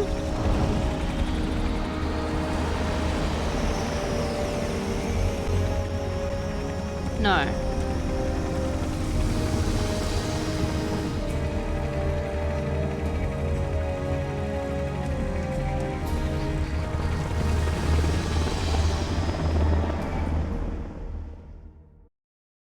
Okay, this game is hard, bro. There are only 18 hours left until their deadline. You've got to hurry. Fuck! Don't say that you to must me. Be crazy to fly hind in this kind of weather. Who's that? Oh, sorry. I haven't introduced you to yet. This is Mei Ling. She was assigned to us as our visual and data processing specialist. She designed your codec, as well as your Soliton radar system. Contact her if you have any questions about either of them. Nice to meet you, Snake. It's an honor to speak to a living legend like yourself. What's wrong? Nothing. I just didn't expect a world-class designer of military technology to be so cute. You're just flattering me. No, I'm serious. Well, I know I won't be bored for the next 18 hours. Come on. I can't believe I'm being hit on by the famous Solid Snake. But I'm surprised. You're very frank for a trained killer. Looks like we both have a lot to learn about each other. Yeah. I'm looking forward to learning about the man behind the legend. But first, let me explain about your Soliton radar system. The bright dot in the middle is you, Snake. The red dots are your enemies, and the blue cone shape represents their field of vision. Be careful, Snake. The genome soldiers have highly developed senses of hearing and vision due to their gene therapy. Make sure you don't let them see you. First, I want you to infiltrate the disposal site and look for the DARPA chief. The DARPA chief was injected with the same GPS transmitting nanomachines as you. He should appear on your radar as a green dot. Get whatever information you can from him about the terrorists. If he's alive, that is. Okay. Bro, I am not being given information at Snake, all. your radar isn't affected by the weather, but if you're discovered by an enemy, you won't be able to use it. Yes, it gets jammed easily, I'm afraid. Yes, it's all made from currently existing technology. You won't be able to use it in an area with strong harmonic resonance, so be careful. We'll be monitoring your movements by radar, so contact us by codec anytime you want. Got it. I'll call if I'm feeling lonely. Seriously, Snake, we're here to back you up, so call if you need some information or advice. I'm also in charge of your mission data. Contact me if you want me to record your current status. My frequency is 140.96. It's a dedicated frequency for saving data. Don't forget it. Remember, except for your binoculars, you're naked. 14096, okay. With whatever weapons you can find. I remember. First, I'm strip searched by Dr. Naomi here. Do I have to write it down? Like, unironically, I have to write it down? Well, if you make it back in one piece, maybe I'll let you do a strip search on me. I'll hold you to that, Doctor. By the way, sorry to disappoint you, but I did manage to smuggle out my smokes. How did you do that? In my stomach. Thanks to the shot you gave me that suppressed my stomach acids. Cigarettes? How are those going to help you? You never know. Long darts, dude. You never know. Thank you. They're in my stomach. If you want to get in, there's the front door. It's the fastest way, but there's too much risk of being spotted by the enemy. I can't just knock on the door and ask them to let me in. There's one sentry on the left and one on the right. They're armed with 5.56ers and pineapples.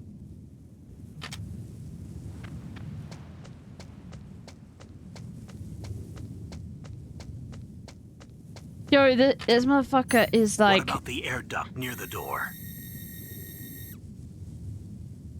There should also be a duct on the second floor. Oh god. I can't see it from here.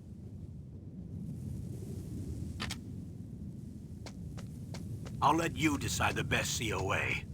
I'm counting on you, Snake. I'm gonna fuck this up so badly, chat. You have no idea. Okay. Alright. How do I need to do this. 9-4. Save progress so I don't go back to the beginning.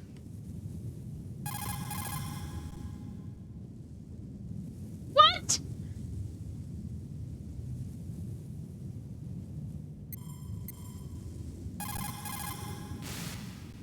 What can I do for you, Snake? There we go. Okay. Okay. Save.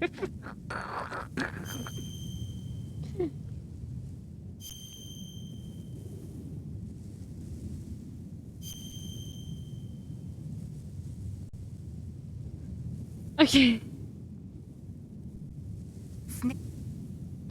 Okay. Okay. I pressed something in, so now it won't let me, like, read everything.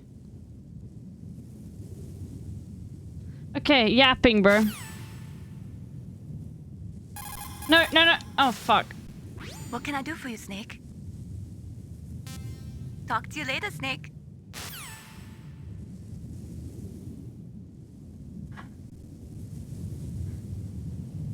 Okay. Okay.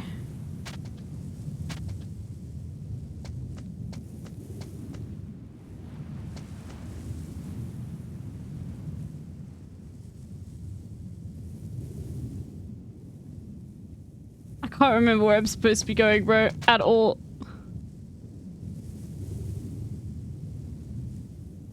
Oh my god.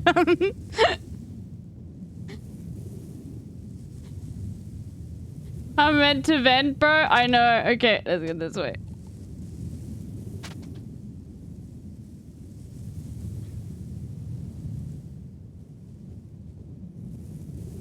Okay, I'm supposed to go inside. I'm so stealthy, bro.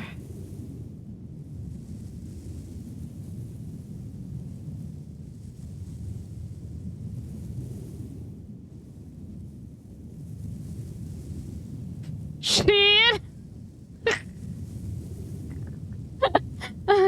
Okay. Bro, is that light gonna spot me? I don't think so.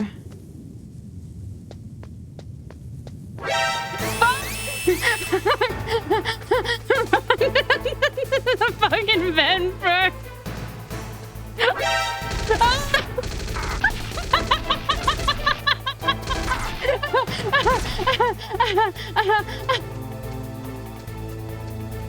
Look, I'm evading! I'm evading!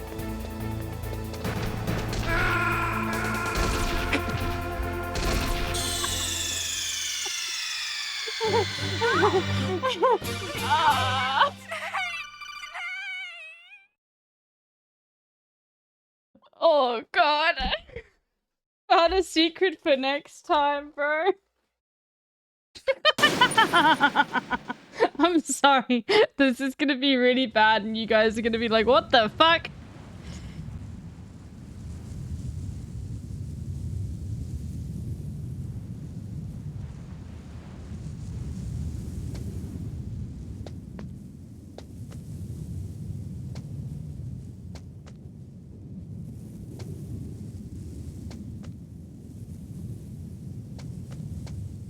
So that light is like insane.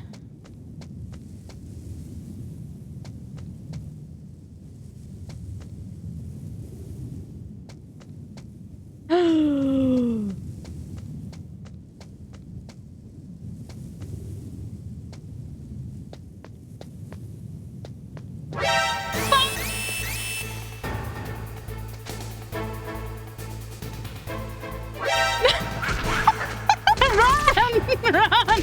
Run!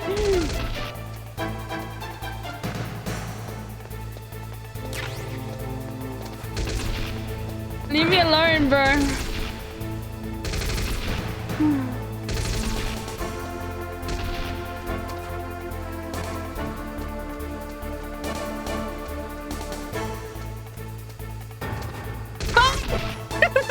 Stop! Leave me alone, bro. Miss! You miss every single one! Where the fuck is this vent, bro? Oh no!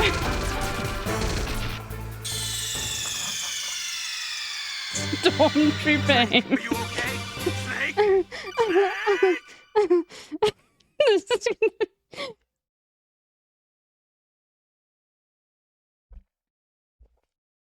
You guys can keep count of the deaths. I'm not putting it on the screen, bro. Come on.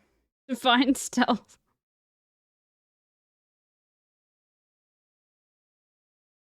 Yo, I need to be able to get through that light.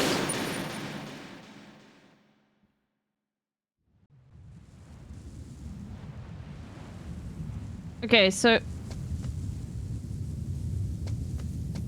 the light is the issue, right?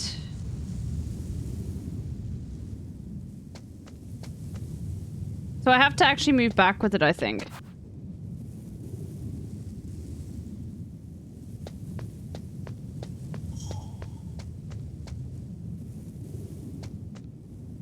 Okay, I can't remember where the fucking vent is, bro.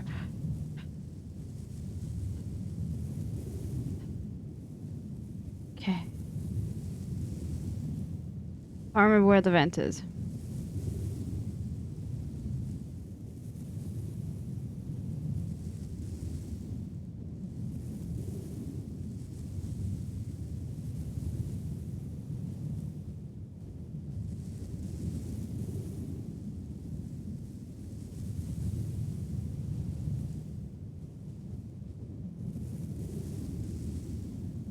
That the vent? That is a vent. Bro, we're crawling backwards now.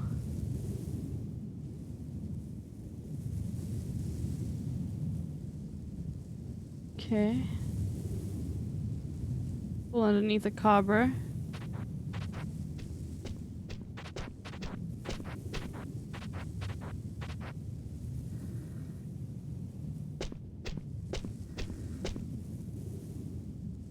Where is the map gone? Where is the vent? I have no idea where it is. I've already forgotten.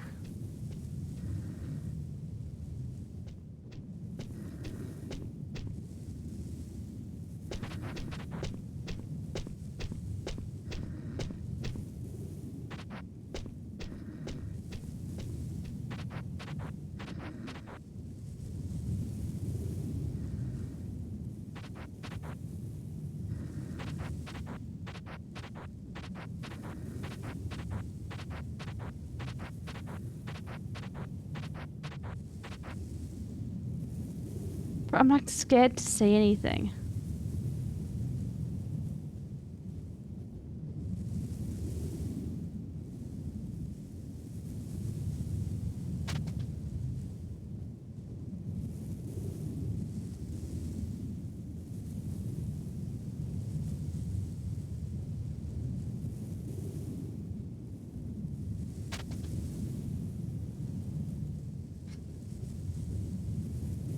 Okay.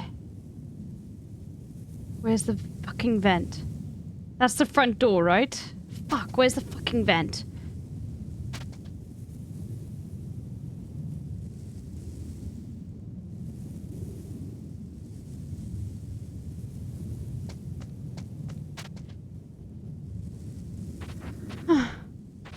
Okay.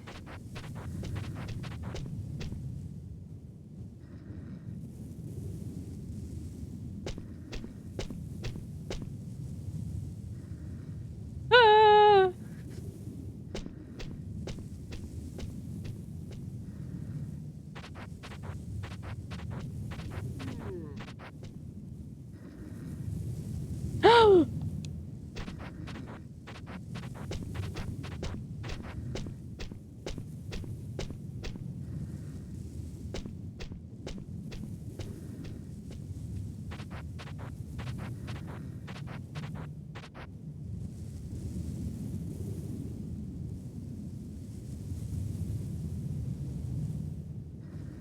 Is this the vent?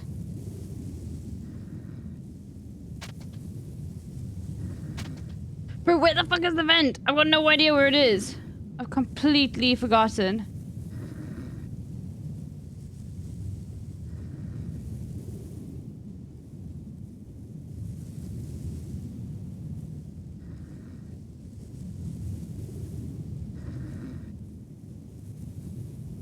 This is such a fucking weird game.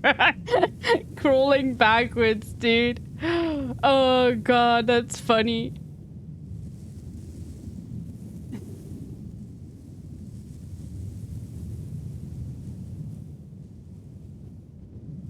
Okay.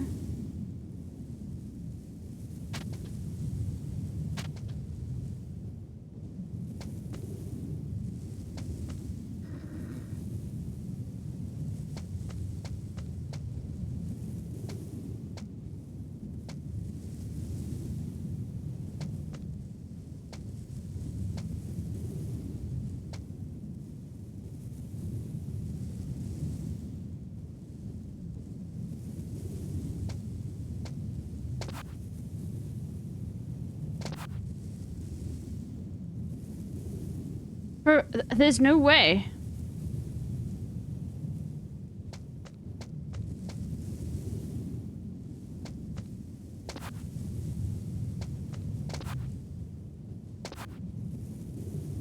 Okay, just tell me where the vent is again, bro. Okay, I'm gonna call. What was it again? It was 80. What's the first thing I need to call? 8886 or something?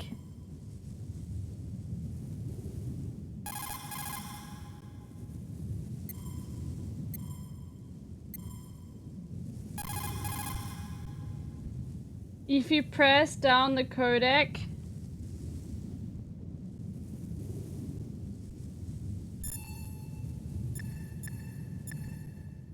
Campbell. Snake, your mission is to infiltrate, not to fight. Don't let the enemy see you. Yeah. Just. You didn't waste any time in getting spotted, did you?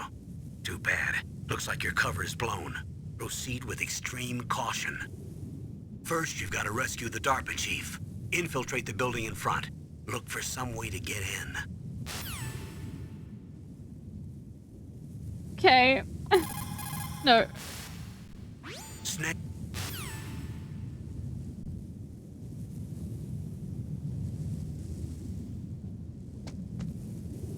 Where are the stairs?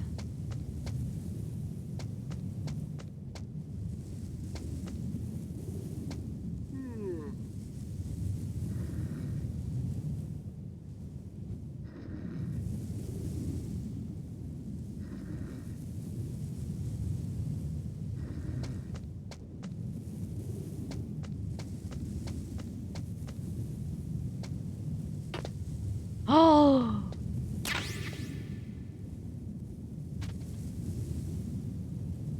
I don't know what the fuck that is, but I got in there.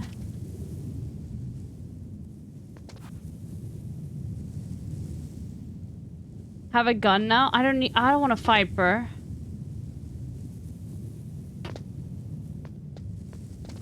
But I can hide here and no one will ever see me. Bro, I could just spend the whole game here.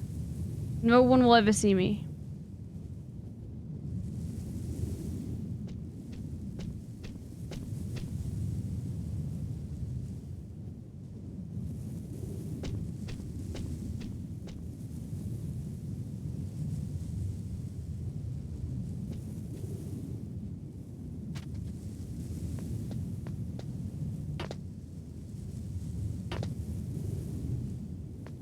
Okay, no, I need you to go away for good. I'm gonna wait.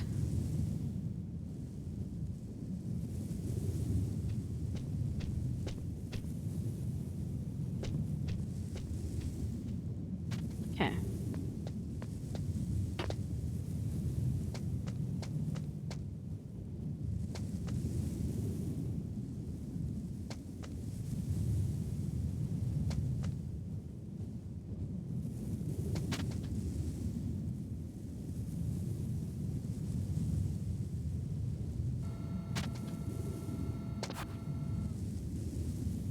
Oh, those are just cameras. Oh, I see.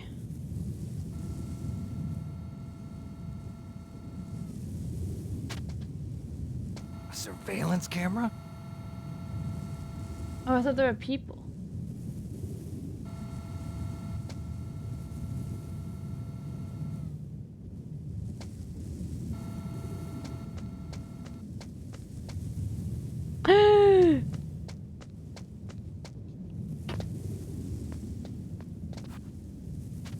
Oh, no one can see me. Fuck! I would have been seen. He's so angry to see a camera in 1988. So true.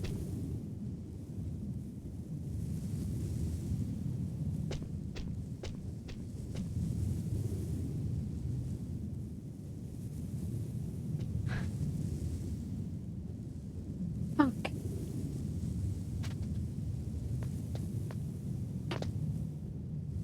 No, you're still there.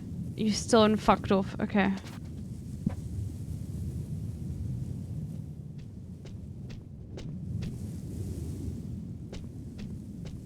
So I see there's like a little thing we have to go in and out, I guess.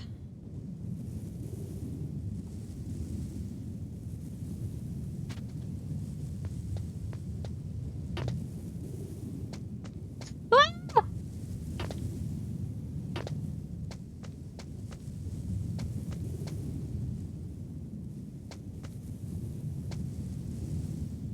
Okay, I know what to do. When it looks to the side, I'm gonna run over there.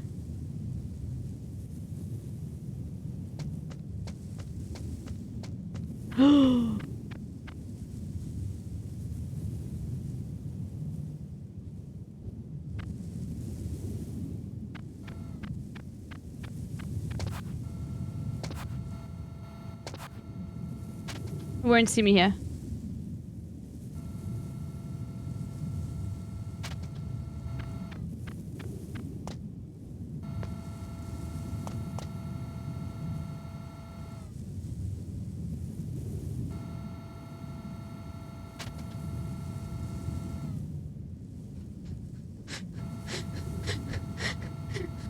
Yeah, there's a lot going on, bro.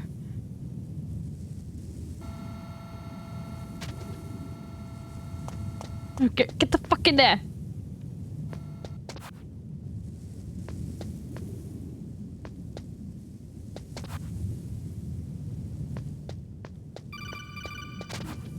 Get in. Oh my god, thank god. Okay. Okay. Okay.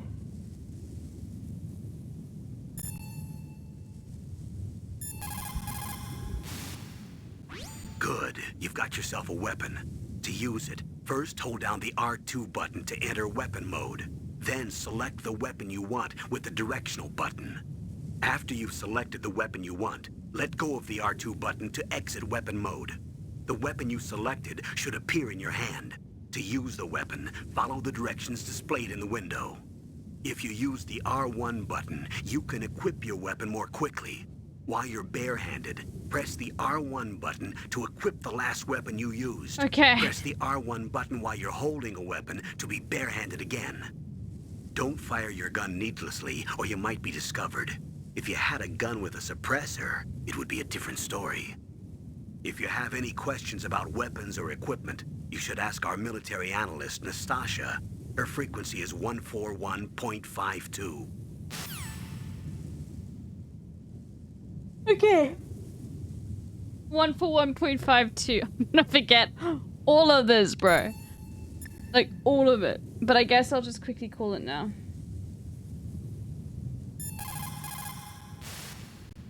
Sorry, the Soliton radar won't work in a narrow space.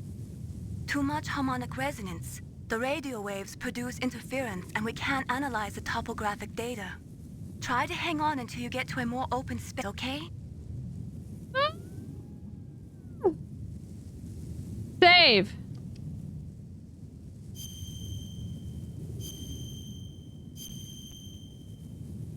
Okay. Okay. Don't give up, Snake.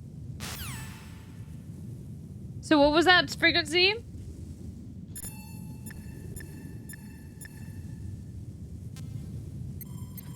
One four one 5-2, okay.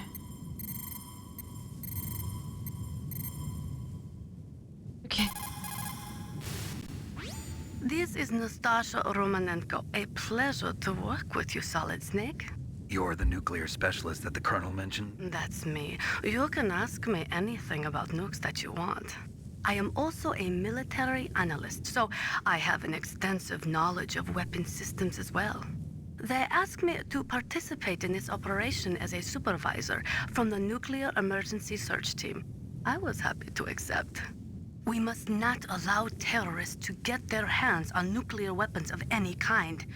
I hope I can help you to stop them. You're a tough lady. Those terrorists are serious about launching a nuclear weapon? The world cannot stand by idly and allow that to happen, and neither can I. Unfortunately, all I can do from here is provide you with information. Hopefully that'll be enough. Another soldier here wouldn't make a difference anyway. It's good to work with you, Nastasha. Same here, Snake. Nastasha. Not even Natasha, just Nastasha, chat.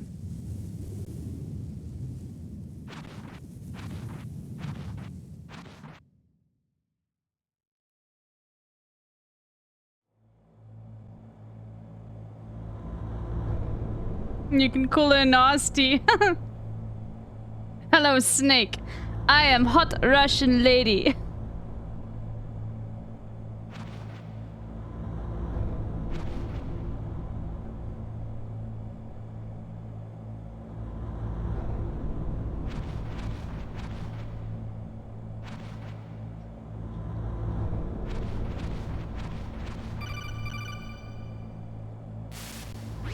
Snake, this is McDonald Miller.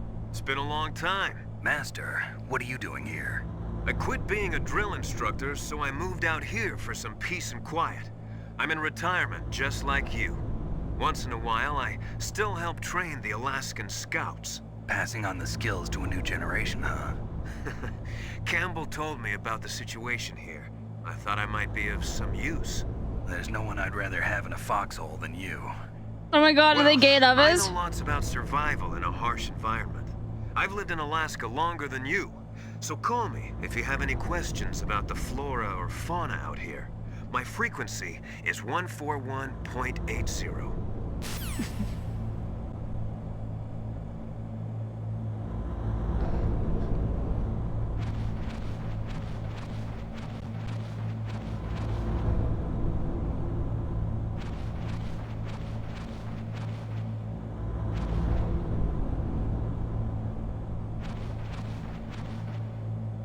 Okay.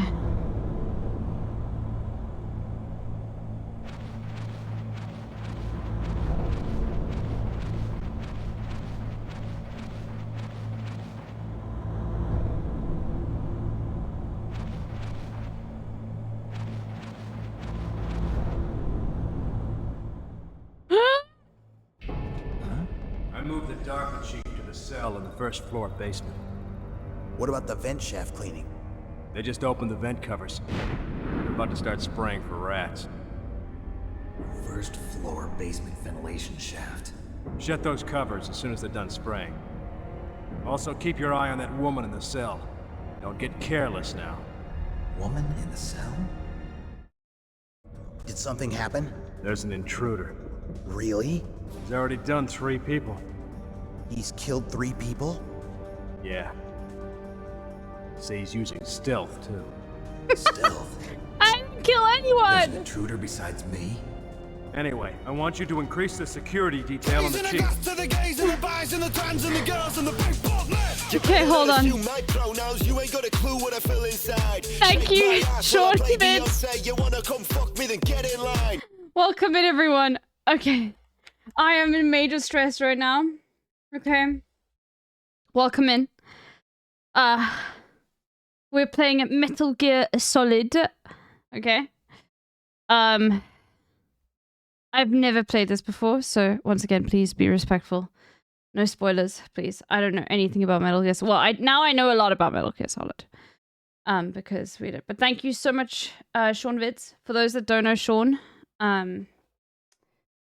hold on. Where is it? Where's Sean?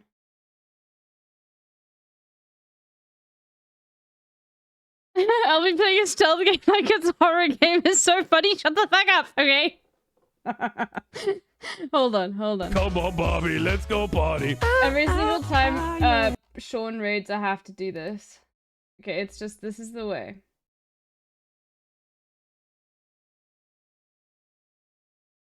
Hold on.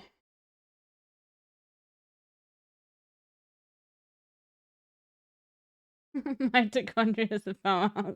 Oh, hold on. It has to be done each time. Give me a second.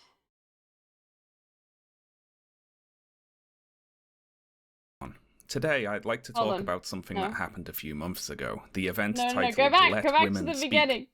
Go back to the beginning. Okay, hold on. And we need to start with hello, everyone. Hello, everyone. Today, I'd like to talk about the ongoing events in Palestine. Now, talking about an ongoing event isn't all that usual for me on this channel, but honestly, I've found it hard to focus on anything else recently, which I'm sure a lot of you will understand. So, I have to, every single time, bro, I have to do that. Hello, everyone. It just works so well. He should use Shaun the Sheep as his image. I mean, he probably would get in trouble, but yeah.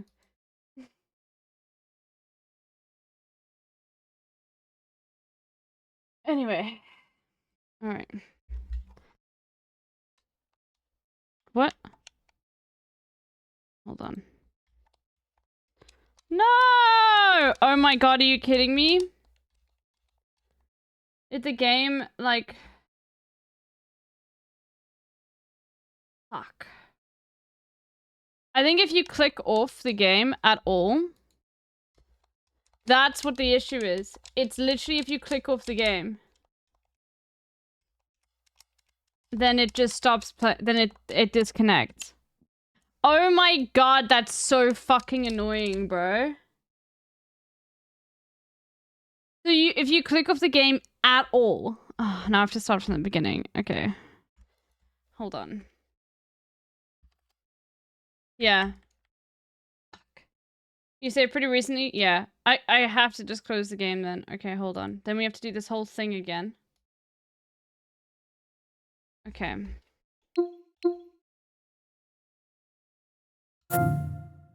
Oh.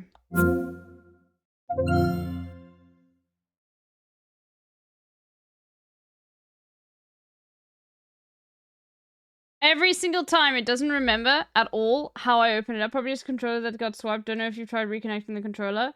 The controller still is connected. Okay, yeah, and no, we did try connecting the controller again. Previously. But now every single time, this is gonna blow your mind. I have to literally go to options. I mean, it makes sense. Go to screen. And I have to go to windowed mode. I can't believe that. It's... Why, bro?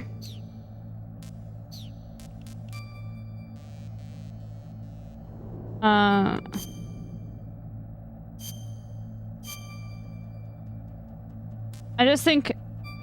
I think you just go start game, right? And it should be like continue. It should just continue. You turned windowed mode back off? No, I didn't.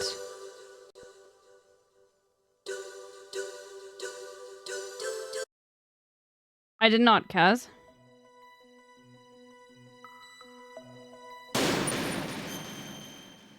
Yeah, no, I turned windowed mode off. That's what I meant. Yes, it enters in a window, so it's like... It ends up only taking up half my screen. You can't see that, though. It should be just be storage 1, I think. I think it's storage 1. Oh, there we go. So you see.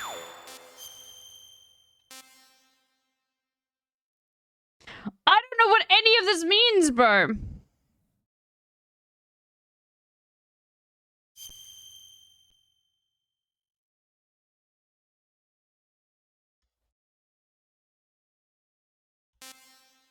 No.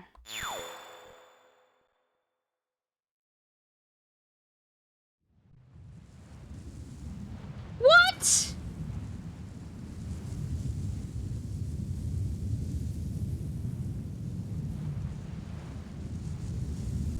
No shot.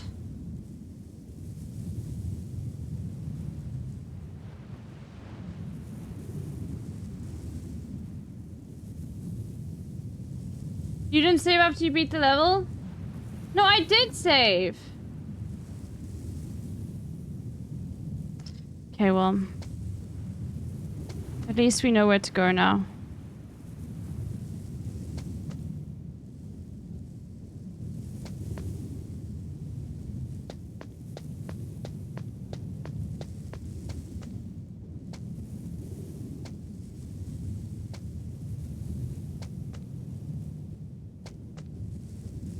No, but it said save. It literally said you can just save, bro. It said save game or do not save game, and I clicked save game. Didn't matter if it was an event, bro. It still said save game. Okay. Well, we have to wait for this guy to walk around now. I'm gonna leave because he's gonna do a lap. So, how are you doing, chat? So you believe the game over mailing? Yes. Mailing. Yes, I do. 100%. I believe the game over mailing. What is life like on Bitch Island? I don't know. Ask your mom.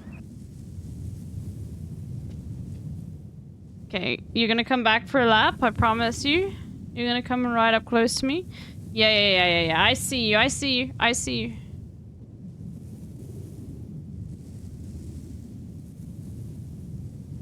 Dressed to impress official Brat collab? Are you kidding me? That's insane. The marketing department for Charlie XCX is just like incredible. That's absolutely insane.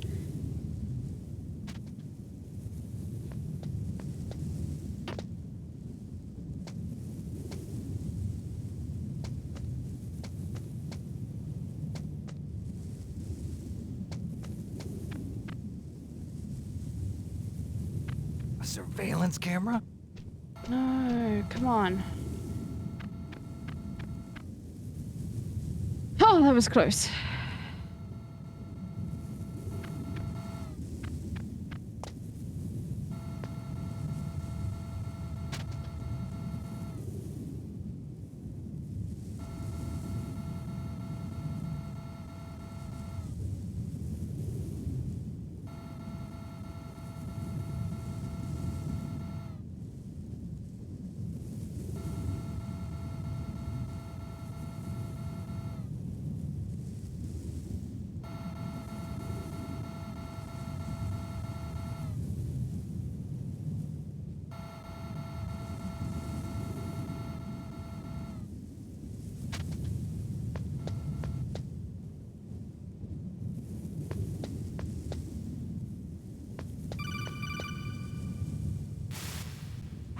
That base must have some kind of ventilation system to recirculate the air. There should be air ducts around there somewhere. Come on, Bobby, let's go party. There's probably a diesel generator somewhere. And since generating electricity requires oxygen, there must be exhaust openings for that too. You're not gonna believe this, but they shot down the F-16s we were using as a diversion with a Hind D. Then we got a message from Liquid. He said if we try something like that again, he'll launch the nuke. Oh no. Snake, hurry up and get in there. That Hind will be coming back soon. Okay. Stop stressing me out, bro.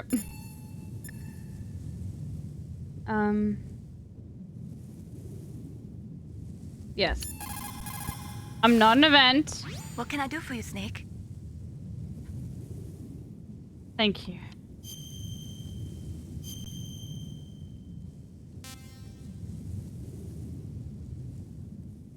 I don't know what to do. I don't know what to do.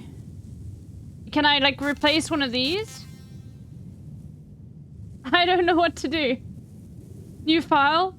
Need one block? Yeah, I guess there.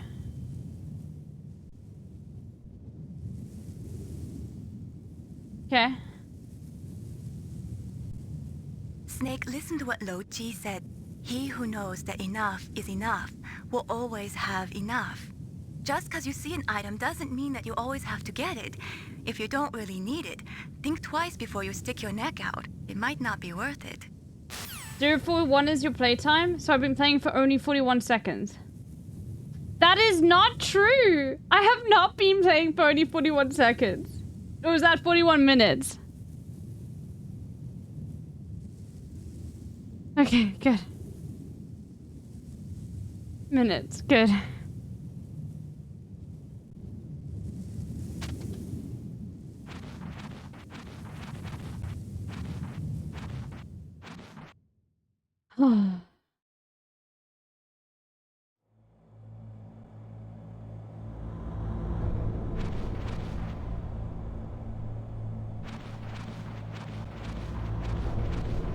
Save now? I can't save now.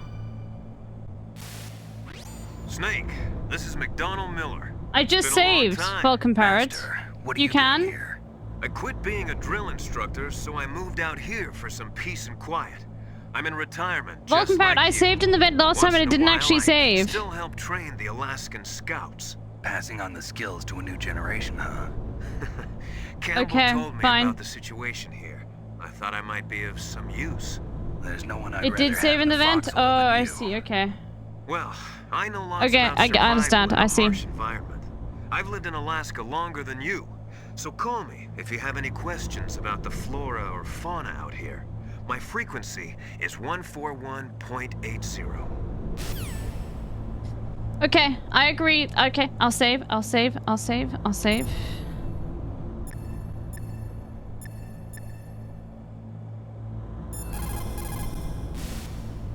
Sorry, the Soliton radar won't work in a narrow space.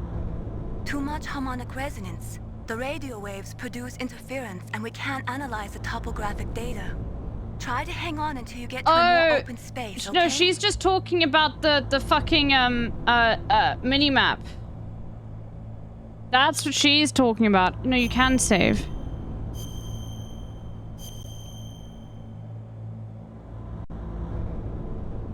I see, because now I'm in the tank. Okay. Don't give up, Snake. Ring, bring. Ring, bring. You used to call me on your cell phone.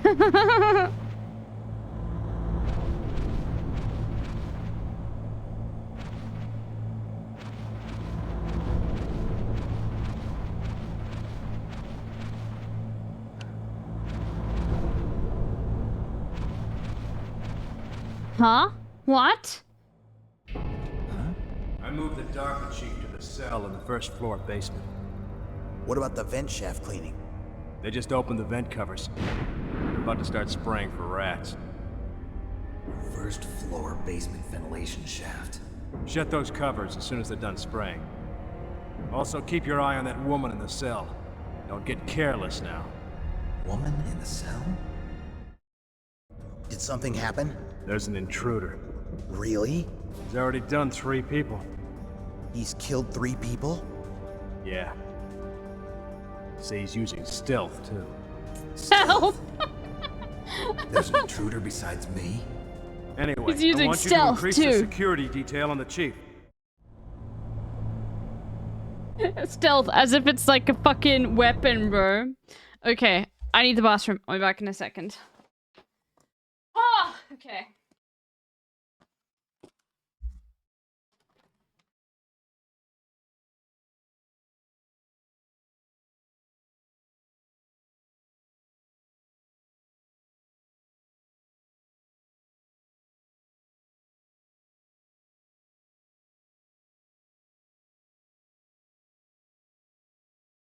Boom, it's gay. Gotcha.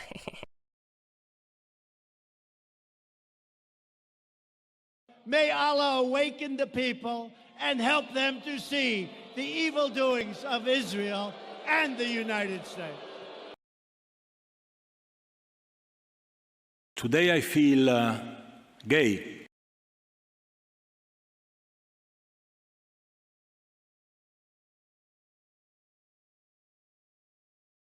You are a class traitor. One of the wettest we've ever seen from the standpoint of water. Down on 7-Eleven, down at the World Trade Center, right after it came down. Now. Too bad, too bad. It's the most riveting content I've ever seen.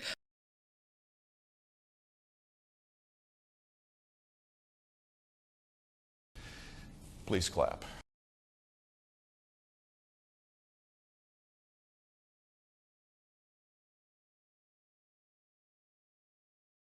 Ole mole.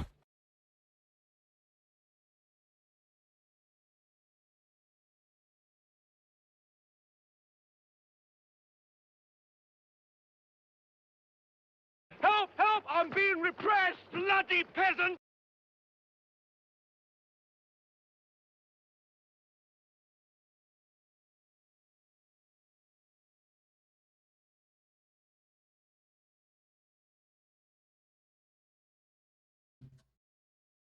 Okay.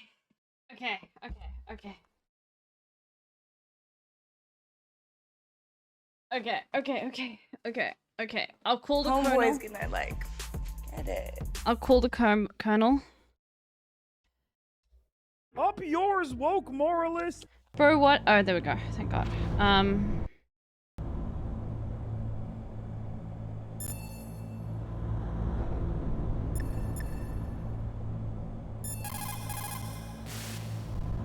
Snake, didn't you hear that the DARPA chief was moved to a cell in the first floor basement? Tell me about the weapons person. Snake, didn't you hear that the DARPA...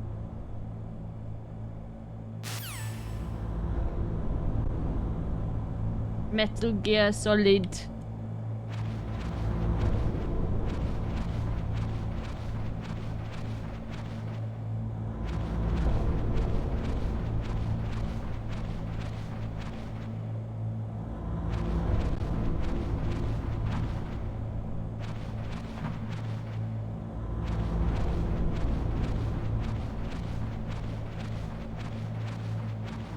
Phone 41.52. Okay, hold on.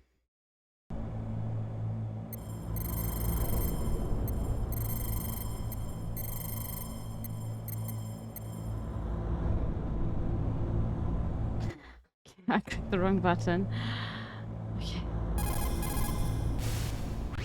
This is Nastasha Romanenko. A pleasure to work with you, Solid Snake. You're the nuclear specialist that the Colonel mentioned? That's me. You can ask me anything about nukes that you want. I am also a military analyst, so I have an extensive knowledge of weapon systems as well. They asked me to participate in this operation as a supervisor from the Nuclear Emergency Search Team. I was happy to accept.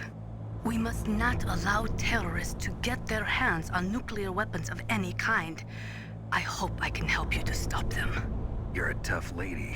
You're a Those tough terrorists lady. are serious about launching a nuclear weapon? The world cannot stand by idly and allow that to happen, and neither can I. Unfortunately, all I can do from here is provide you with information. Hopefully that'll be enough. Another soldier here wouldn't make a difference anyway. It's good to work with you, Nastasia. Same here. He has like the most American accent of all time. You know what I mean? Like that is like, hey, you know, like the most American accent.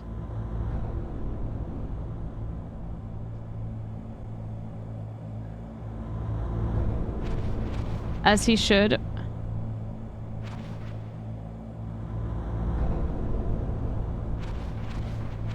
Will Nefas accent? Yeah.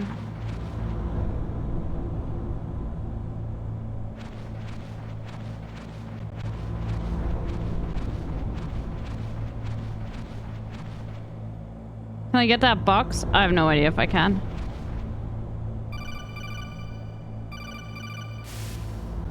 Press the action button to drop down. I don't know what the action button is, chat. What is the action button? On a Xbox controller? They don't know either. Fuck. Okay. Shit. B is action button? Okay. I don't want to drop down though. I want to get that box.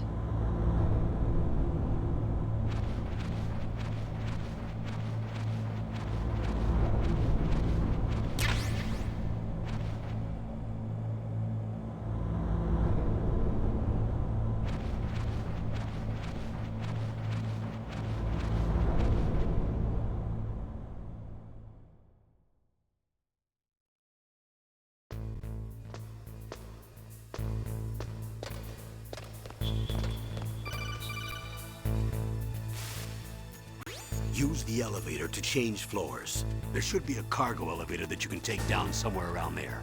Try to find it. Oh, okay. Stressful.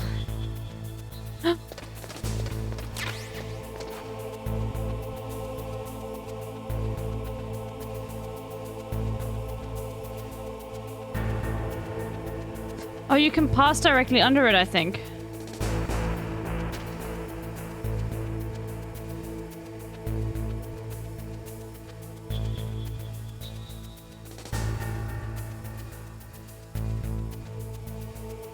Okay, just wait.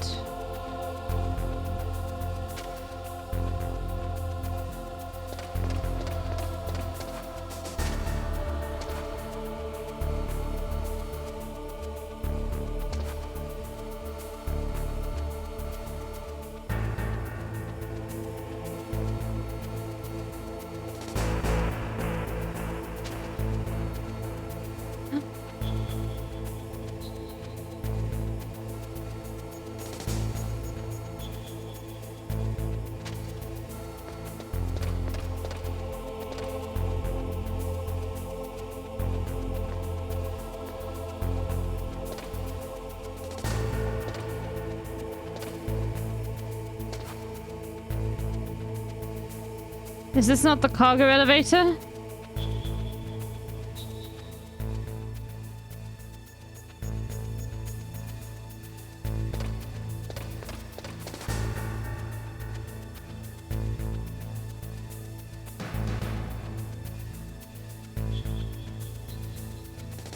How do I do this? So it's gonna go there.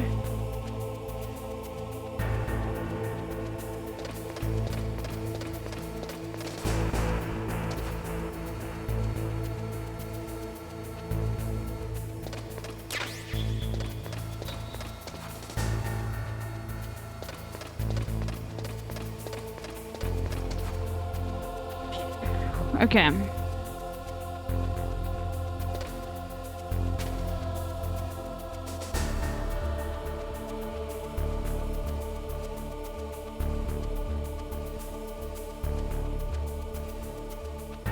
I am the most sneaky motherfucker in the world, okay? I am the sneak.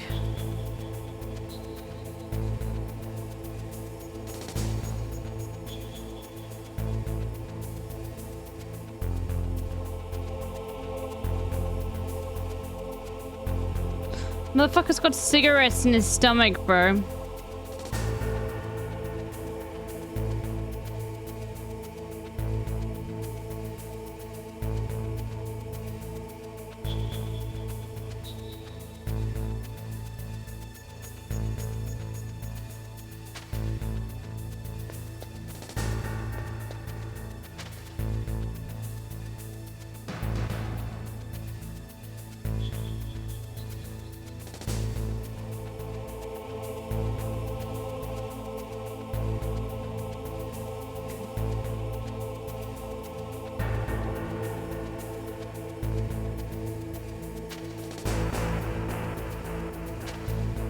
Stand here.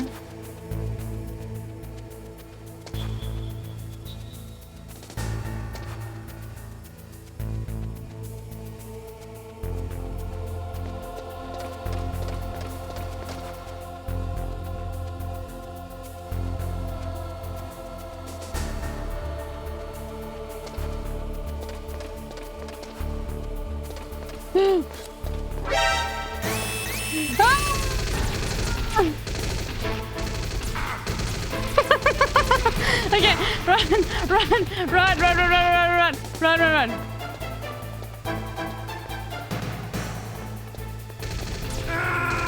No, I was so close. Okay, I see where it is now, though. Snake, are you okay? Snake? Snake! The panic. I am panic. I am panic. Fight them? Bro. I do not know how to fight. Okay.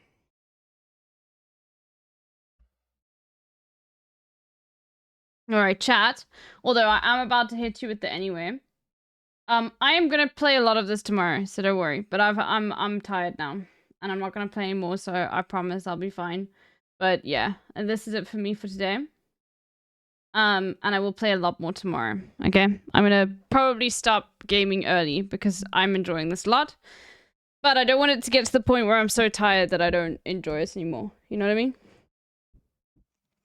It's very great. So thank you. Thank you, Tony Spumoni, for the introduction. This game is easy for me. For you. Okay, fine. Bro, I never owned a PlayStation or anything like that, so this is all new stuff to me. Anyway. Okay, let's see who's live. We will raid so freely. Who is a South African streamer? Yeah. Metal Gear Solid. Okay.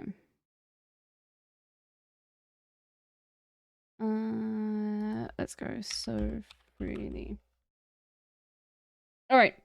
I'll see all of you tomorrow. So Freedy is playing Sable, which looks really cool. And yeah. Much love to all of you. And I will see you tomorrow. And we're gonna continue playing this. I'm very excited. I just want to go have a shower and get into bed now, though. Anyway. Bye, everyone.